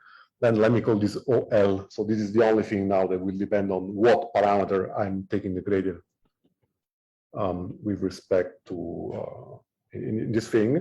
And then so I have the real part of this minus, so this is like a covariance. So the expected value over this P distribution P of K of the local energy, which is nothing but E of theta if you want, times the expected value of this OP star or L star that I will write in a second. Okay, so what is this OL star, or L, if you want, or LK? So this is actually the derivative with respect to parameter theta L, okay, of the logarithm of my coefficients, if you want, of my psi k. Okay. So I remind you that we are parameterizing the psi k with some parameters theta. For example, so the output of the neural network will be my psi k, or in most cases actually directly the log of psi k, as I told you last time. And then this is just, so this O will be just the vector of gradients of the output of the neural network with respect to my with respect to my parameter theta. Okay, so you can easily compute this O, for example, with automatic differentiation, There are many other tricks that I'm not going to much into the detail of now to compute this object efficiently. But you can see that if I generate samples, so if once I've generated samples from P of K in this step 1, I've computed also the local energy, so this estimator that I wrote before, over the Ks in my data set, if you want, of M samples. Then I can, and I know how to compute this OL for each case. Then this is just the covariance, if you want, between these two random variables, ELOC and O. Okay, so this is essentially the way we measure the gradients, and you will see that this is already implemented for you in codes, so you don't have to worry too much about it. But it's important that you know how this works. Yeah. What is the star or dot? The star means the complex conjugation. Yeah. Okay, great. Because in general, as I was mentioning, the logarithm of psi is a complex value. So even if the theta are reals, for example, this O can be complex. Okay, then I mean the learning algorithm is pretty standard once you know how to compute the gradients.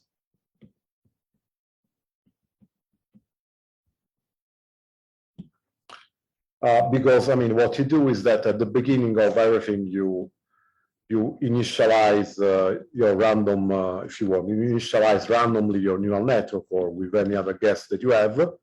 So initialize the parameters. Theta, let's say at step 0, okay? Then what you do is that you sample from this distribution P of K for this specific set of parameters at step S. So let's say that now I'm at generic step S. Okay, so I generate this set of samples K1, K2, Km. Okay. Then, I mean, at step 2, what I will do is that I will measure, if you want, both the expected value of the energy for this specific set of parameters, theta S, right, as this, again, expected value of the local energy. Okay. And I will also estimate the gradients, if you want, of the energy. Okay, let me just write them like this. And then I have to go to the other page, unfortunately. But step 3 is that you do a gradient descent, as you've done many times now.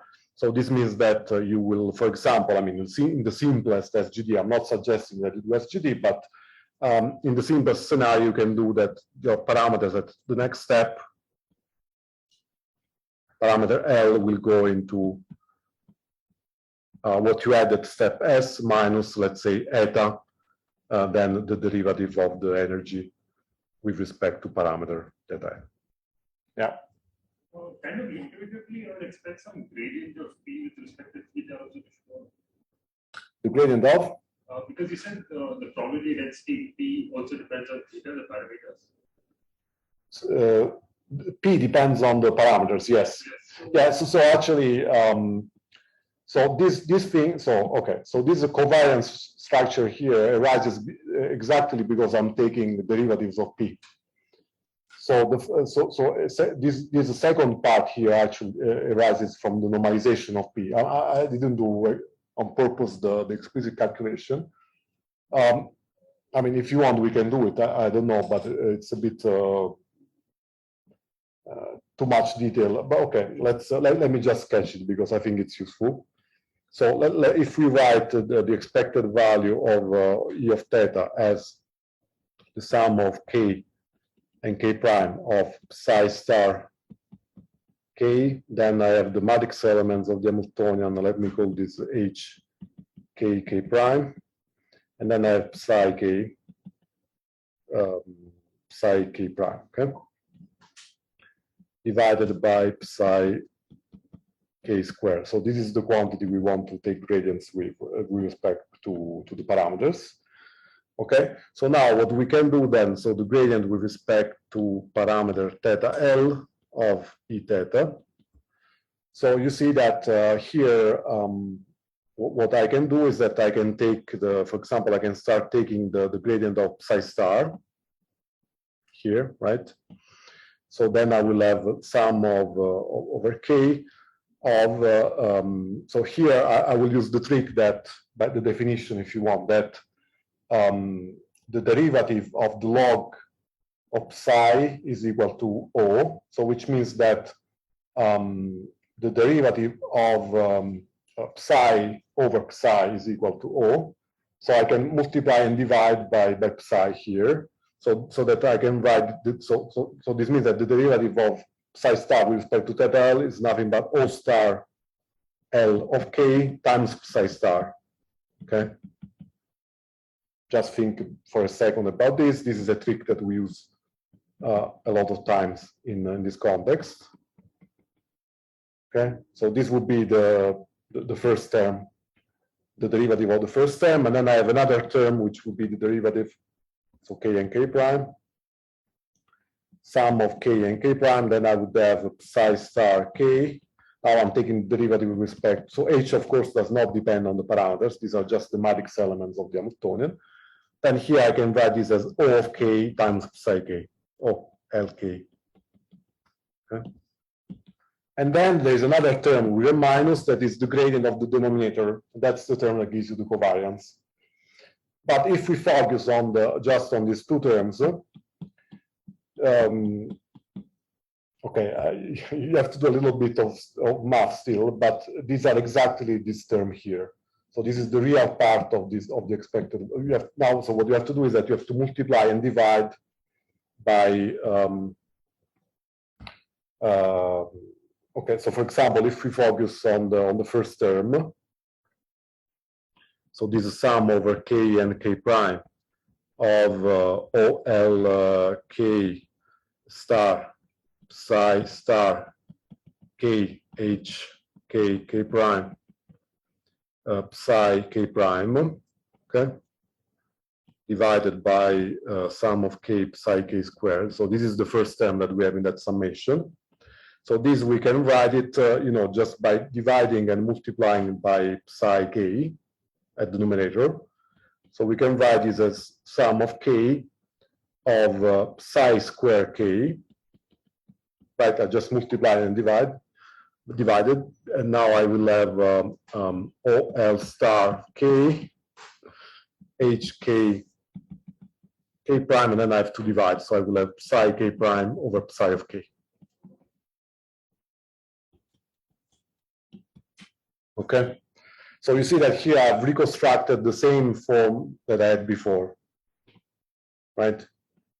In the sense that I have means averages over psi squared, so this is my p of k. And you see that also here, sorry, there's a sum of k prime, of course.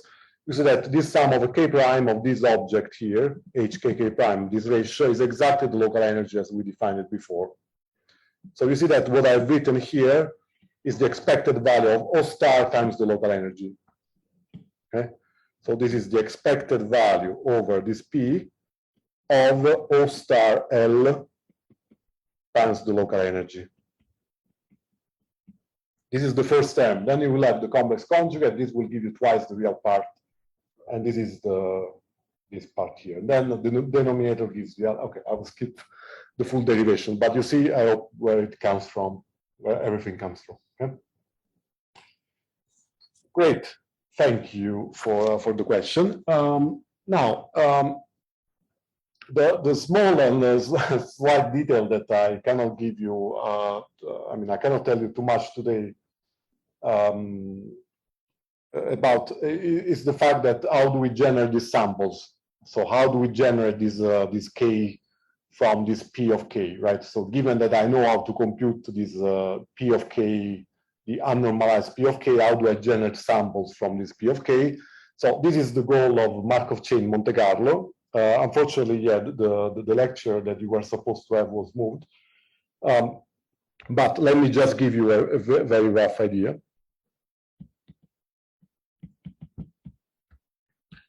So Markov chain Monte Carlo is one possible strategy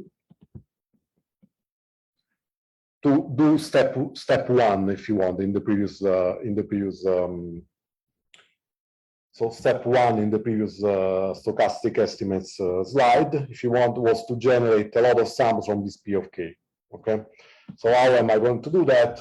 Well, one, if you want, Swiss knife way of doing that, knowing that P of K is this psi of K squared divided by some normalization n that I don't know how to compute. So I just know how to compute, if you want, the numerator efficiently, which is the output of my neural network, but I don't know the normalization of the wave function, that in this case is different from 1. Well, then what I can do is that I can, again, Markov chain is a way to deal with that, because essentially it's a way to generate a sequence. So that's why this is called a chain, because I can generate a sample starting from the previous one, right? So it's a chain of samples where K1 will lead me to the next sample K2. K2 will lead me to the next sample K3 up to the last one Km. Okay, and the way I do this is that I have some, if you want, global transition kernel, global transition probability that I call calligraphic T in here, that will give me some probability of going from the given, if you want, K, Ki at the step I, if you want, in this Markov chain, to the next state Ki plus 1. Okay, so the idea is that I am now, I am at step I, so I have some sample K. So K, again, I remind you, is just a sequence of plus or minus 1 that is what I want to sample from. So these are the kind of things I want to sample from P of K. And then I can ask, how can I go to another sample that is approximately distributed or is exactly distributed from my P? Okay, so to do that, I will use a global transition kernel. So this is just a probability process, if you want. So I have a probability of going to the next step. So the most, one of the most famous way of designing this global transition kernel in a way that you sample from your P of K is to satisfy what is known as the detailed balance condition. So essentially, you have to design this global transition kernel in a way that the probability of going from K to K primes times the probability of being in K should be equal to the probability of being in K prime times the inverse process. So the transition for the inverse process. Okay, so this is known as the detailed balance. So the balance condition, if you want, or the detailed balance condition. So if your T satisfies this probability, this condition for your target P, so this is really my target P here, then you can show analytically that these Ki's will be distributed according to my P of K. Okay. So actually, let's do like that. So how many of you have seen this before so that we don't repeat these things twice? But okay, so most of you. But essentially, this is the idea that if I'm able to design a global transition kernel that satisfies this detailed balance, then I can also sample from P. You will see all the details of this in the next in the specific lecture where you will see this done in detail. But what I just want to tell you about is the most famous way to do this is the Metropolis Hastings method, or algorithm, which, by the way, is one of the most used computational methods in all history of science. So you should really know about this method. And so the idea of this Metropolis Hastings approach is that you essentially write this, what I call this global transition kernel that brings you to a K to another K prime, So this transition probability, if you want, this global kernel has a local transition kernel that I will write with this other T, not calligraphic, but bold T, let's say, of going from K to K prime. And this is what we call a local transition kernel. So this is a local transition kernel of transition probability. I'm using the word kernel, but it's clearly, a synonym in this context of probability. And this is a global transition. This was what I wrote before, so the global kernel. Okay, so we factorize this global transition into a local transition kernel times an acceptance probability, A of going from K to K1. Okay, so this is now my acceptance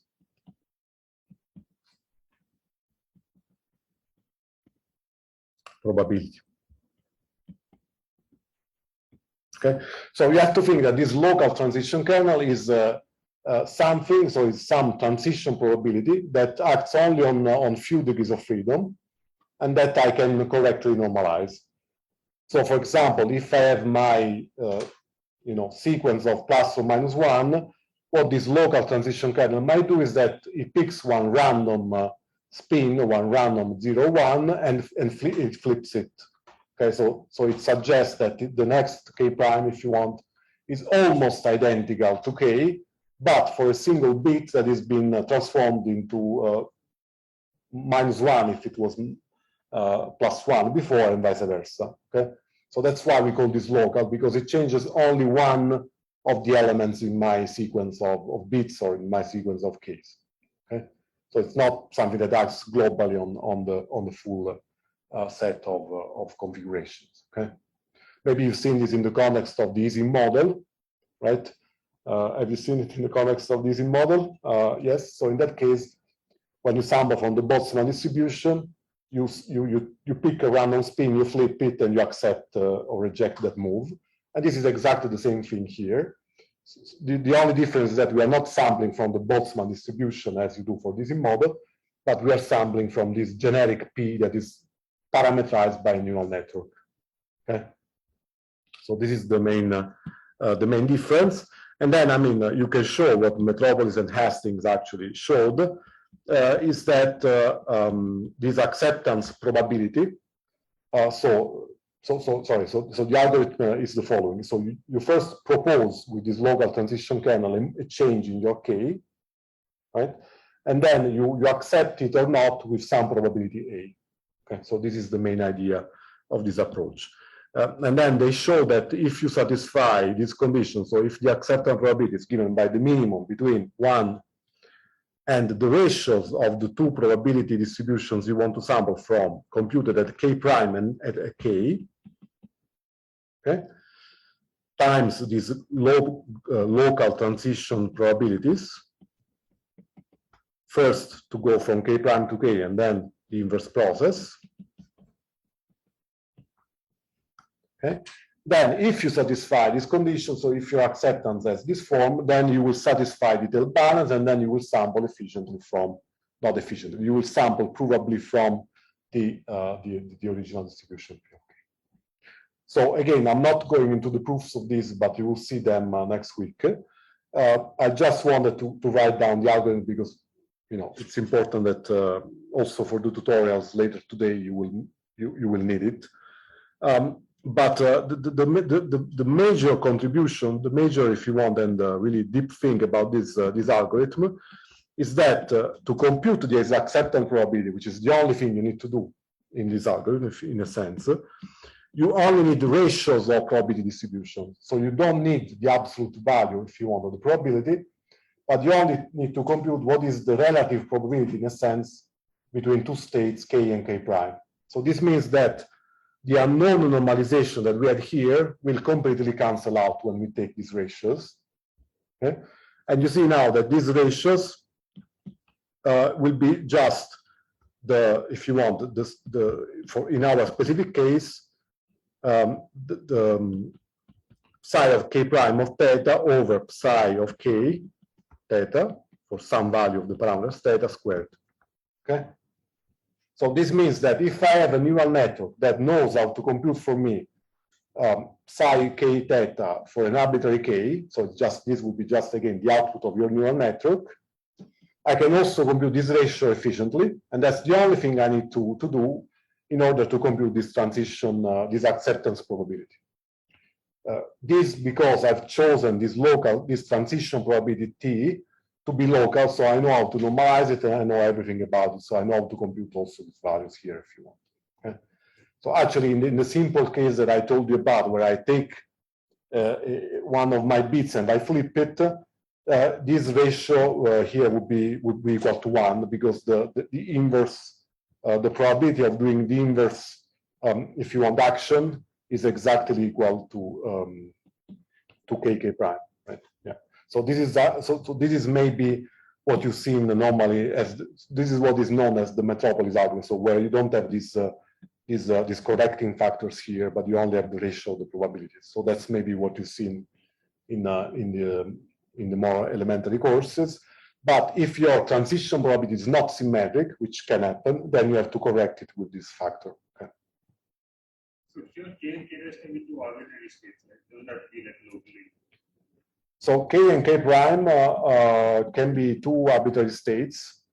The only requirement is that this local transition kernel is some transition probability that you know how to normalize, if you want, or that you know how to generate samples from, right? So if you want, we have reduced the problem of sampling from P, which is hard, to the problem of sampling from T, which is now a much easier task. If you only have local transitions, then how will you ever have global transitions? I didn't get this kind of distinction between these two. Yes. So the idea is that we right. So if you want the Markov chain is a process where I go from state k1, k2, k3, etc.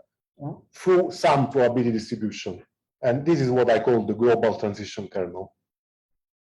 Okay, but this is different from the local one because the total process is first proposing and then accepting or rejecting. So this is my global transition probability. Okay, so it's global in the sense. Global in the sense that it's global. It's for the Markov chain, right? So you see that's what I wrote here. So you see this is what I call maybe global is a slightly misleading name because it's still a local thing. But let's say global in the sense that it acts that you know it pertains to the total Markov chain and not only to this local transformation. Okay. Great. Okay, so this was my slide, just an idea to give you a rough idea of this approach. But so in practice, if you wanted to implement this, it's very easy because what you do is that you start with some. So you start your Markov chain if you want at step 0, right? Typically, you start with some random. Yes. Just a question regarding the transition kernels. So, is there any general design principle how to use them, or only if it doesn't go too far? Right. Yeah. No. So there are many design principles. Let's say one good idea, for example, is to take the off-diagonal matrix elements of the Hamiltonian. And this can guide you in how to choose the kind of moves if you want. Or if we go back to the example of the transverse field dicing model that we did last Tuesday, in that case, the off-diagonal matrix elements, kk prime, if you want, were those where we flipped one spin, or where flipped one of the spins, right? And you can think of this process as also something that we can do in the Markov chain. So this is, for example, a systematic way of designing this transition probabilities. In general, there's no guarantee that this will be ergodic. I mean, you have to prove it, but okay, in the case of spin flips, it is ergodic, but you have to make sure that this is ergodic, and also there's no guarantee that the convergence will be fast or there will be any convergence in polynomial time. So this is one problem with Markov chain that we cannot solve easily. Okay, but if you are smart enough, or I mean, if you do something reasonable, you typically have, and there are ways to check that convergence has happened. And I don't want to do that, but you will see that in the, I think in the other lectures. But the approach is very easy. So as I was mentioning, when you do this Markov chain, so you start with some random. Random means that you, I don't know, for example, you could draw it from some uniform distribution in between all the possible values of this k, which would be, for example, in between 1 and 2 to the n. So imagine that k is just an integer between 1 and 2 to the n, right? Which is, again, equivalent to having a vector of plus or minus 1, right? Then you just start your Markov chain with this random state, and then you generate with this local transition probability some k of I plus 1, right? So you generate this k prime. So this means that, for example, I take this k that I've generated, that I'm currently sitting at, and for example, I can pick a random bit and I can flip it. Okay, that's completely acceptable. Then you compute this ratio. So this ratio that I discussed before will be this p of k prime over p of k times these t factors. Again, in most cases, you don't have to worry about these corrections because they are symmetric. So the probability of doing this inverse transition will be equal to the direct transition. But in general, you have to, so let me put them like this. So in general, you have to think if your t is symmetric or not, but otherwise there's no problem. And then the third step is to, you just, so this is your proposal now, your proposal step. I'm proposing some k prime, okay? And now the actual action will be to either accept or reject this k prime. So to either accept or reject, you draw some other random number xi uniformly in 0, 1, uniformly distributed. Okay. And if this random number xi is smaller than r, then you accept your you accept your move. So which means that the next state in the Markov chain is equal to what I propose here. So this k prime. Okay. If instead this xi turns out to be larger than r, or equal, I mean it doesn't matter too much, then the next step will be the same. So I will reject the move. So it means that the next step in the chain will be the current state. So I will not update, if you want, the next configuration with what I propose, because that's not good enough according to this criterion. And then I will stay with the current configuration. Okay. So and then with this approach, repeating it m times, if m is the total number of sums that I want, as before, then I will generate this chain of events, and chain of sums. Okay? Great. So how much time do we have? Still 45 minutes, right? Okay. Something that I want to maybe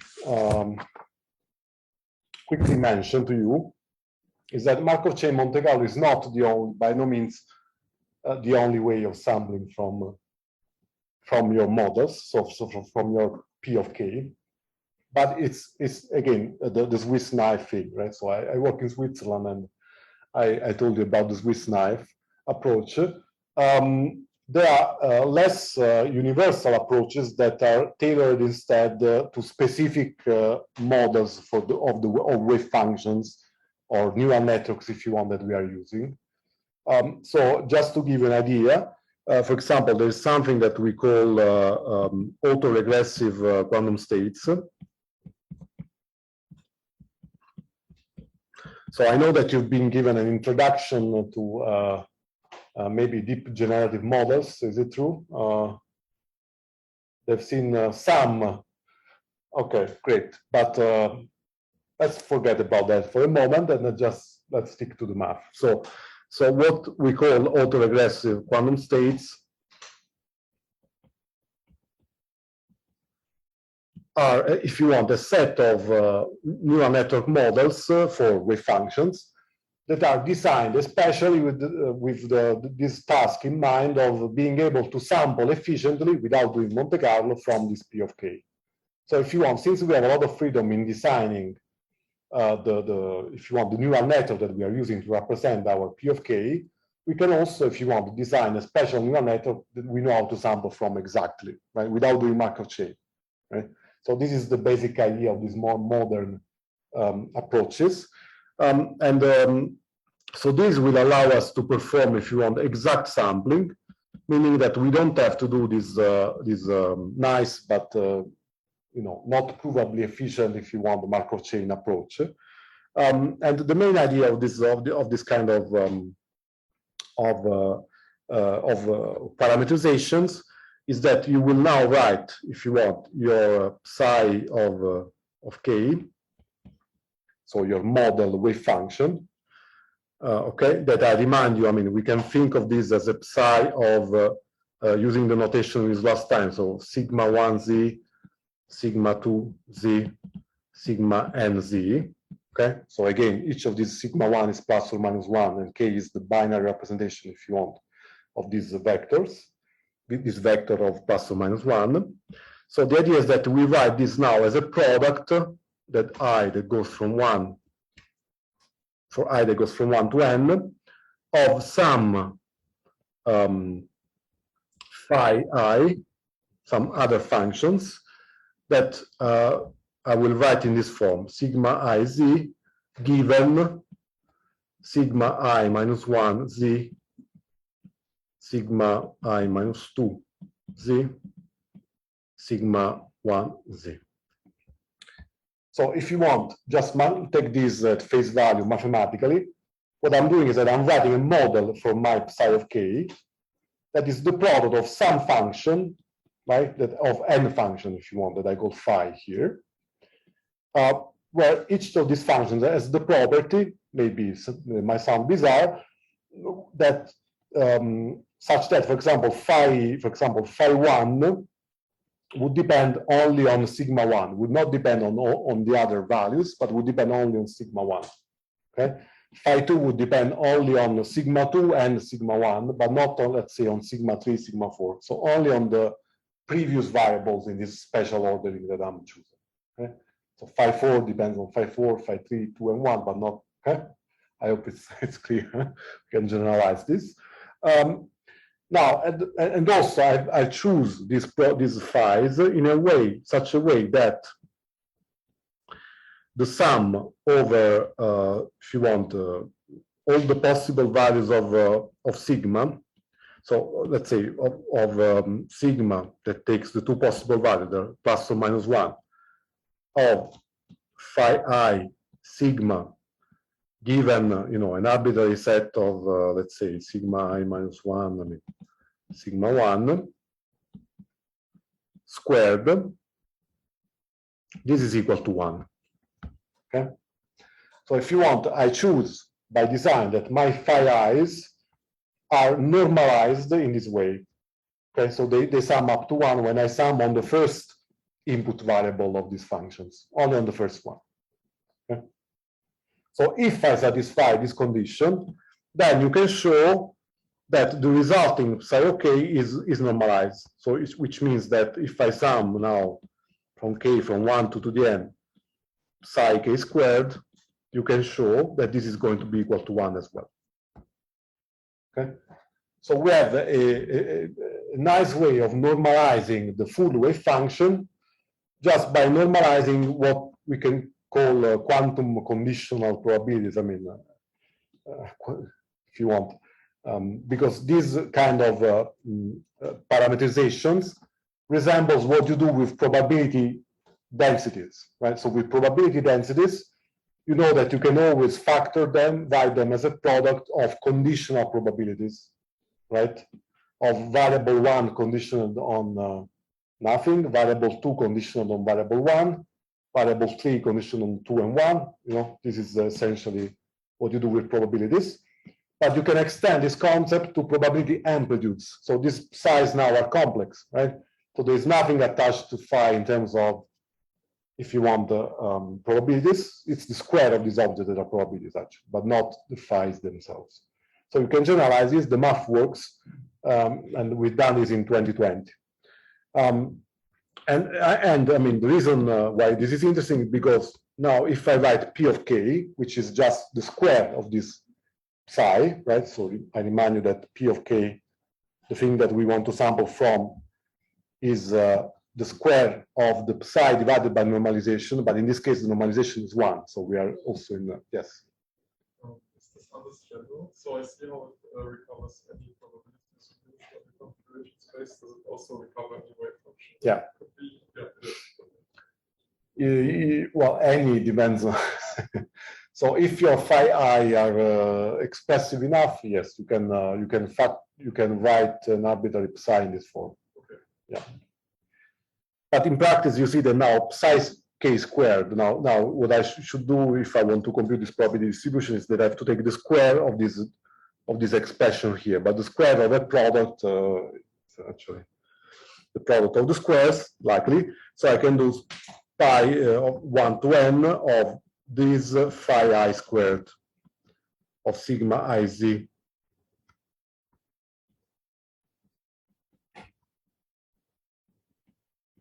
Okay. So now you see that indeed, in this case, now the probability distribution I want to sample from takes exactly the form of a product of conditional probabilities.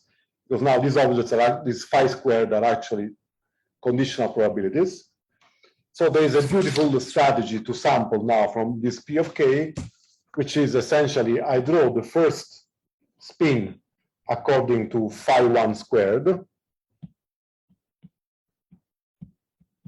So I draw sigma 1 z according to phi 1 of sigma 1 z squared. So again, the first phi 1 depends only on sigma 1. So this is, if you want, a function of, I mean, this can take only two possible values. It's very easy to sample from this.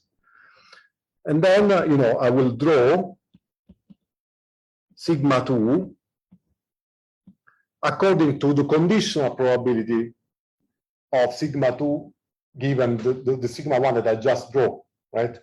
So, and this is exactly this what I call phi 2.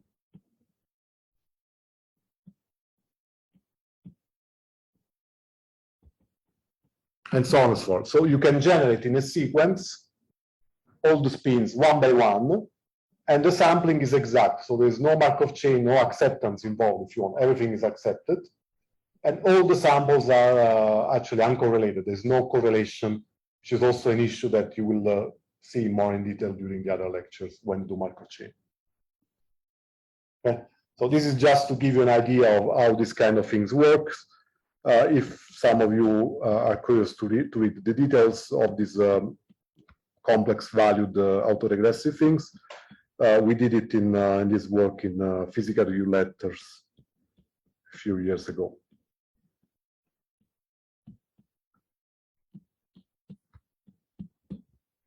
Okay, yes. Kind of reminds me of Gibbs sampling.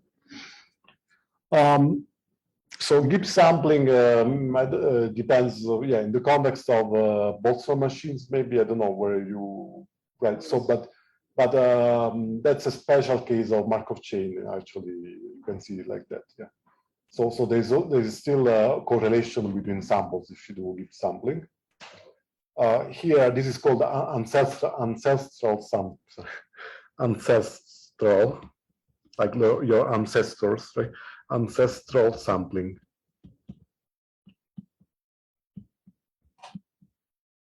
Because essentially, so the idea is that your ancestor here is a sigma 1, right? So given your father, your mother, I don't know, you have to draw sigma 2, which is a son or daughter of sigma 1, and then you have to, the grandson and granddaughters of sigma 2, of sigma 1 are sigma 3s, right? So it's like a genealogical tree, right? That you are going through, starting from the first ancestor and then to the last one. That's why they call it like that. I mean, don't Don't blame me. Sometimes it's still approximate, right? Like, because this phi I. No, this is it's all exact. But So, if your phi i's are not like. no. Here I'm assuming. Okay, so sure. So I'm assuming that the phi i's are given. They have some functional form. For example, you can parameterize each of them with a neural network, and it's easy to normalize them in a way that they satisfy this property. Sorry, this property here. This is just a last normalization layer that sums over one variable, so it's very easy. Okay. So if I'm given this parameterized form, then I can sample exactly from this psi. Of course, I'm not saying that this corresponds to the exact ground state. You have to find that, right? So at the end, you still have to do this, the actual learning approach, where you have to initialize the parameters that appear now in all these phi i's, sample with now this exact sampling. So this is where you are safe because you don't have to do Markov chain at least. Measure, compute the gradients, update, resample, measure gradients, resample. Okay, so you see why this is more expensive and a bit harder than, quite harder than supervised learning, because you don't have data. You have, at each step of SGD, you have to regenerate new data. Good. Great. Now, in the last 30 minutes, I would like to tell you, so first of all, I mean, if you have questions, don't hesitate to ask, because I know it's a lot of material to digest, and we can make this also more interactive if you think that there are things that you don't understand at this point.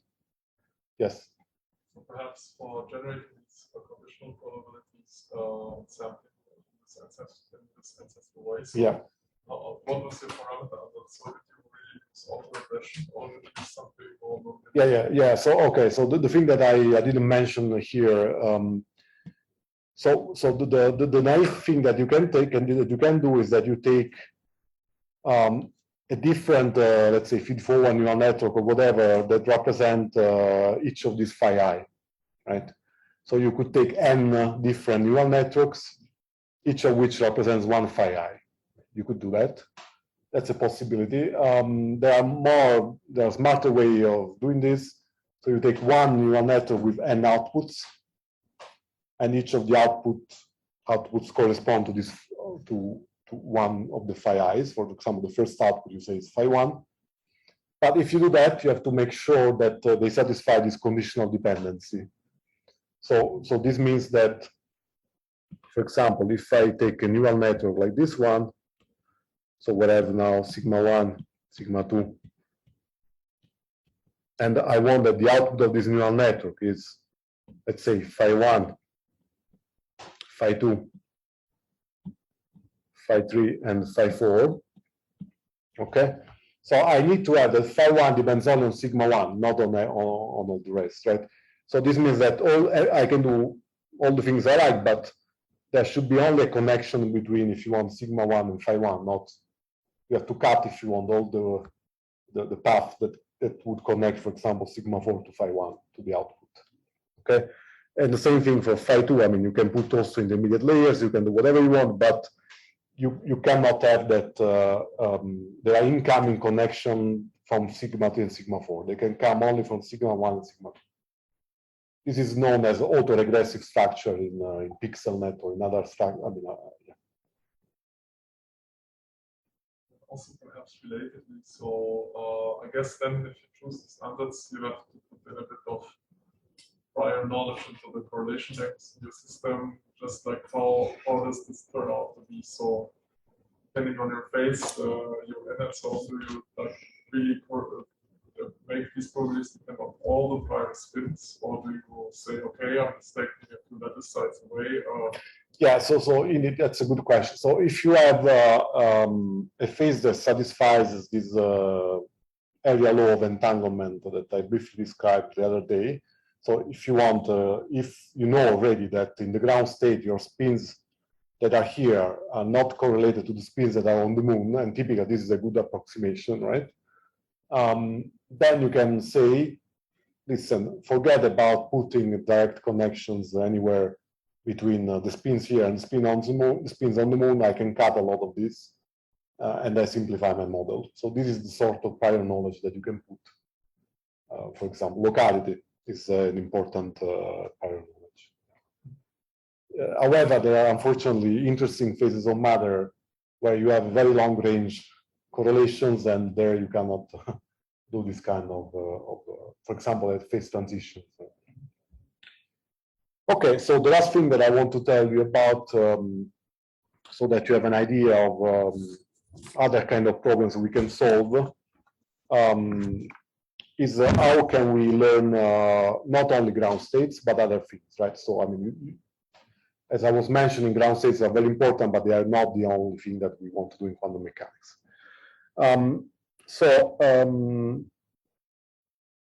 No, so I'm thinking, actually, I will have another lecture next week, if I'm not mistaken. So it's great. So it's time, it's good, because then I will have time to tell you data-driven approaches next week.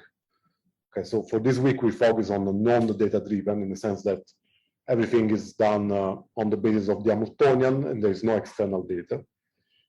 Next week, we will see how we can use data from experiments, but that's another story. Okay, so but for today, another application that is non-data-driven is, for example, learning the dynamics of quantum systems.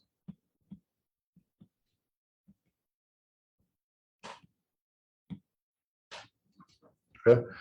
So if you want, the other equation that I didn't tell you about yet, but that some of you already know, is the time-dependent version of the Schrödinger's equation. So I've told you about the ground state, so the time-independent, so-called ground state, this eigenvalue problem for H, which is the so-called time-independent Schrödinger's equation. But the time-dependent Schrödinger's equation is essentially this equation for the vector psi. So essentially, the idea is to so if you have your state, I'm trying to use the same notation. Okay. So essentially, in general, my quantum state can depend on my vector, if you want. The coefficients of my vector will evolve in time because of some physical phenomenon, and the time derivative of these coefficients will be given by the application of the Hamiltonian onto the state at time t. Okay.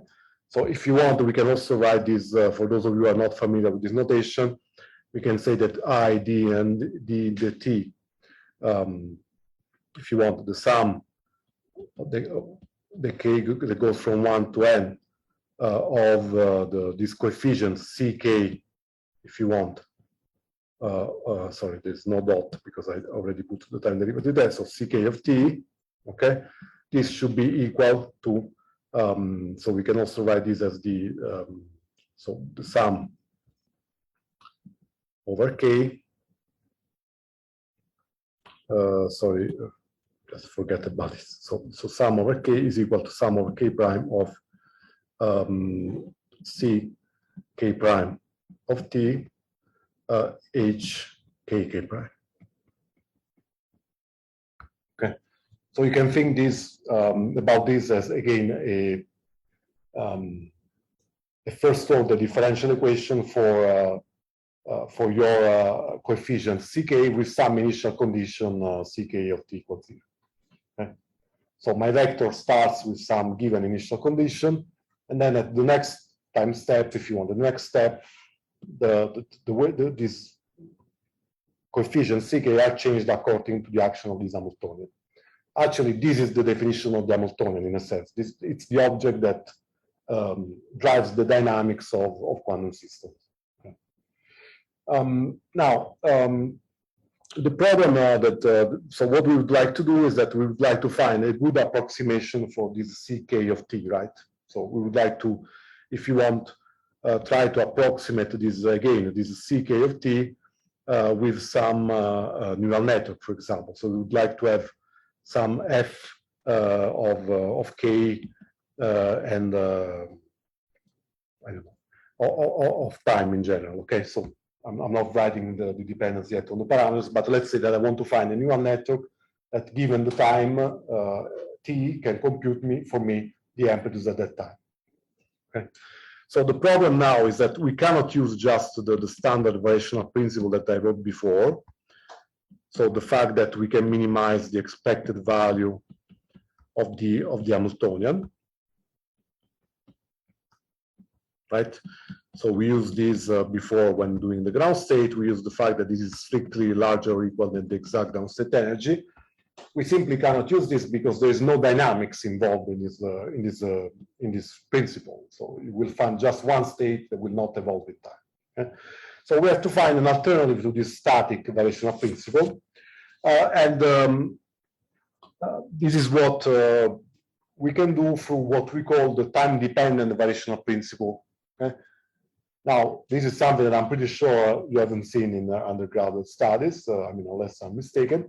But let me just guide you a little bit through this in some high-level detail, and then you can see that it's not too complicated. So the idea is that now what we would like to do is that we would like to push, if you want, the time dependence of the state into some time dependence of the variational parameters, so of the thetas. Okay, so if you want now, I will consider time-dependent variational states, or if you want, time-dependent neural networks.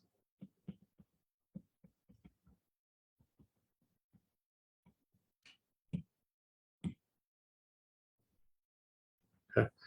So if you want, now what I will do is that I will try to approximate my, if you want, state phi of t, my exact state that satisfies the exact Schrödinger's equation, with some approximate psi, so a variational state, so for example, a neural network that will depend parametrically on some parameters that depend now on time.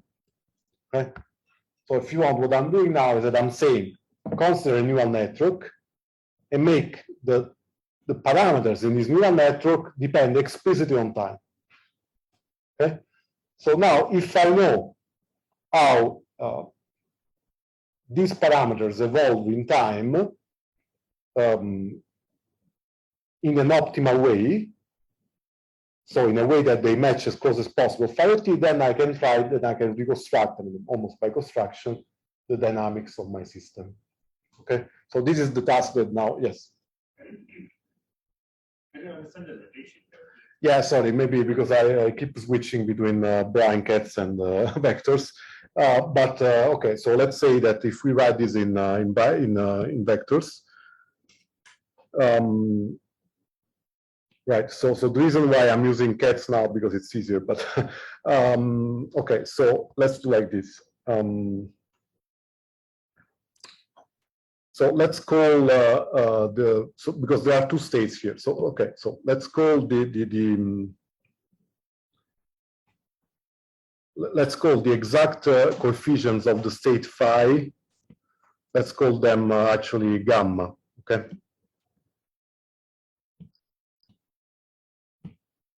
Gamma k. Okay. So now think that the gamma k's are the exact coefficients of the state as they evolve in time. Okay? Now, what I'm trying to do is that I'm trying to approximate, if you want, this gamma k with some neural network. Okay, so then and I will call this object ck now, ck of t, if you want. Okay, so you have to think that there are two different vectors, the exact one and the approximate one. It's this is the tricky part that you have to keep in mind.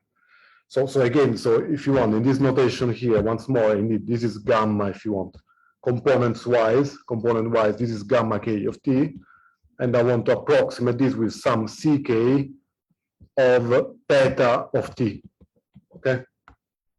So the output of the neural network that depends through theta, and in turn, theta depends on time, so there will be some time dependence in these parameters, okay? Now, what's the idea? The idea is that we use what I was anticipating. It's known as the time-dependent variational principle.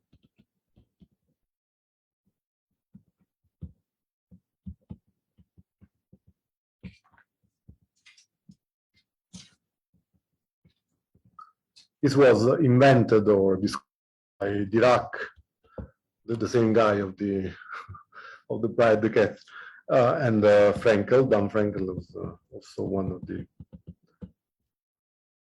fathers of computational quantum mechanics. I think it's the same, actually. I'm not sure, but anyways, so the main idea of this variational principle is that so it works in this way. So I imagine now that I am at time t. Okay. Now at time t, you can think that I have my exact state. That again, I can think it's like a vector in this huge highly dimensional space. But think that I have now my vector, so I'm writing it in 2D because I cannot do a 2 to the n dimensional plot. But imagine that at time t I have my initial state phi of t. Okay, so this is again like a vector, right? Then what happens? It happens that there will be two relevant vectors for our story. There will be a blue vector, which will be the exactly evolved state at time t plus delta t. So now I'm reasoning in terms of differentials, so in terms of small time variations. And this, I will call this phi of t plus delta t.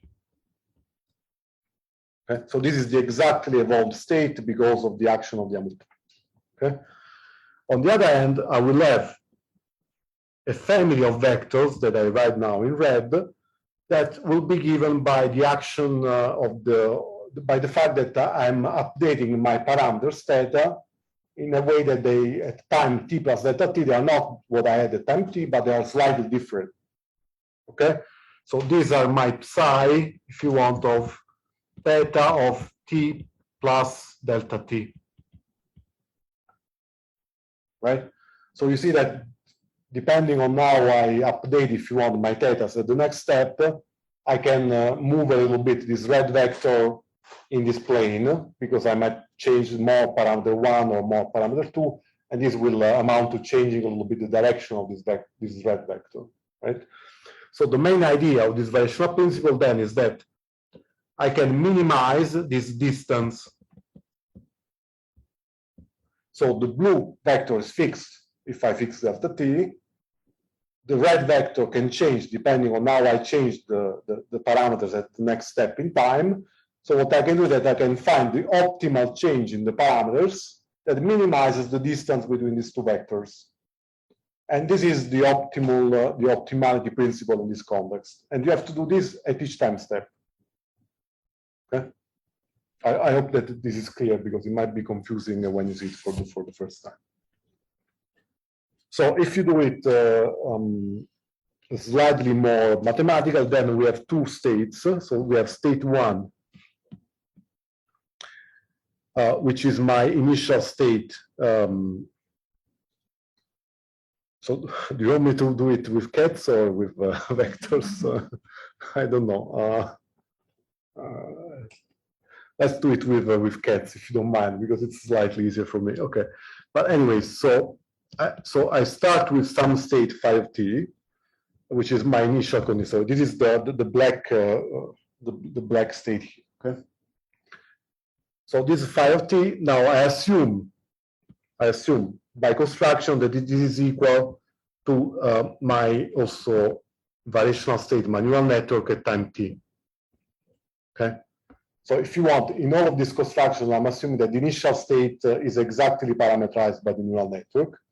And then the error is made only when I move to the next step. Okay, so this is the best we can do actually. This is a local variational principle. Now, at the second step, then I have two, if you want. So what happens is that I will have two, if you want, two states. So I will have a state A, which is the state that I wrote in blue, and which is given by the action of the Hamiltonian. So if I discretize time, it will be given by the identity minus I delta t h, so this operator, applied on my initial state phi of t. Okay? Just think a little bit about this. It's just the discretization of this for a small time step delta t, right?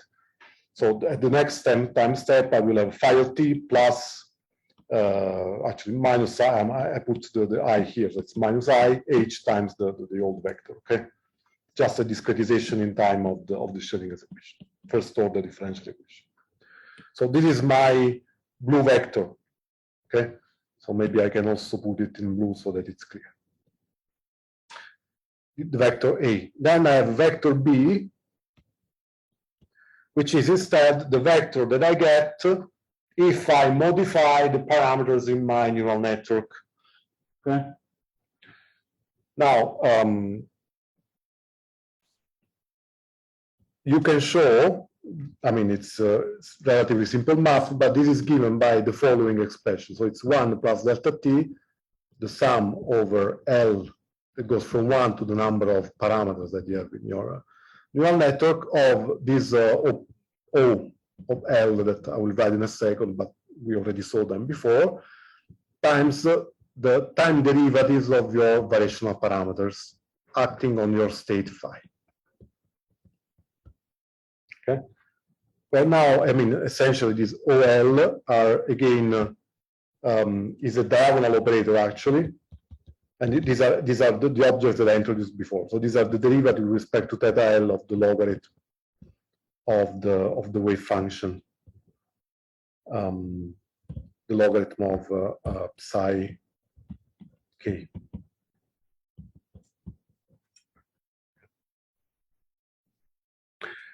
So okay, I didn't really derive equation B, but I mean, imagine that I sit at time t, and then I have to do a first order, essentially Taylor series in these parameters, saying that, assuming that at the next time step, the parameters go in theta plus theta of t plus delta t times theta dot of t.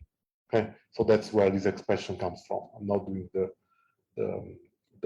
exact derivation, but you see now that the state B, that is the red state that I had before, as I was anticipating, depends parametrically on the time derivatives of my variational parameters of this theta dot. So these are the only degrees of freedom that I'm left to work with.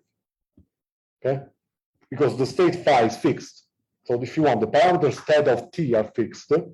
The only thing I can play with are not the parameters themselves, but the changes in the parameters, right? So that's why this is a bit of a meta concept with respect to the standard optimization that you see. So you don't optimize the parameters themselves, theta of t, but the change in the parameters, which are this theta dot or delta theta, if you want.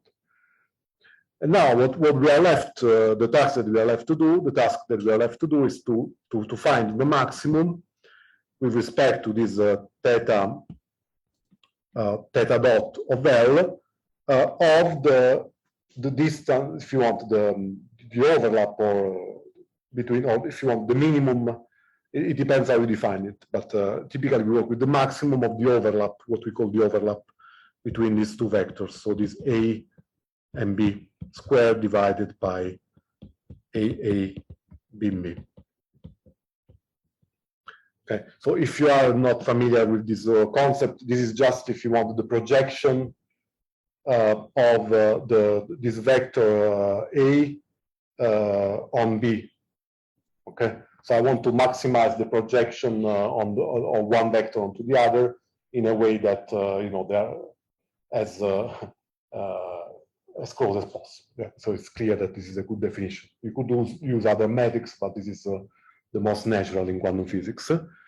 And now, if you maximize this object, which will depend parametrically only on these theta dots, you will end. So if you write down this object explicitly, I'm not going to do that, but if you write down explicitly, you can find out that this is just a quadratic problem in these theta dots. So you can find the optimal values of this theta dot just as a solution of a quadratic problem that we know how to solve very nicely. So, and I just write for you the final solution. So we know that the optimal theta dots satisfy this equation. So they satisfy this sum of L prime of a matrix that I'm going to write in a second as L prime theta dot of L prime must be equal to what I call G of L. Okay. So let's just look at for a moment at the mathematical structure of the equation that you have to, if you want to solve at each time step to find these optimal objects. So this is just a quadratic equation where you have a matrix S and a vector here. So you just need to invert, if you want, this matrix multiplied with this vector, and you will find the optimal solution of this system. Okay? So what are these matrices? Again, they come from the math when you do this optimization analytically, but they're pretty nice. So essentially, so G of L is actually by accident or not so by accident related to the gradient of the energy that we wrote in the previous slides. So it takes exactly the same form. So it's the expected value, the real part of the expected value of this O of L star times the local energy minus the expected value of OL star, the expected value of the local energy. Right, so this is exactly, I mean, minus a factor of 2, the same object that we found when we wrote the gradient of the energy. Okay, so it's in a sense related to the gradient of the energy. This S matrix instead is something that you haven't seen before, and takes so this form. So it's the real part of so the derivative of my state with respect to theta L overlap the derivative of my state with respect to theta L prime minus the derivative of psi with respect to theta L times psi, and then I have psi de theta L prime. Okay. And it turns out that you can estimate this object simply as the real part of the expected value, again, over the usual distribution. So I'm not even writing that it's, okay, I'm writing it's over P of this O L star O L prime minus the expected value of O L star O L prime. So if you want, this is the covariance matrix of these O derivatives. Okay, and this is known in the community, if you want, in quantum physics, as the quantum geometric tensor.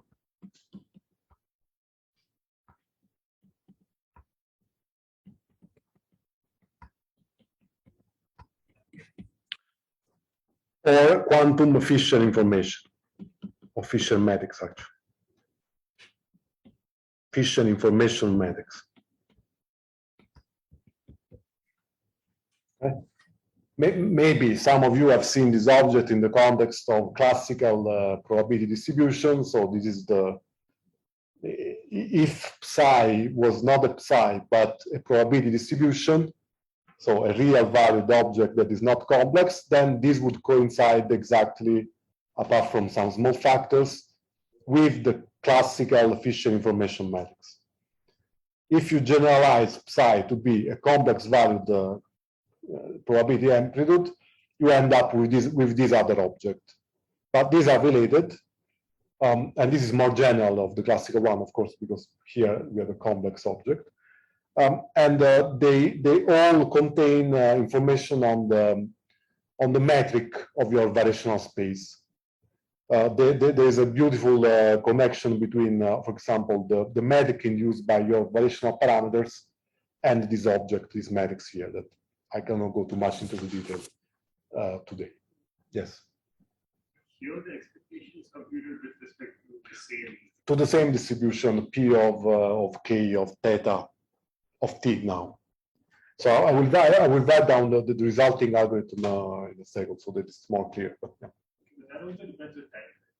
Yes, exactly. So I will do this. So now you see we are not now we don't have any more an SGD like approach where at each step we compute the gradients and minimize stuff, right? So here, each step corresponds to a time step. So I go from time step t to time step t plus delta t plus 2 delta t. So these are my discrete steps that would correspond in the other case to the SGD steps, right? So if you want, I can write down for you the resulting approach, which we call the time-dependent variation of Monte Carlo.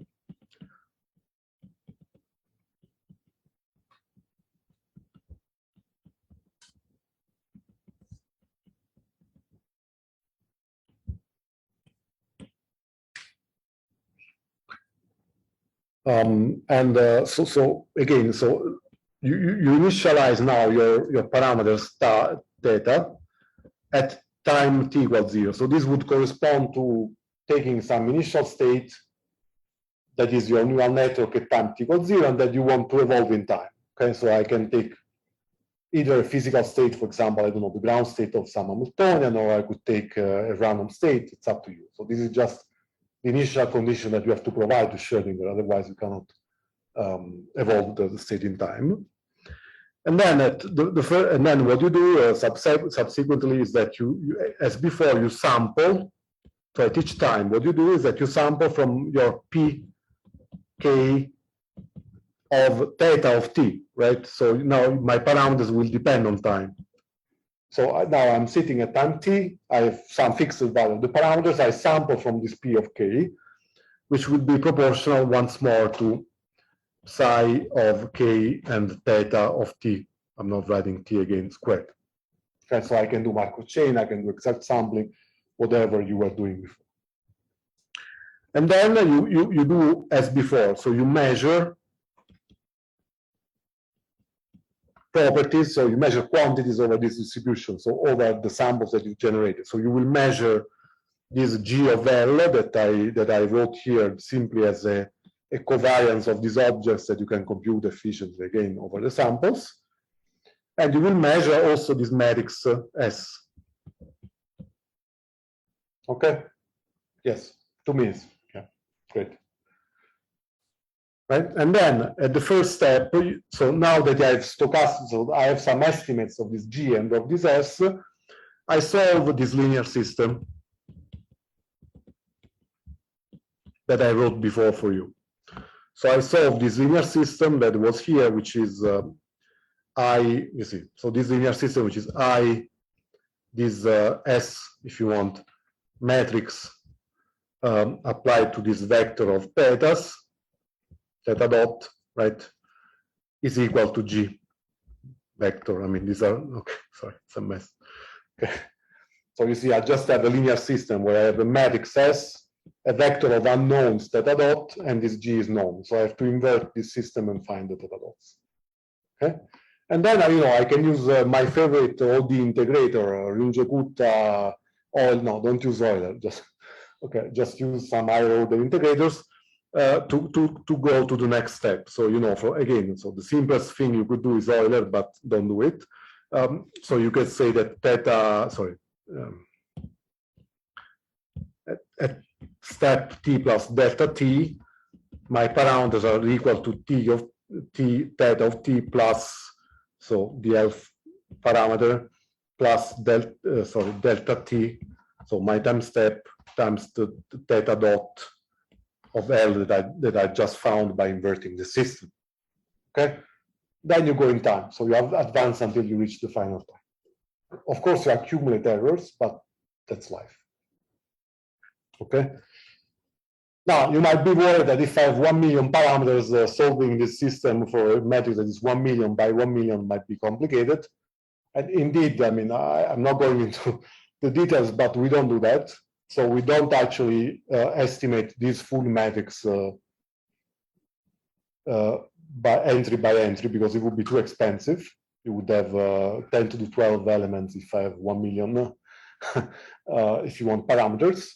But we actually use an iterative approach where we only need to estimate how we apply this matrix on a vector. Maybe you've heard about this the conjugate gradient method to solve linear systems. So in that case, you need to know only how to apply this matrix on a vector. And that can be done with a cost that is only linear with the number of parameters. So in a sense, we go back to the complexity of solving for the ground state where you have to do only linear operations in the number of parameters. Great. So I think that's it. Thank you. Thank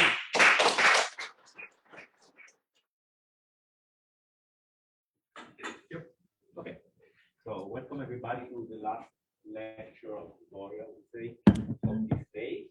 So now the speaker is Javier. Javier is a PhD student at NYU and at Statistical, so where we are. He supervised Antoine George, our director, and Giuseppe. So this is why Javier is an expert of quantum state and application of neural network to quantum physics. And essentially, this tutorial will give us an overview on the netcat, which is kind of the software that make in practice what we have learned from Giuseppe lecture. Okay, so we really look forward to your presentation. Thank you very much.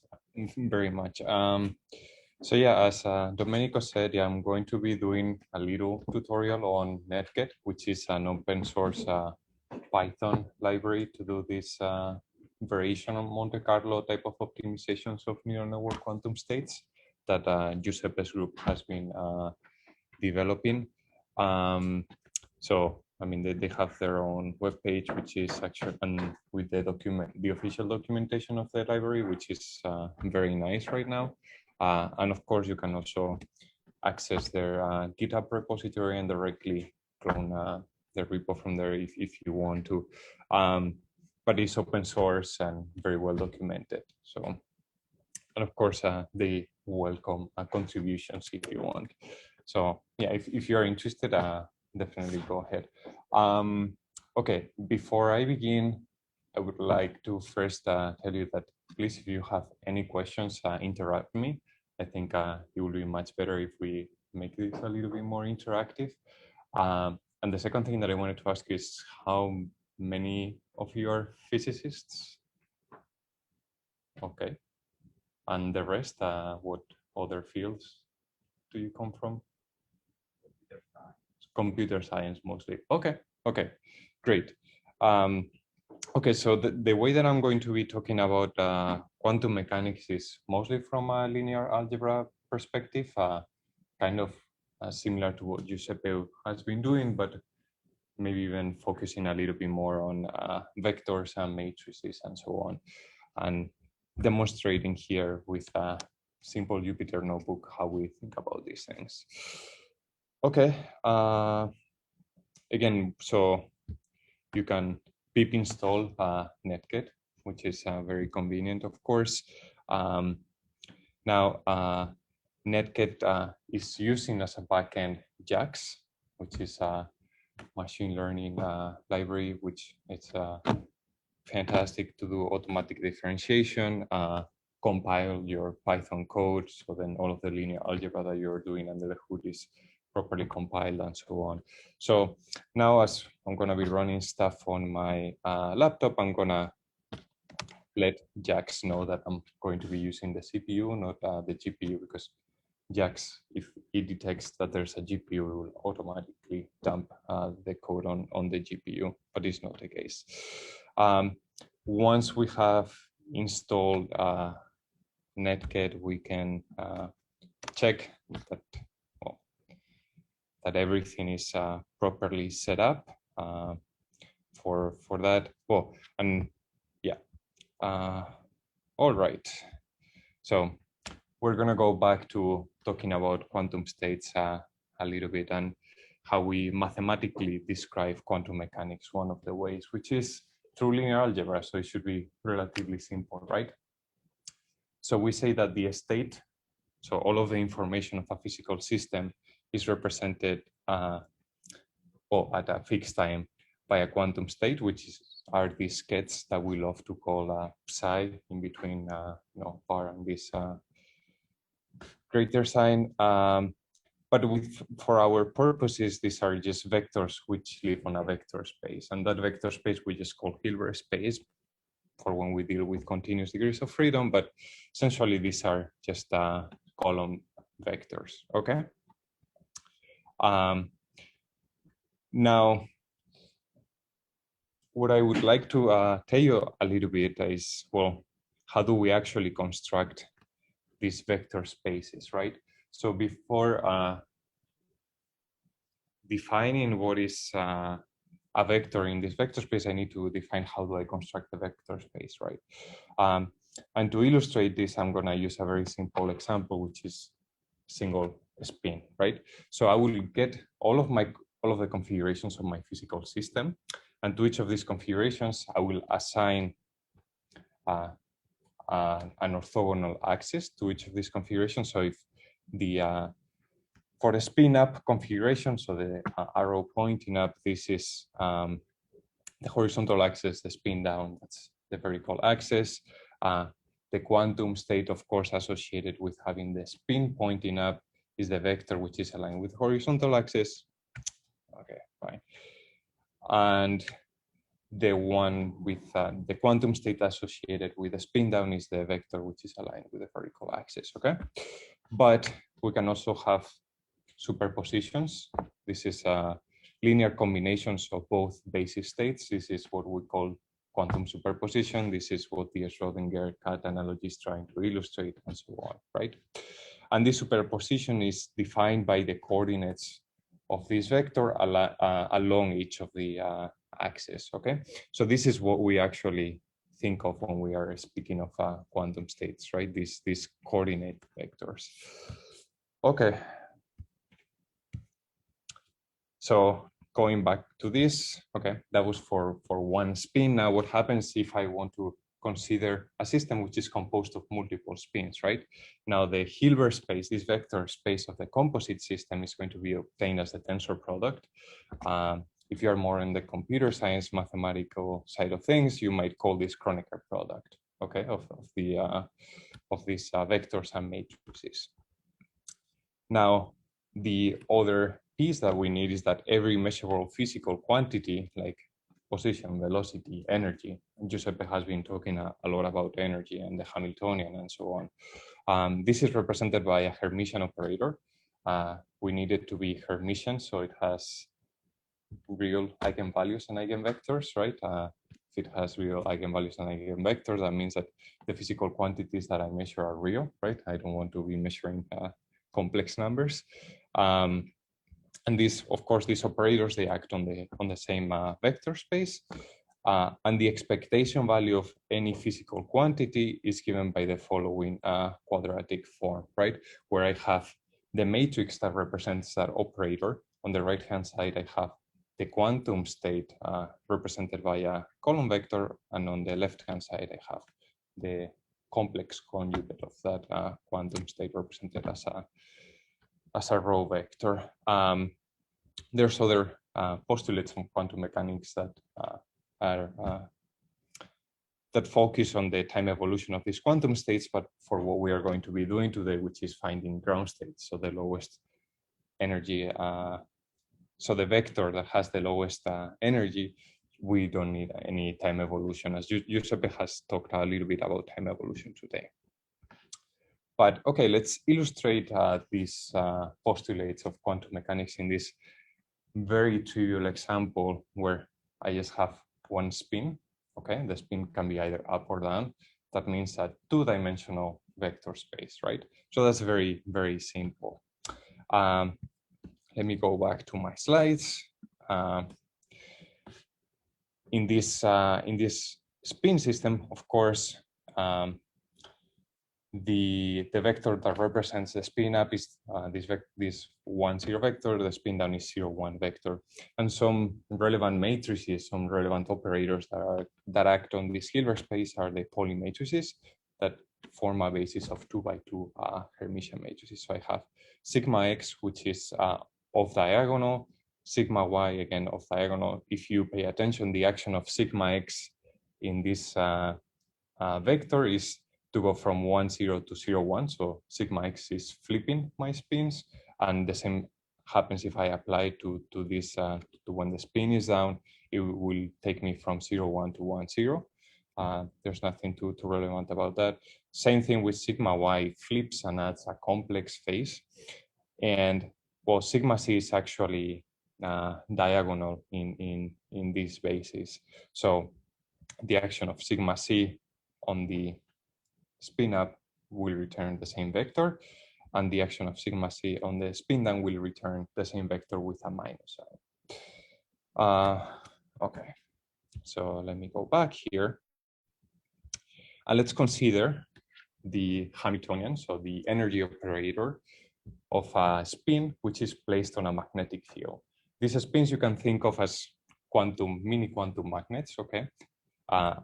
And their energy depends on whether they are aligned or not aligned with magnetic fields, right? So they will want to be aligned with a magnetic field. The energy operator, for example, if I have a magnetic field aligned with the z-axis, is the value of the magnetic field multiplied by the sigma c Pauli operator, okay? So in the matrix representation is a diagonal matrix whose eigenvalues are minus b and b. Now the energy of both basis states, remember this is just the sandwich of the matrix between the column vector and the row vector. Well, if I take the ones with the spin up, that's going to give me minus b. And if I take the one with the spin down, that's going to give me plus b. So as you can see, it costs energy to be anti-aligned with the magnetic field, but actually the lowest energy, the stable energy state, if you want, is the one that is aligned with the magnetic field, right? Because that's the one that has the lowest energy in this case. And therefore, the lowest energy state is this spin pointing up. You may be wondering, okay, but why are we talking so much about the eigenstates and eigenvalues of the operator that represents the energy of the system? Well, actually, there's many reasons. For example, is that, well, these eigenvalues and eigenvectors of the operator that represents the energy, they determine the dynamics of the quantum systems. They determine how these vectors evolve in time, right? For example, the part of the dynamics that is the slowest, that's associated with the ground state, with the state that has the lowest energy, whereas the fastest part of the dynamics that's associated with excited states that have higher energy, if you want, in a hand-wavy way. Now, and in particular, why do we focus on the eigenstate or the on the eigenvector that has the lowest energy? Well, it describes also in good measure the physics of low temperature and phenomena that appears at low temperature, like superconductivity, for example. This is captured by the ground state properties of some quantum mechanical systems. And not only that, but also the eigenstates of the lowest energy value can help us understand what are the stable configurations of constituents of matter. For example, what is the shape of atomic nuclei? We know that the shape of atomic nuclei is actually not spherical for very heavy atomic nuclei, but is more like a pear-shaped, and those are ground state calculations. We can also find what are the stable configurations of molecules. We can study reaction pathways, right? And of course, this has applications in drug discovery and so on. So discovering the ground state properties of a quantum mechanical system is very relevant. And actually, I think on Monday, we are going to try to solve a molecule using these types of techniques, but not today.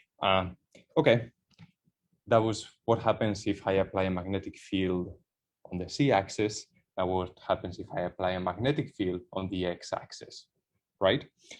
Now the corresponding operator is not diagonal anymore, right?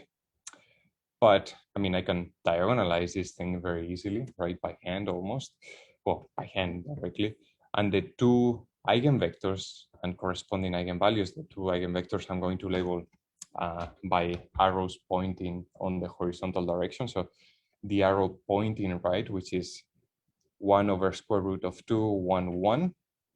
That one is one of the eigenvectors of this operator, and it has energy minus b.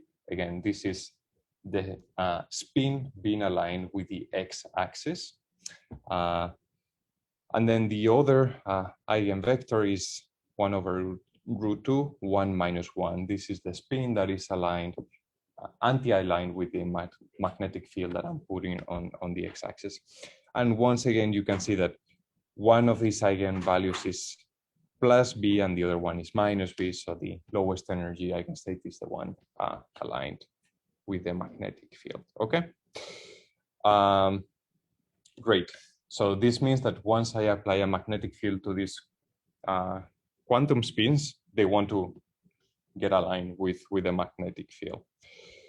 And again, I mean, I can just use NumPy to diagonalize this very simple Hamiltonian, right? So b equals 3. The Hamiltonian is minus b times the matrix that is 0, 1, 1, 0. So this matrix that I've written here, then I can just call the linear algebra modules of NumPy to perform that diagonalization, and it will return the first eigenvector is, well, here it has a minus sign in, yes. Are we supposed to be following along? No, I haven't set it up that way. Yeah, sorry. Yeah. Maybe I should probably do that for Monday. Anyway, yeah. Okay. But okay, that's okay. We can of course do that on NumPy, just diagonalizing this matrix. As you will see, the first eigenvector that it returns is the one that has energy minus b. It's not 1 over root 2, 1, 1, but it's minus 1 over root 2, 1, 1. In quantum mechanics, we don't care about overall signs or phases in the wave function. That's because they cancel out once we are doing these types of operations. So overall phases don't matter. So as long as I have the minus sign on both components, that's okay. And then the other vector is minus 1, 1. Great. But now instead of solving this using a diagonalization type of routine that comes with a linear algebra package, we're going to try to solve this problem variationally, okay? So now, instead of specifying what are the two vector components, what I'm going to do is I'm going to define a function. And as you will see, is definitely define a function in the Python sense. That is going to take as an input a numerical representation of my quantum state, right? So if the spin is pointing up, that numerical representation can be +1. If the spin is pointing down, that numerical representation can be -1. And that function is going to return, is just going to be a function of that quantum configuration. And then it's going to have a parameter here. Sigma is what I call the quantum configurations of this spin, so +1 or -1. And theta is simply going to be the variational parameter that I'm trying to adjust. So in this very simple case, as this is a two-dimensional space, I can actually write out all of the components if I parameterize things this way. The first component is cosine theta 1 minus 1, right? Because that's the one for the spin up. So the first component here is just 1 on this vector. The second component is the cosine theta 1 minus -1, so cosine 2 theta. And then I need a normalization factor. The normalization factor is very important, so then the probabilities are conserved. Well, the probability is represented by this quantum state sum up to 1. Great, so this is actually what I'm doing here. I'm going to be using JAX for this. And again, I'm going to be using JAX because I'm going to be able to call automatic differentiation subroutines within JAX, and they are going to take the derivatives that Giuseppe told you today about of the wave function amplitudes with respect to the variational parameter, which in this case is theta. So here I define psi, for which the first input is going to be the label of my quantum state. and the second input is going to be the variational parameter theta, and then it spits out the cosine of theta times 1 minus sigma. Okay, so this is just very simple. Now, the goal is to find the optimal value of theta such that the expectation value of this Hamiltonian is minimized. And we're going to do this using a gradient-based approach, right? So now I'm going to define another function, which is the energy. Again, it's going to take as an input theta and the value of the magnetic field.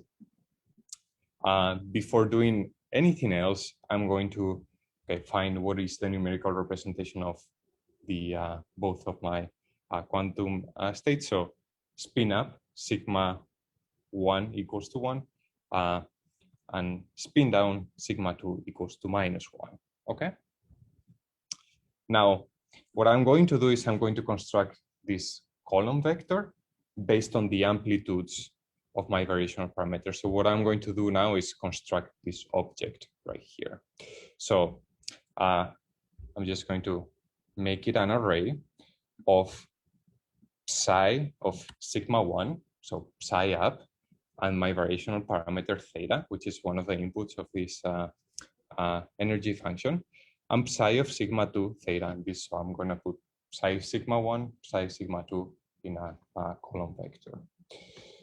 Right, with the same variational parameter. And then what I'm going to do is I'm normalizing psi. So this other line, I'm just dividing by the square root of the sum of the squares of this amplitude. So this is what this term here is. And then, well, I have to define what is the matrix of the Hamiltonian. So minus b, again, this matrix that I had right here, which is 0 minus b 0. Great. And then the actual value of the energy, which is the matrix dot the vector dot the vector transposed, right? So essentially, what I'm doing is this operation here. So something relatively simple. Great. Now I have defined. Yes.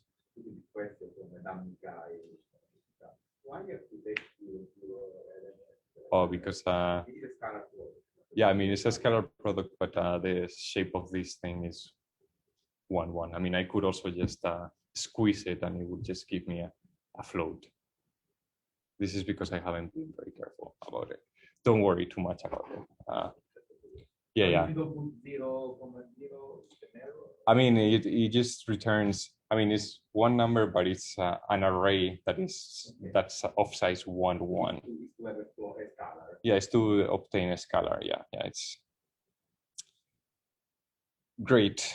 Okay, so now let's explore what is the energy on the parameter space, right? So here I'm going to just propose a set of values for my variational parameters that is going to go from 0 to 2 pi, 100 of them. Then I'm going to evaluate the energy for those for that collection of variational parameters. So something extremely trivial. And now I'm going to plot it. Now, as you can see, the minimum value of the energy occurs essentially when theta is equal to 2 pi. So this is this is the energy landscape that my gradient-based optimization of the energy is going to be doing.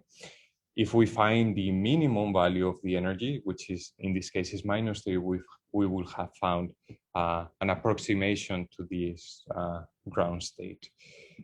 So I'm going to do this optimization by hand.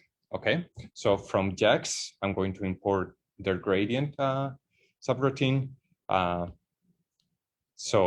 And that's extremely easy to use. So if I call gradient and the first entry of the gradient function has to be the function that I'm going to be taking gradients with respect to, which in this case is the energy. And if you remember, when I defined energy, the first input of the energy function was the variational parameter. So what I'm telling Jax here is take the gradient of the function that computes the energy, but take the gradient with respect to the first input to that function, which is the variational parameter. Okay. So this is what this is doing. And then whenever I call energy derivative, it's going to compute the gradients of the energy for me automatically. I set a learning rate for the gradient-based optimization. I'm going to run it for 100 steps, an initial value of theta. Here, theta equals 2. That means that I'm going to be starting somewhere here. Okay. So, and then I'm just going to set up some vectors to store the energies for each step of the optimization, and store what is the value of theta at each step of the optimization as well. Nothing crazy. Store the value of theta, store the value of energy at each iteration step, and then update theta according to gradient descent, right? So theta is going to be theta minus the learning rate times the energy derivative with respect to theta. And here the 3 is the value of the magnetic field that I'll have been working with. Okay, and also here, if you can see that I'm using this DQDM in front of this iterator for the loop, that's just a progress bar. So there's nothing special about it. Okay, so it's finished. And then what I can do is I can plot the energy as a function of the gradient descent step, and also how theta has changed in this gradient descent. So the energy as a function of the gradient descent step, as you can see, it converges essentially to -3 as we wanted it. So we have found the exact representation of the ground state of this very simple model. And then the value of theta, as you can see, is going towards pi, as we have expected. Great. But that was a very, very simple model. Now I can do something a little bit fancier. Now, instead of having one variational parameter, I'm going to have 2 variational parameters. Completely crazy. So the wave function amplitudes now, so remember, this sigma is 1 if you are asking for the vector component associated with having spin up, and -1 if you're asking for the vector component associated with having the spin down. That's going to be cosine theta 1 plus sigma and the exponential of theta 2 1 minus sigma. Okay, so again, if I find the vector representation of this quantum state is going to be something along the lines of 1 over the normalization factor, which I'm not writing here explicitly, cosine of 2 times theta 1 plus 1. That's the corresponding amplitude for having the spin pointing up, and 1 plus the exponential of 2 times theta 2. That's the amplitude of having the spin pointing down. So I'm just going to define that. Now, psi is sigma here is going to be simply something that I can iterate over. It can be a list, it can be a NumPy array, it can be a Jax array. So can be sigma again is plus or minus 1, but is theta the one that is can be a list of variational parameters, it can be an array of variational parameters or anything like that. Because the way that I'm coding it up is that psi is simply cosine of the first element of theta 1 plus sigma plus the exponential of the second element of this theta 1 minus sigma. Okay, that's defined. Now we can also explore what is the energy landscape for this wave function ansatz, and that's again the same thing that we did before.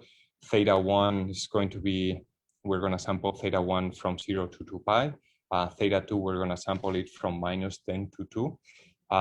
And then here, this loop is just going to be evaluating the energy at theta 1 and theta 2. But I don't know if you've noticed, but I didn't have to redefine the...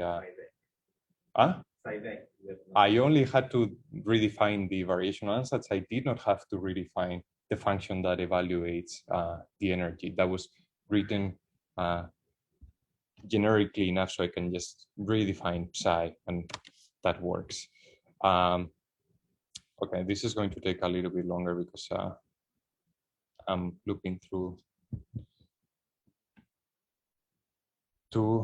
it's going through 2 loops with 50 iterations each. So, but great. Now it has explored the energy landscape, and this is what the energy landscape looks like as a function of theta 1 and theta 2.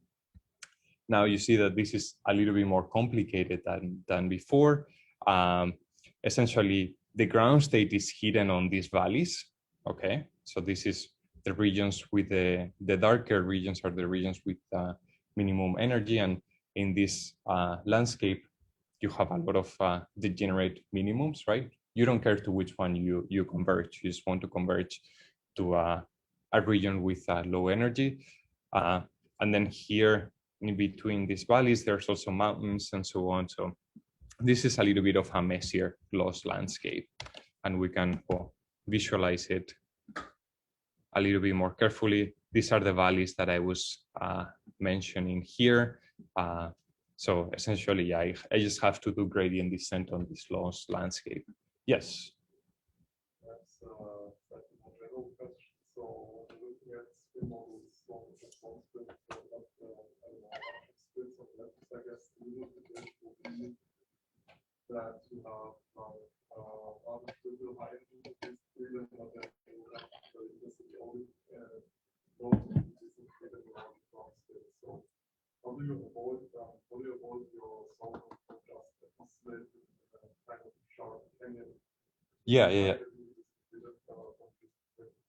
Okay, so that's a very good question. We're gonna do like more complicated systems in a little bit. This was a little bit of a warm up, but yes, the loss landscapes of these variational ansatz are completely messy, are extremely messy, and this is a big problem to the things that we are doing. Some things that you can do, of course, are just starting your optimization in a bunch of different places and see where you converge. The one that converges to the lowest energy is, of course, the best representation of the lowest energy quantum state. Although, yeah, what you are saying is a real problem that we don't have a very concrete answer to, which is how do we deal with very messy optimization landscapes?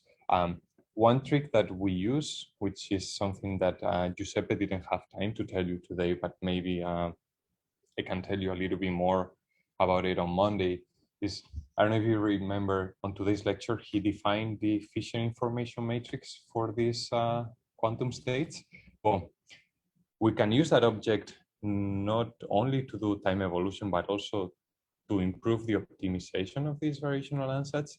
And this is because this optimization that I'm doing right here, I'm assuming that the parameter space is Euclidean space, okay? The distances are just theta 1 squared plus theta 2 squared.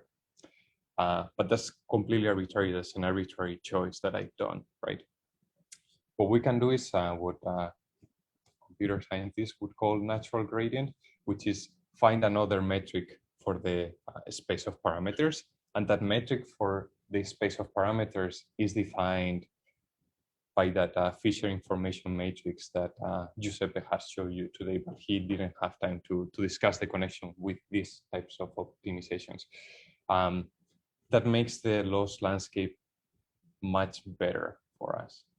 Is that somewhat related to using a second order method that was tested before? Yeah, very much related to that. Yeah, precisely. Okay, so that's the loss landscape. Again, we're even going to recycle the same optimization loop that we used before.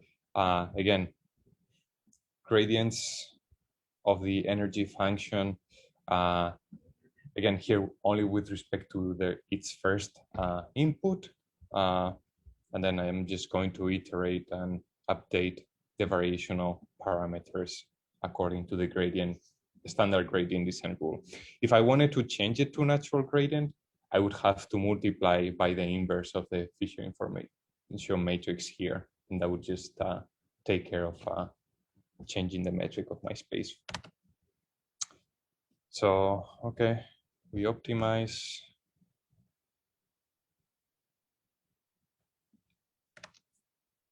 We see once again that we have converged now to the -3 energy G that we were looking for. So we have found a good approximation to the ground state with this parameterized model, which was different to the previous one.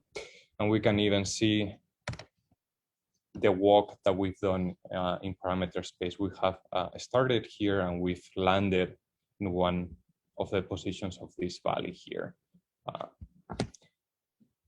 Okay. But now, okay, systems of many spins, because a single spin was very simple to solve, right? And it's a 2x2 matrix that I can just diagonalize with whatever I want to use, right? Now we want to study a system of n spins that interact with each other. We'll see later how they interact with each other. But the first thing that we need to do is construct the Hilbert space for the n spins. And as I mentioned before, we are going to use the tensor product or the Kronecker product of the different Hilbert spaces.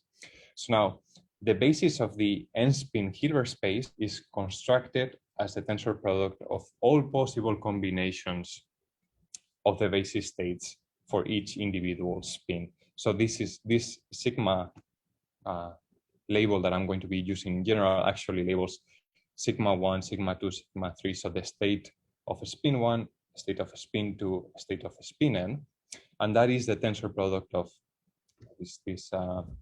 these vectors that live on two-dimensional vector spaces, okay?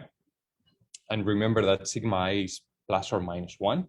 So then in this particular case, if each side can be in plus or minus 1, that means that the total number of configurations that I have is 2 to the n, right? If I have n sides, something simple. And this comes because the dimensionality of the n-spin Hilbert space is the product of the dimensionalities of each individual Hilbert space 2 to the n. But how bad is this scaling in practice actually? Well, if we are trying to solve, some spin chains, well, 2 to the 2 is 4. I can solve 2 spins very easily. Even if I want to do 10 spins, well, now the dimensionality of my matrices and vector is 1024. Okay, fine. 20 spins is 1 million. We can, if we do this in a smart way, we can also use exact diagonalization routines to solve this problem. But if we want to solve a chain of 100 spins, now you get to the dimensionality of these vectors is 10 to the 30. So you cannot even store one of these vectors, and of course, even less manipulated to do any linear algebra operators in it. So this is where the notion of a variational state becomes really useful, right? Because instead of having to store and manipulate these 2 to the n vector components, what I have is a function. I give a function a label of my quantum state, and that function is going to return the corresponding component of the wave function, right? And in practice, the way that we do this is if we use neural networks, as Giuseppe has been telling you about, consider this very simple system again that has 2 spin, and consider that we are living on the subspace where you can have either spin down and spin up, or spin up and spin down, right? Now, instead of storing V1 and V2 explicitly, what I can do is, okay, now I want the coordinate of this vector along the horizontal axis. I'll take the corresponding physical configuration, which is down up. I can find a numerical representation of that configuration, which is that, okay, if the spin is pointing down, I'll put a 0 on the first element of the vector. If the spin is pointing up, I'll put a 1. Then I'll run it through through a function. In this case, it's a neural net, and that neural net should give me the corresponding vector component.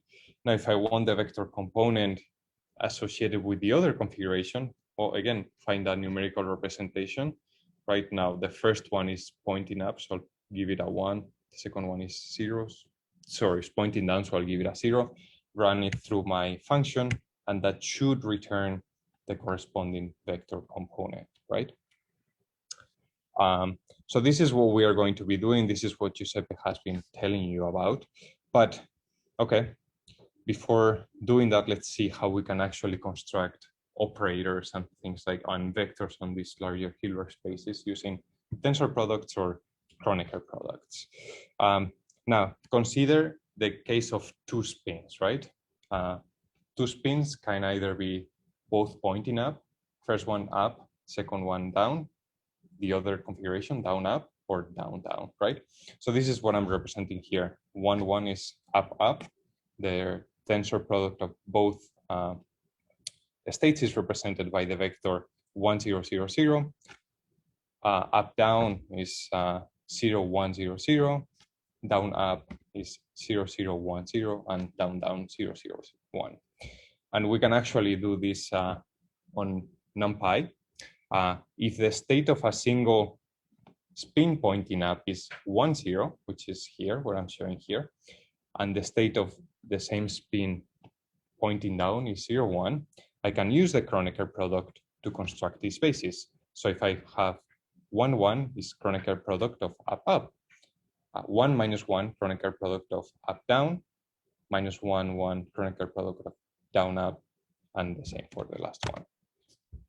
So, and as you can see, if I print the output, it generates the set of vectors that I've told you about before. So 1 0 0 0 0 1 0 0, and so on. That's for states. But now, what happens for operators, right?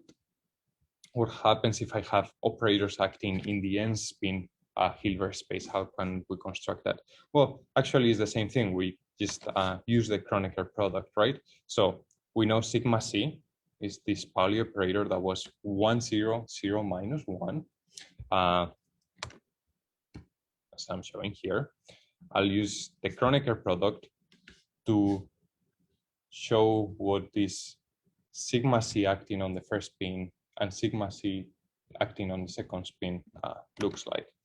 Again, this is a diagonal operator in these spaces, and it has 1 minus 1 minus 1 1.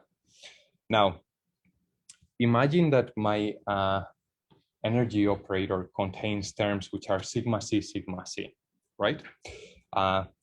There's two states here in the middle, the second and third state that have lowest energy, right? Minus 1. Those two states are, if we look at it, is 1 minus 1 minus 1 1. So both the spins want to be anti-aligned. So what this type of operator is represent is anti-ferromagnetic interactions between my spins. They don't want to be anti-aligned. They don't want to be aligned. So we're going to use this notion of these spins wanting to be, well, and this is because I've taken the positive sign in front of this. If I had put a negative sign in front of this sigma c term, now the lowest energy eigenstates would have been 1 and 4, and 1 and 4 correspond to both the spins being aligned, either up or down. They don't care about which configuration they are aligned. So we can use this intuition to build a more interesting model to just having one spin aligned with a magnetic field. What we can do is we can have a chain of 20 spins in this particular case. They're going to interact with their nearest neighbors in such a way that they want to be either aligned or anti-aligned, and control whether they want to be aligned or anti-aligned with a sign of V here. And then they also want to be aligned with a magnetic field along the x-axis. So these spins will want to be aligned with each other, but also they want to get aligned with a magnetic field along the x-axis. This is transverse field Ising model. And when we are writing these types of operators, sigma c, I, sigma c, I plus 1 in an n vector Hilbert space, what we really mean is that the identity is acting on the first qubit, on the first spin, the identity is acting on the second spin up until when we get to the ith spin, where we act with sigma c, then I plus 1 we act with sigma c, and on the rest of the spins we act with the identity, okay? Because again, these operators are only defined on the full n spin Hilbert space. They are not defined on 2 spin Hilbert space. We're going to use periodic boundary conditions. So this is not a chain, it's more like a ring, if you want, of spins. So now, okay, we're starting to use netget now. Netget actually defines these Hilbert spaces for you. You don't have to do this by hand, because if I wanted to do this by hand, for example, I would have to keep track of all configurations, right? Like up, down, up, down, whatever configurations are, and I have 2 to the n of those. So netget does that, all of those things for us. So here I'm importing netget as nk. I say, okay, I want that chain with n spins, and I'm going to use the Hilbert module of netget to construct a spin chain with n spins. This 1/2 label here, well, the physicists will recognize that this 1/2 just means that the spin only has 2 states, either up or down. But netget can actually deal with more complicated local Hilbert spaces where you don't only have 2 configurations, but you may have an arbitrary number of configurations locally. We can check what is the dimensionality of this Hilbert space, right? So we have 20 spins.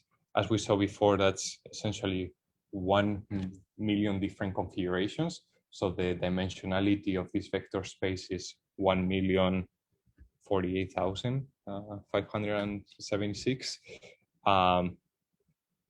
Okay, and okay, netget. So it's going to be thinking of these states as strings of +1s and -1s I have introduced in the 1 and 2 spin cases. So if my Hilbert space is sufficiently small, I can actually ask netget to generate all of these possible configurations of the spins, right? So this is I call this method all states on my Hilbert space object that I've defined here. And then I'm going to just print what are the first 10 configurations. The way netget orders these configurations is that the first configuration is the one of all spins pointing down. Then the second configuration is all spins pointing down, but the first one is flipped. Then the third one is all spins pointing down, but here the second one is flipped. So it's using almost binary strings for this.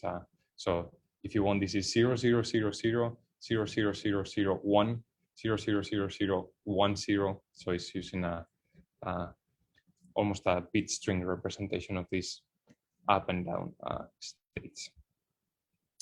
I can also ask this Hilbert space object to return what are the states associated with different indices of my basis, right?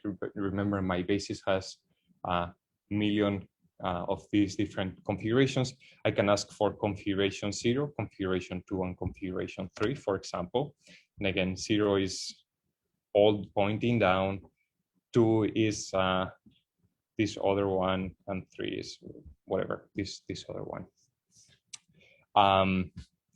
But also, not only that, if you give me a configurations of +1s and -1s, I can also ask this Hilbert state object to return what is the index of the basis of that thing, right? So remember here, all quantum states that I generated are all of these possible +1, -1 configurations. If I pass the first 10 back to the Hilbert space and I ask, okay, what is the order of all of these states in the basis? Well, it will tell me, okay, the first one is of course 0, 1, 2, 3, 4. Okay, so it's consistent. You saw that a very fundamental part of the process is sampling states, okay, sampling configurations of spins. This is what the Markov chains were doing. But before sampling, I need to generate random configurations. So this Hilbert space object also generates random configurations of spins, right? And it does so by this method that we can call random state. Takes as an input a Jack's random state, so pseudo random number generator, and then here you tell how many random states, how many random configurations of spins you want to generate. 3 in this case is generated. 1, 2, and 3 different configurations of the spins.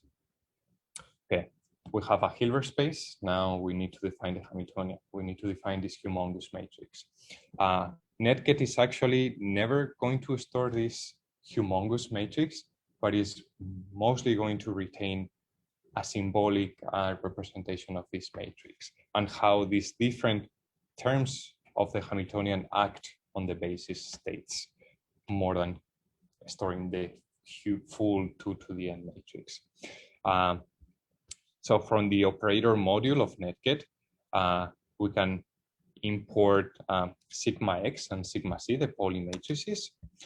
And it actually has a very nice syntax that we can operate on these objects sigma x and sigma c as if we were, operating, if you want, yeah, I mean, as if you were writing it on paper, right? Yes.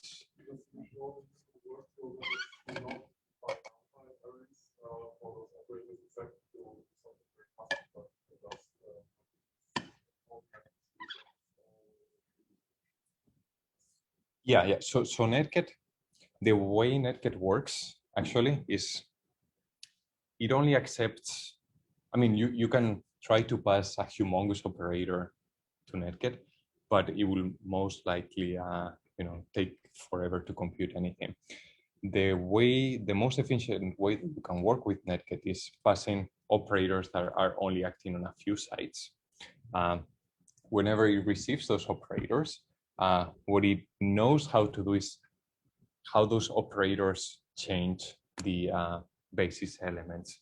So, for example,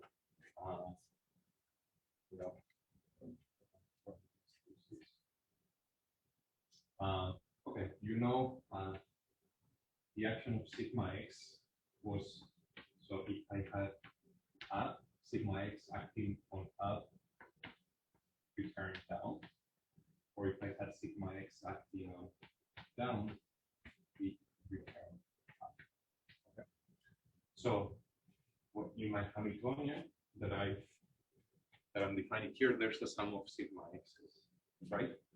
But Netget, so sigma x in the one spin Hilbert space is 0, 1, 1, 0. In the 2 to the n space, it would be 2 to the n by 2 to the n matrix. So Netget is never actually computing this object, but the way it does is, okay, I know the matrix is this thing on the local Hilbert space. Now, if you pass me a configuration, let's say that is up, down, and I have sigma x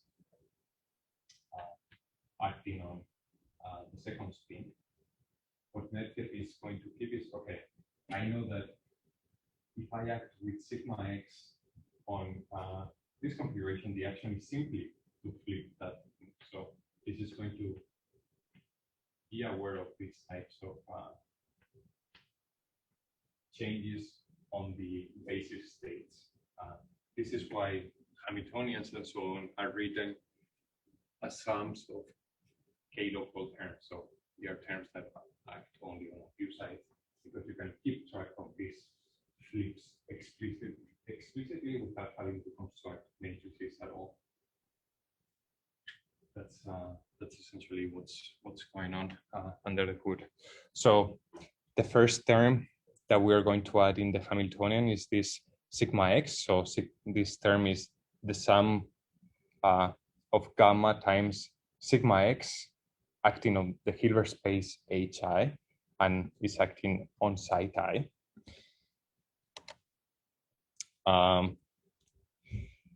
And then, well, and as you can see, writing the Hamiltonian itself is actually, the syntax is extremely simple.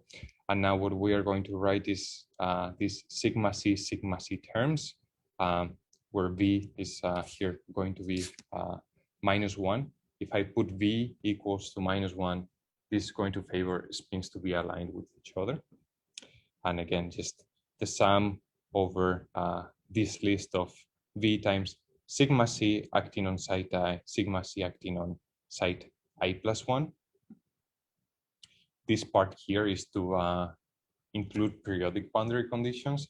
So whenever I get to site L, that is going to return 0. So site 0 and site N, sorry, talk to each other. So pretty trivial. Now, even though I've told you, okay, this matrix is 1,000,000 by 1,000,000, yes. What kind of object is H now? Is it like a netcat? It's a netcat object, yeah, it's essentially a class within netcat. And it has a bunch of methods and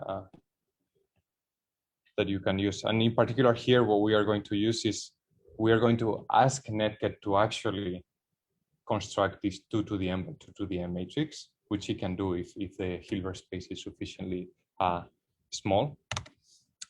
And well, this is going to take a few seconds, but again, it's going to construct all of the matrix elements, but it's going to be using SciPy's sparse linear algebra representations of matrices and vectors, so things are a little bit more efficient.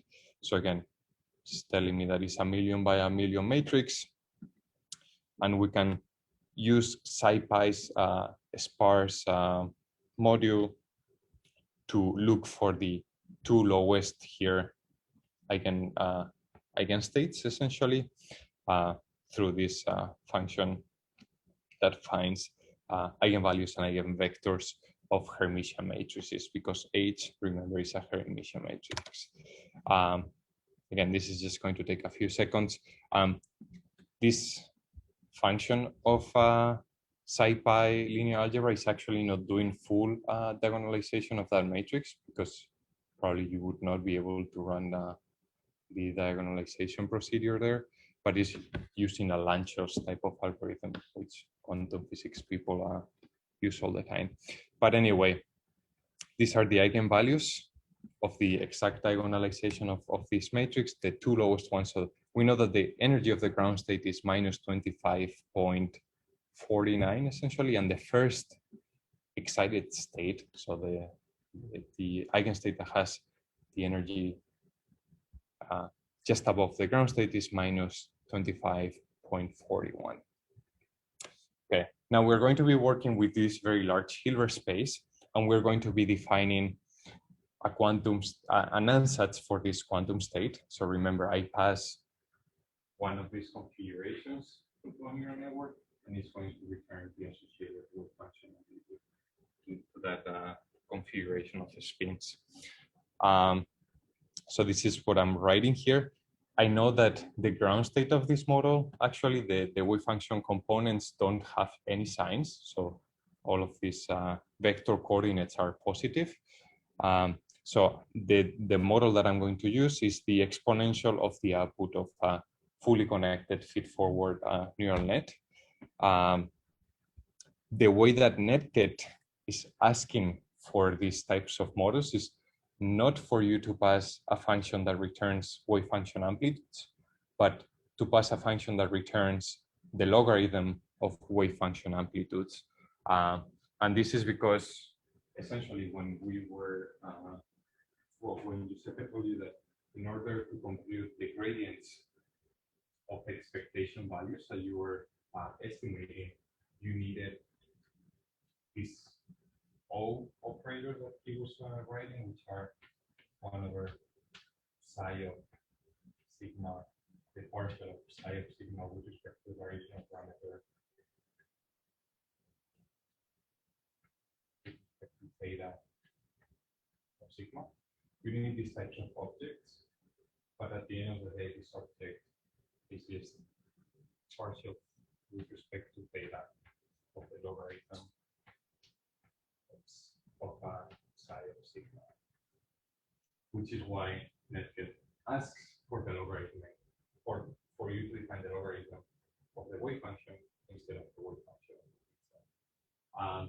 It also asks for the logarithm of the wave function instead of the wave function itself, because when part of the algorithm is computing ratios of the wave function evaluated at one spin configuration and other spin configuration, sigma prime. But you see that this can give you numerical instabilities, right? If this is very small and this is very large, this might give you numerical instability. But if you compute it in log space, you're just subtracting two numbers, which is much better. So this is why when you give a model to Netget, you have to give the logarithm of the wave function amplitudes. As in this case, I've chosen to represent the wave function amplitudes as the exponential of the output of a neural net. I'm just going to pass that neural net to Netget as the variational ansatz. And here the model can be defined using one of the several functional JAX frameworks, like JAX-Stacks, Flax, or Haiku. Essentially, what you need is something that initializes the variational parameters and something that can evaluate your model, a function that evaluates your model. In this case, we're going to use Flax because it's just much easier to write these models. So you define a class, which is a neural net module.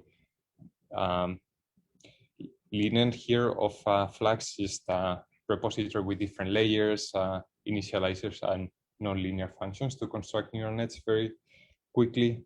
And essentially, you just need something that is going to call this dense layer from Flax and apply it to an input X, and then apply a ReLU activation function, because why not? And then just sum the output of that, and that's going to be the amplitude of my, well, the logarithm of the amplitude of my wave function. As you can see here, the input X are going to be these vectors of +1, -1, +1 of the configurations of the spins. In particular, this model dense here alpha times the shape of X -1. This is so if I pass an input that has length n, then the output of that layer is going to produce a vector that has length alpha times n. Then I'm going to run a non-linearity on all of the coordinates of that vector of length alpha times n. Alpha is a hyperparameter of the model, by the way. I can just choose how wide I want my hidden layer to be. So then I apply that, and then I apply a non-linearity to all of those outputs, and then I sum them all together. So that's simple. Yeah, this is all real coefficients. Yeah, I'm just gonna, yeah, this wave function doesn't have signs, essentially. So this, although we can also do complex coefficients with Netget, but in this particular example, I'm just gonna make them be real. So again, this model is just a set of instructions to initialize parameters. The parameters here are being kept track of by this neural net dense module from Flax, and then something that evaluates the model itself. So this is the model. Here we're going to initialize it with alpha = 2. So if I pass an input vector which has dimension 20, it's going to return an output vector that has dimension 40, okay, and then sums everything together. Then something that was essential on variational Monte Carlo is something that can sample these spin configurations. And we're going to include that through a netgets module sampler.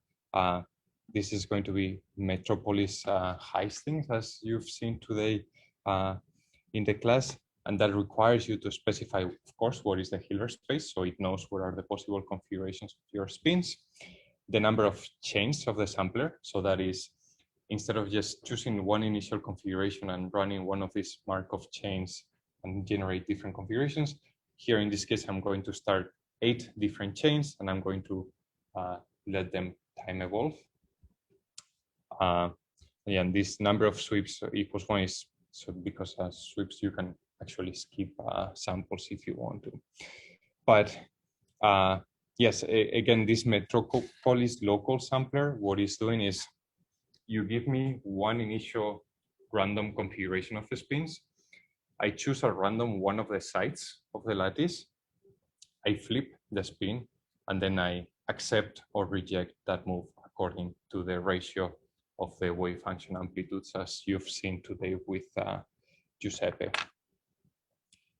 So yeah, essentially, yeah, that defines the sampler.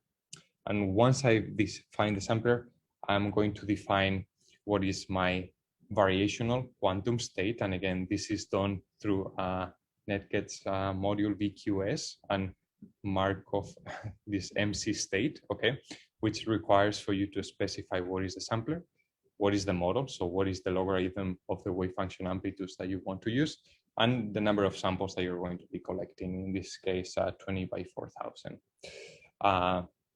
And then you can initialize the parameters of the model with like any random initialization. Okay, so what does this V state contain actually? Okay, so it's aware of the Hilbert space that you're using.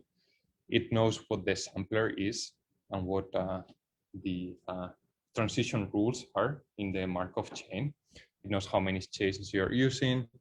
It knows that it has to sample this machine power equals to, it knows that it's sampling from psi sigma squared. This is the machine power. You can sample from other powers if you wanted to, but we can just leave it at 2. And of course, the number of samples that we have specified. We can also ask what are the parameters of the model that we have, right? So this variable, so we can access the different parameters, which in this case are stored as nested dictionaries. So here we only have one dense fully connected layer, which is, this is what it's telling me. I can access what is in that dense fully connected layer. And of course it has what it calls kernel, is the matrix multiplication that it's doing. And it has a bias, which is adding a vector to that output, right? And of course, okay, the bias has length 40 because the vector that I'm producing is 2 times 20, 40. And the matrix multiplication that is doing, it has shape 20 by 40, right? Because as an input, I take a vector of length 20 and I produce one that has length 40. And well, as part of the sampling, I can actually just generate samples, ask netget to generate samples from this mod psi squared. So I've asked it to generate 80 samples. And what it's doing is, okay, I told it to use 8 chains, right? To generate these samples. So if I ask for 80 samples, what it's going to do is going to distribute those 80 samples across the 8 chains. So each of the chains are actually going to be just collecting 10 samples, 8 chains, and then this other length is the length of the space of spins that I'm using, which is 20, right? So again, what netget would return is just matrices. Well, it's a tensor of +1, -1, -1, +1 according to these spin configurations. Okay, now we go into, yes. So this came from your MCMC sampler? Yeah, this came from the MCMC sampler. So far? Yeah. Yeah. The very nice thing about netget and JAX is that netget is using JAX just-in-time compilation tool. So the first time that you run things is, well, it's compiling everything, but once it has compiled everything, then it runs very, very fast. Great. Now expectation values. I need to compute these types of objects, right? Which is sandwiching my matrix between a huge vector column and a huge row vector, right? And of course, this sum is going to have 2 to the n squared terms, so it's completely untractable. I cannot even if I'm not even if I'm. Do you guys have any questions? Okay. Even if you have like vectors of length 2 to the n, but you are not explicitly defining them, you're just asking for their components. Even if I have to perform these sums, this is completely untractable, right? So what we are going to do actually is, as Giuseppe mentioned, what has been describing to you is, okay, when I write this expression, I'm going to insert one resolution of the identity here. The resolution of the identity is simply this linear combination of brass and kets. This is just writing the identity matrix as the product of column vectors with row vectors in this very particular way. So you're just not doing anything. But you can rearrange the terms of this sum to look like the sum over all possible spin configurations, the modulus squared of the wave function, which is a probability distribution, as you know, and then this other thing. This other thing is what we call the local operator, and it contains the sandwich of the basis elements with the operator itself and the wave function, the parameters wave function that you have, divided by the wave function evaluated at spin configuration sigma. And what we are going to do is we are going to approximate this sum as the regular average of this quantity evaluated at spin configurations which are sampled accordingly to this probability distribution defined by psi squared of theta, which is what Giuseppe has told you about today on the class. But wait, so I wanted to first estimate this expectation value. And then I've told you, okay, I can just estimate it as the average of this other quantity here. But wait, this quantity here is also an expectation value. Like, have I just, you know, have I gained anything by rewriting things this way? Well, the thing is that these operators are extremely sparse in the basis that we are choosing, right? And this is what I was telling you before, is that if I have, let's say, sigma x acting on one of these many spin configurations, the only thing that it's doing is flipping one spin. So the action of O on a basis element is just flipping one spin. So that's actually very simple. And what this expression usually boils down to is, again, computing ratios of wave function amplitudes evaluated at 2 or a few different configurations of spins. And well, we can actually do this with netget as well. Now we're going to tell our variational state to, instead of using 80,000 samples, to just use 4,000 samples to have things run a little bit faster. And we're going to ask to estimate the expectation value of the Hamiltonian that we wrote before. And this generates actually an object of types stats, which is a type which netget defines, but you can actually access whatever is in the statistics of the expectation value in terms of a dictionary.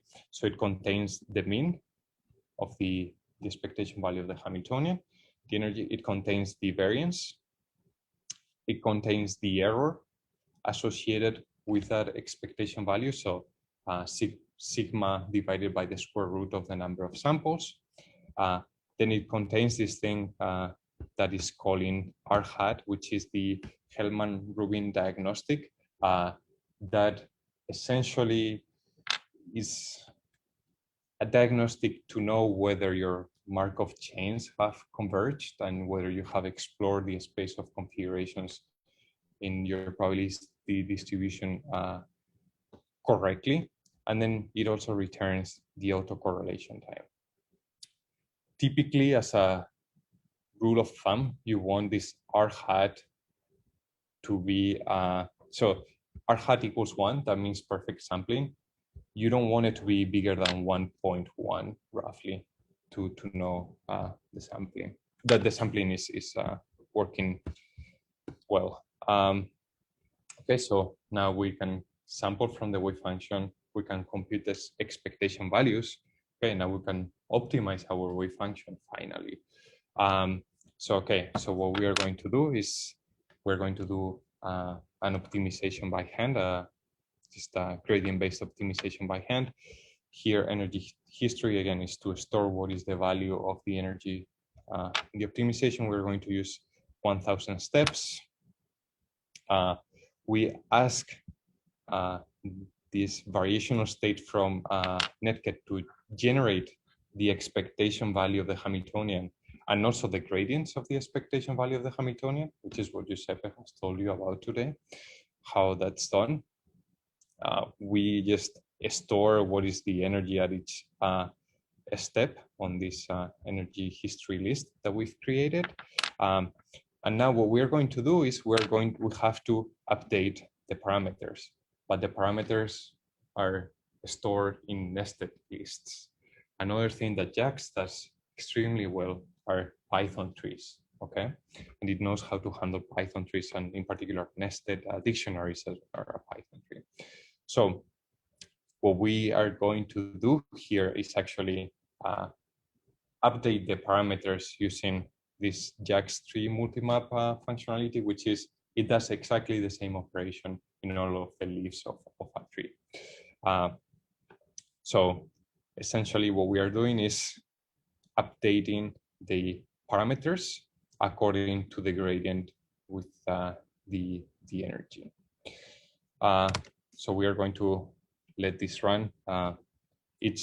For each optimization step here, we are computing what we are using 4,000 samples to estimate the expectation value of the Hamiltonian. And remember, we are dealing with a Hilbert space which has dimensionality 1 million, right? And still this is running on my laptop relatively fast. So I would say it's working pretty well. While this running, do you have any questions so far?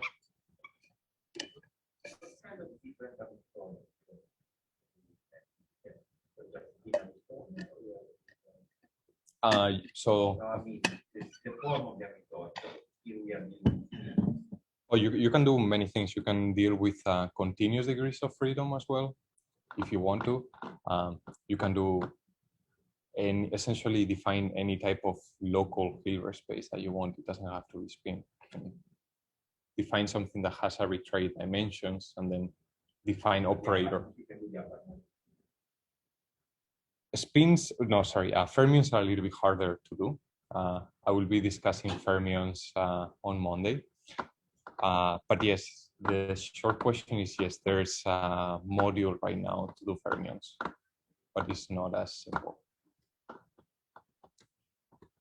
But yes, we can do the Hubbard model. And we can do the Hubbard model on Monday, maybe. Okay, so this has finished. This is the energy as a function of the optimization step. Great. This blue line is the actual ground state energy that we have computed at the beginning using this exact diagonalization trick. And here, okay, so this is the value of the energy that we have computed using variational Monte Carlo, which is minus 25.42. I don't know if you remember, but the exact one is minus 25.49. So the relative error defined as the difference between the exact and the VMC energies divided by the exact energy, that's here of the order of 10 to the minus 3. So we would, in doing research, we would have considered this to be a successful run for the most part. Well, in this case, the system is pretty small, so maybe not. But anyway, we can try to see if we can fine-tune these results a little bit more. To fine-tune these results a little bit more, what we can do is, as you asked before, well, we can try decreasing the learning rate a little bit now, and also compute more samples. So I can change the number of samples that I'm using here very easily.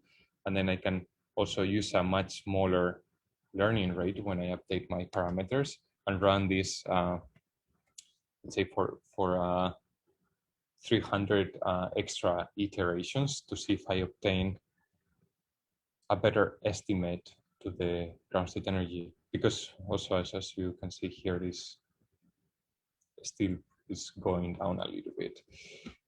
It's not fully converged. So yes.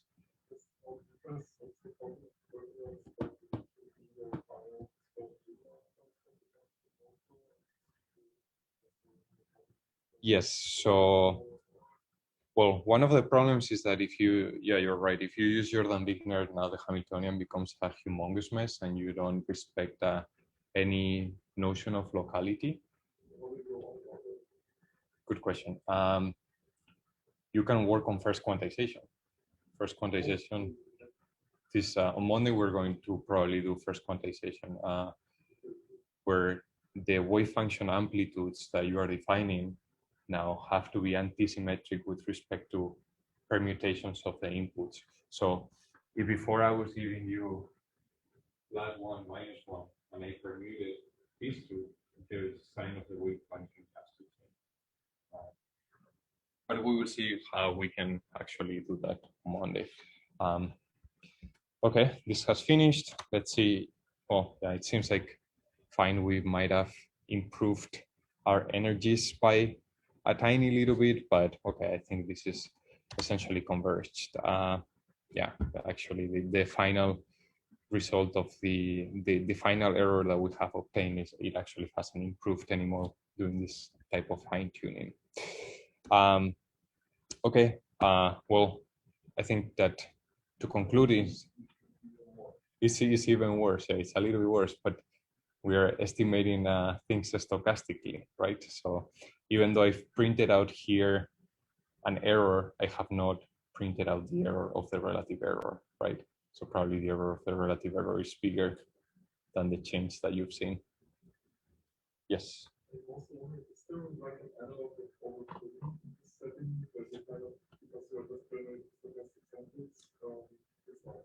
There's no concept of overfitting here because the concept of overfitting when you're doing supervised learning is that you end up just remembering what you learned from your examples. Here, there's no learned examples or anything like that.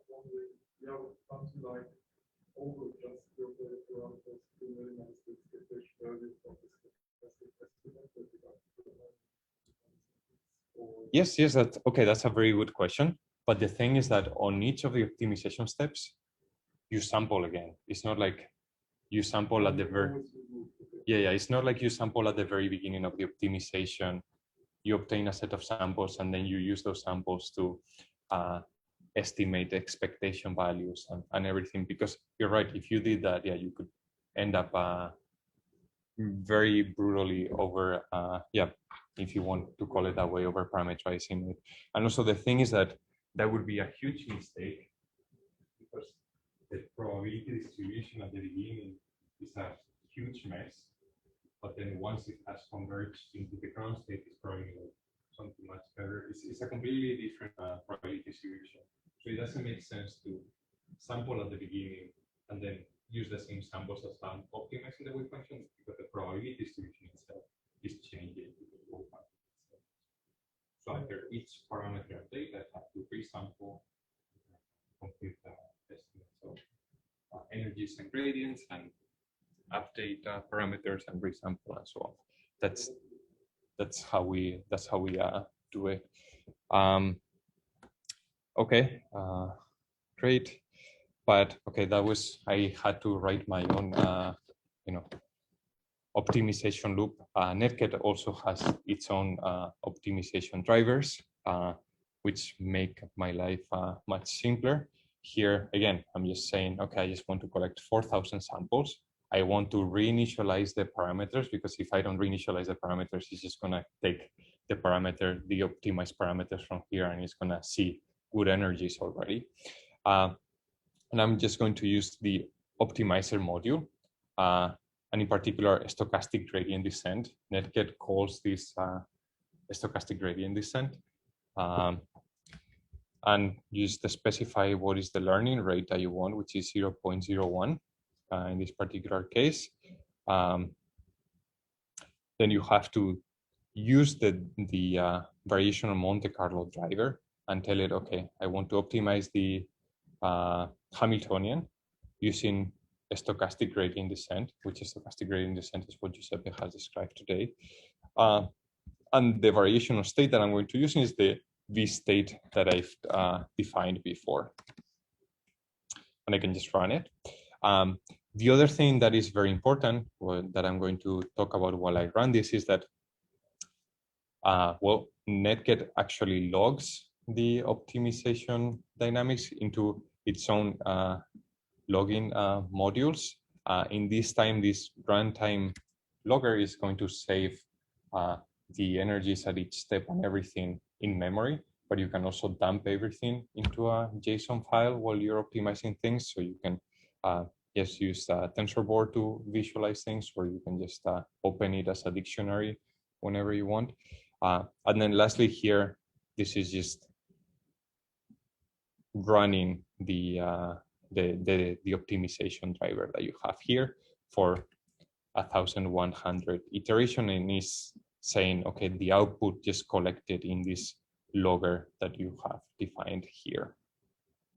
So again, yeah, this is again running, collecting samples, estimating expectation value of the energy, derivatives, and updating parameters.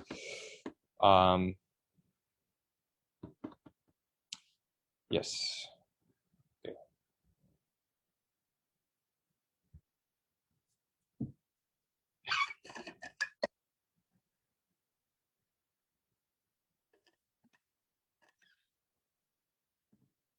And actually, one very nice thing here that you can see is that the Netcat optimization driver is actually generating the progress bar for yourself, and in the progress bar, it tells you what is the energy in that given optimization step. So here you see that we are already pretty much converged, right?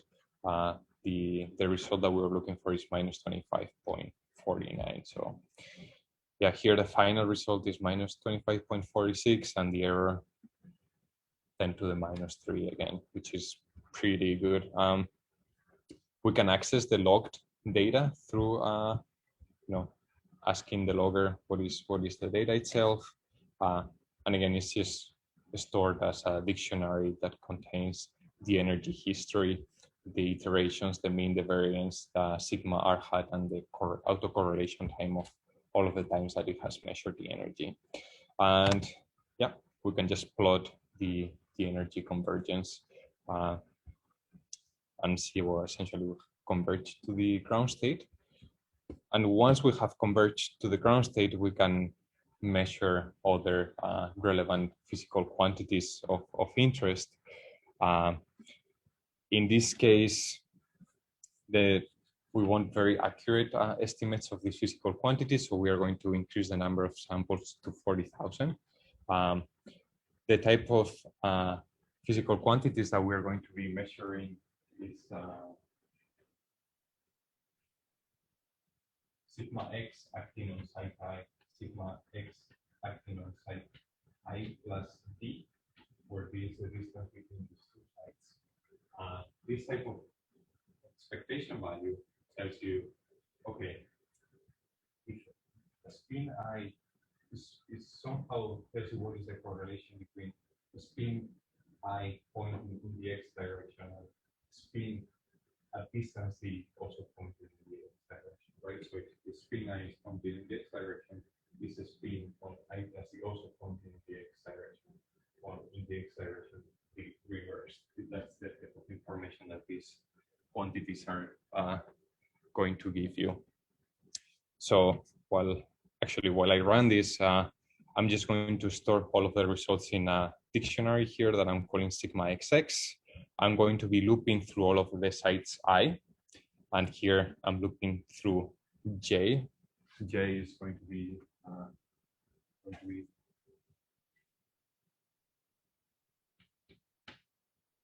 computing that those quantities and storing that at in a dictionary, and then I'm just going to take yes.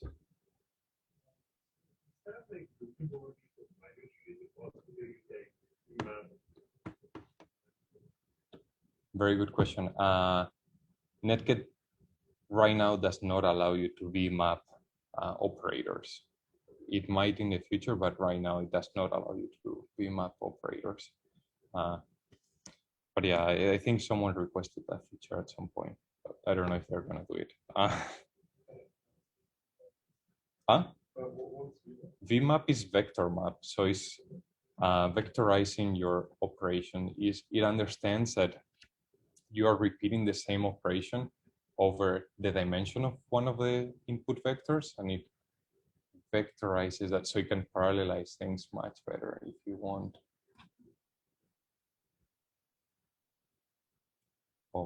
You probably know a lot more about that, right?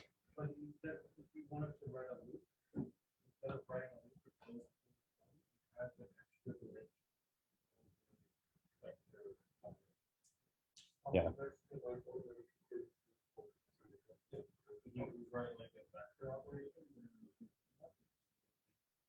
Yeah. Yeah. Imagine that you want to multiply one vector by a bunch of matrices.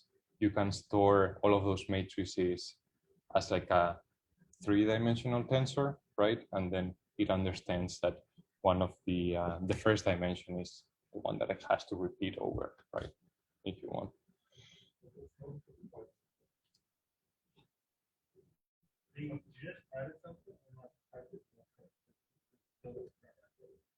Yeah.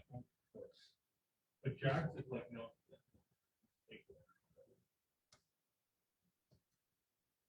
Yes. Okay. So okay. We are on time now, and well, this is the correlations that we are measuring. Essentially, is sigma I times sigma I plus D. This means that, of course, you know, if at 0 distance, if my state is pointing in the x direction, y itself is also pointing. So this 0 distance doesn't mean anything at all. But what this means is that there is some sort of correlations in my quantum system. There's some sort of entanglement, if you want to think about it that way. If the spin at site I is pointing in the x-axis, there is also some probability that spins far away from it are going to be pointing along the x-axis as well. And this decays as a function of distances, as you can see. And this is some of the things that we are interested in and we measure, and these things characterize what are the phases of matter and so on. So yeah, with this, I think I'm just gonna finish today's tutorial. Yeah, thank you for your attention.